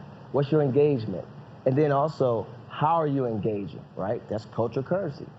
And most guys don't understand that. They think, I go out here and I score 30 points a night, it's going to lead to $1 million a year. No, it doesn't. It really doesn't. And so trying to get, again, going back to that word, educating everyone in our field on the layers that it takes to be successful, because there's layers to it, right? It's not just flat. And so culture currency is a major thing. In every industry, I really believe that. I talk to a lot of my friends in the music industry and tell them the same thing. It matters. It matters. And that's relevant from a global perspective. I get it. Everyone knows you in Atlanta. Everyone knows you in New York and LA. But if you go to London, nobody don't know you. Then you got work to do. And you know, it's a big dynamic. And so, again, that's just perfecting your craft holistically. So many people might, though, if you knew what Clutch needed to do and where they needed to expand, why not just do it yourself? Well, because again, the do-it-yourself really gets you bankrupt. And, you know, you just can't have that mentality with things. You know, this whole idea of being self-made, this whole idea I'm gonna do it myself. Even if you go to a DIY store, you really don't do it yourself because you're buying the product, but you have help building it, right? And so I think it's the same thing in business. I never wanted to do anything myself because I don't think that's actually a possible thing to do. And so it's just about being strategic and you know, being driven as well. And so I knew, like, look, partnering with Jeremy, he has an expectation as a partner. And now being on the board and being his partner, and when we go buy another company, Media Link or whatever, we have expectations of them as partners. And so I don't want to do anything by myself. And I think the true measure of success is how many people you bring along and empower and put in position and then grow. I want to be the Greg Popovich of agents, right? I want the guys that come along with me to go on and work for teams and really lead the way. And we have titles within the company, but they don't really matter. You know, I take a gym bag. I carried a bag to a car today for Kayvon Thibodeau. I don't really give a shit about that. Like, let's the end goal, right? Kayvon was carrying him though. But Kayvon was carrying Rich was carrying the bag. Exactly. Let's just win. Let's just win together. And, you know, I don't believe in failures, right? I believe in throughout things that may not have happened the way you wanted to happen in that moment. That's an experience, right? And if you practice doing things the right way, they become routine. And so that's how I see things. Jeremy, you're typically always one step ahead. What's next with the partnership? What's the future hold? What's the next move? I mean, I don't want to sound like everybody else, but I am spending a lot of time trying to figure out, I'm not going to try and figure out what the blockchain is because I'll never figure that out, but I am trying to figure out what our blockchain strategy is. You know, how do we play and help our clients navigate the world of NFTs and crypto and blockchain, and what is the role that NFTs and blockchain are going to play in the distribution of content and the creation of value for our clients. So that's, you know, I've been spending a lot of time doing that. It's really confusing. My head hurts at the end of the day, but I feel like I have to do that because I know our clients are going to want to know that, and I don't want to be, I mean, we actually have a digital assets department already, and you know, we have an amazing couple of colleagues in there, but I feel like, you know, I have an obligation to help us power that next level. SAT used to be the most intimidating 3 words, and then ACL, and now it's NFT. Exactly. Rich, I guess kind of as we start to wrap, what do you hope the future holds with this partnership? What's next? Well, what's next for us? I think we announced today we're going into the women's sports side of representation. We announced Juju Watkins, who's nice high school athlete at Sierra Canyon, but she's really good. So don't get it twisted. She's really good. Next week we'll announce a further representation in that space. And then for me, I just been focused on trying to get Jeremy to represent me. I want to be in film. I want to be a Oscar award-winning actor. And Jeremy won't do it. He's like, doesn't feel like the best idea for me. No, I think just continuing to strengthen the foundation. You know, we're really a young company coming up All-Star Weekend. This will be our 10th year anniversary. And so we We have over 110 clients. We're going into, obviously we have coaches and executives now people know about. You know, it's just like taking it day by day, really, not really putting a rush on anything or a demand or anything, just growing as organic as we possibly can. But also being aggressive too. You know, we want to be aggressive out there, and so we'll see what happens. Yeah. They say if you want to go fast, you go alone. If you want to go far, you go together. And clearly you all are going to go very far together. Jeremy, you got a big to-do list. You got to get Rich and Oscar, and you got to get me a lemonade. That's a lot left for the rest of the year. Well, thank y'all so much for the conversation. Thank you, guys. Thank you. Thank y'all for listening in. Thanks so much. Oh, appreciate it. They want to get picture time. Sorry. Thank you. Thanks, guys. Thank you. Thanks, Jeremy. Thanks, man. That was great. Thank you to those guys. Before you stand up to go get a drink, it is time to go get a drink. I just want to thank everybody for being here. This was so much fun for us to put on. The view wasn't bad. Please join us for a cocktail. I do want to acknowledge our premier sponsor, Crypto.com, our participating sponsors, BNY Mellon Wealth Management and Partake Brewery, and our presenting partner, TRS, for making this possible. If you want more information on them, go to the website, the resources tab on your screen if you're watching remotely. Thank you so much for being here. This was so fun to be back in person at a really important time. It's going to be a great game on Sunday. Please join us down by the pool for a drink. And if we don't see you now, we'll see you next year at the Super Bowl. Thank you.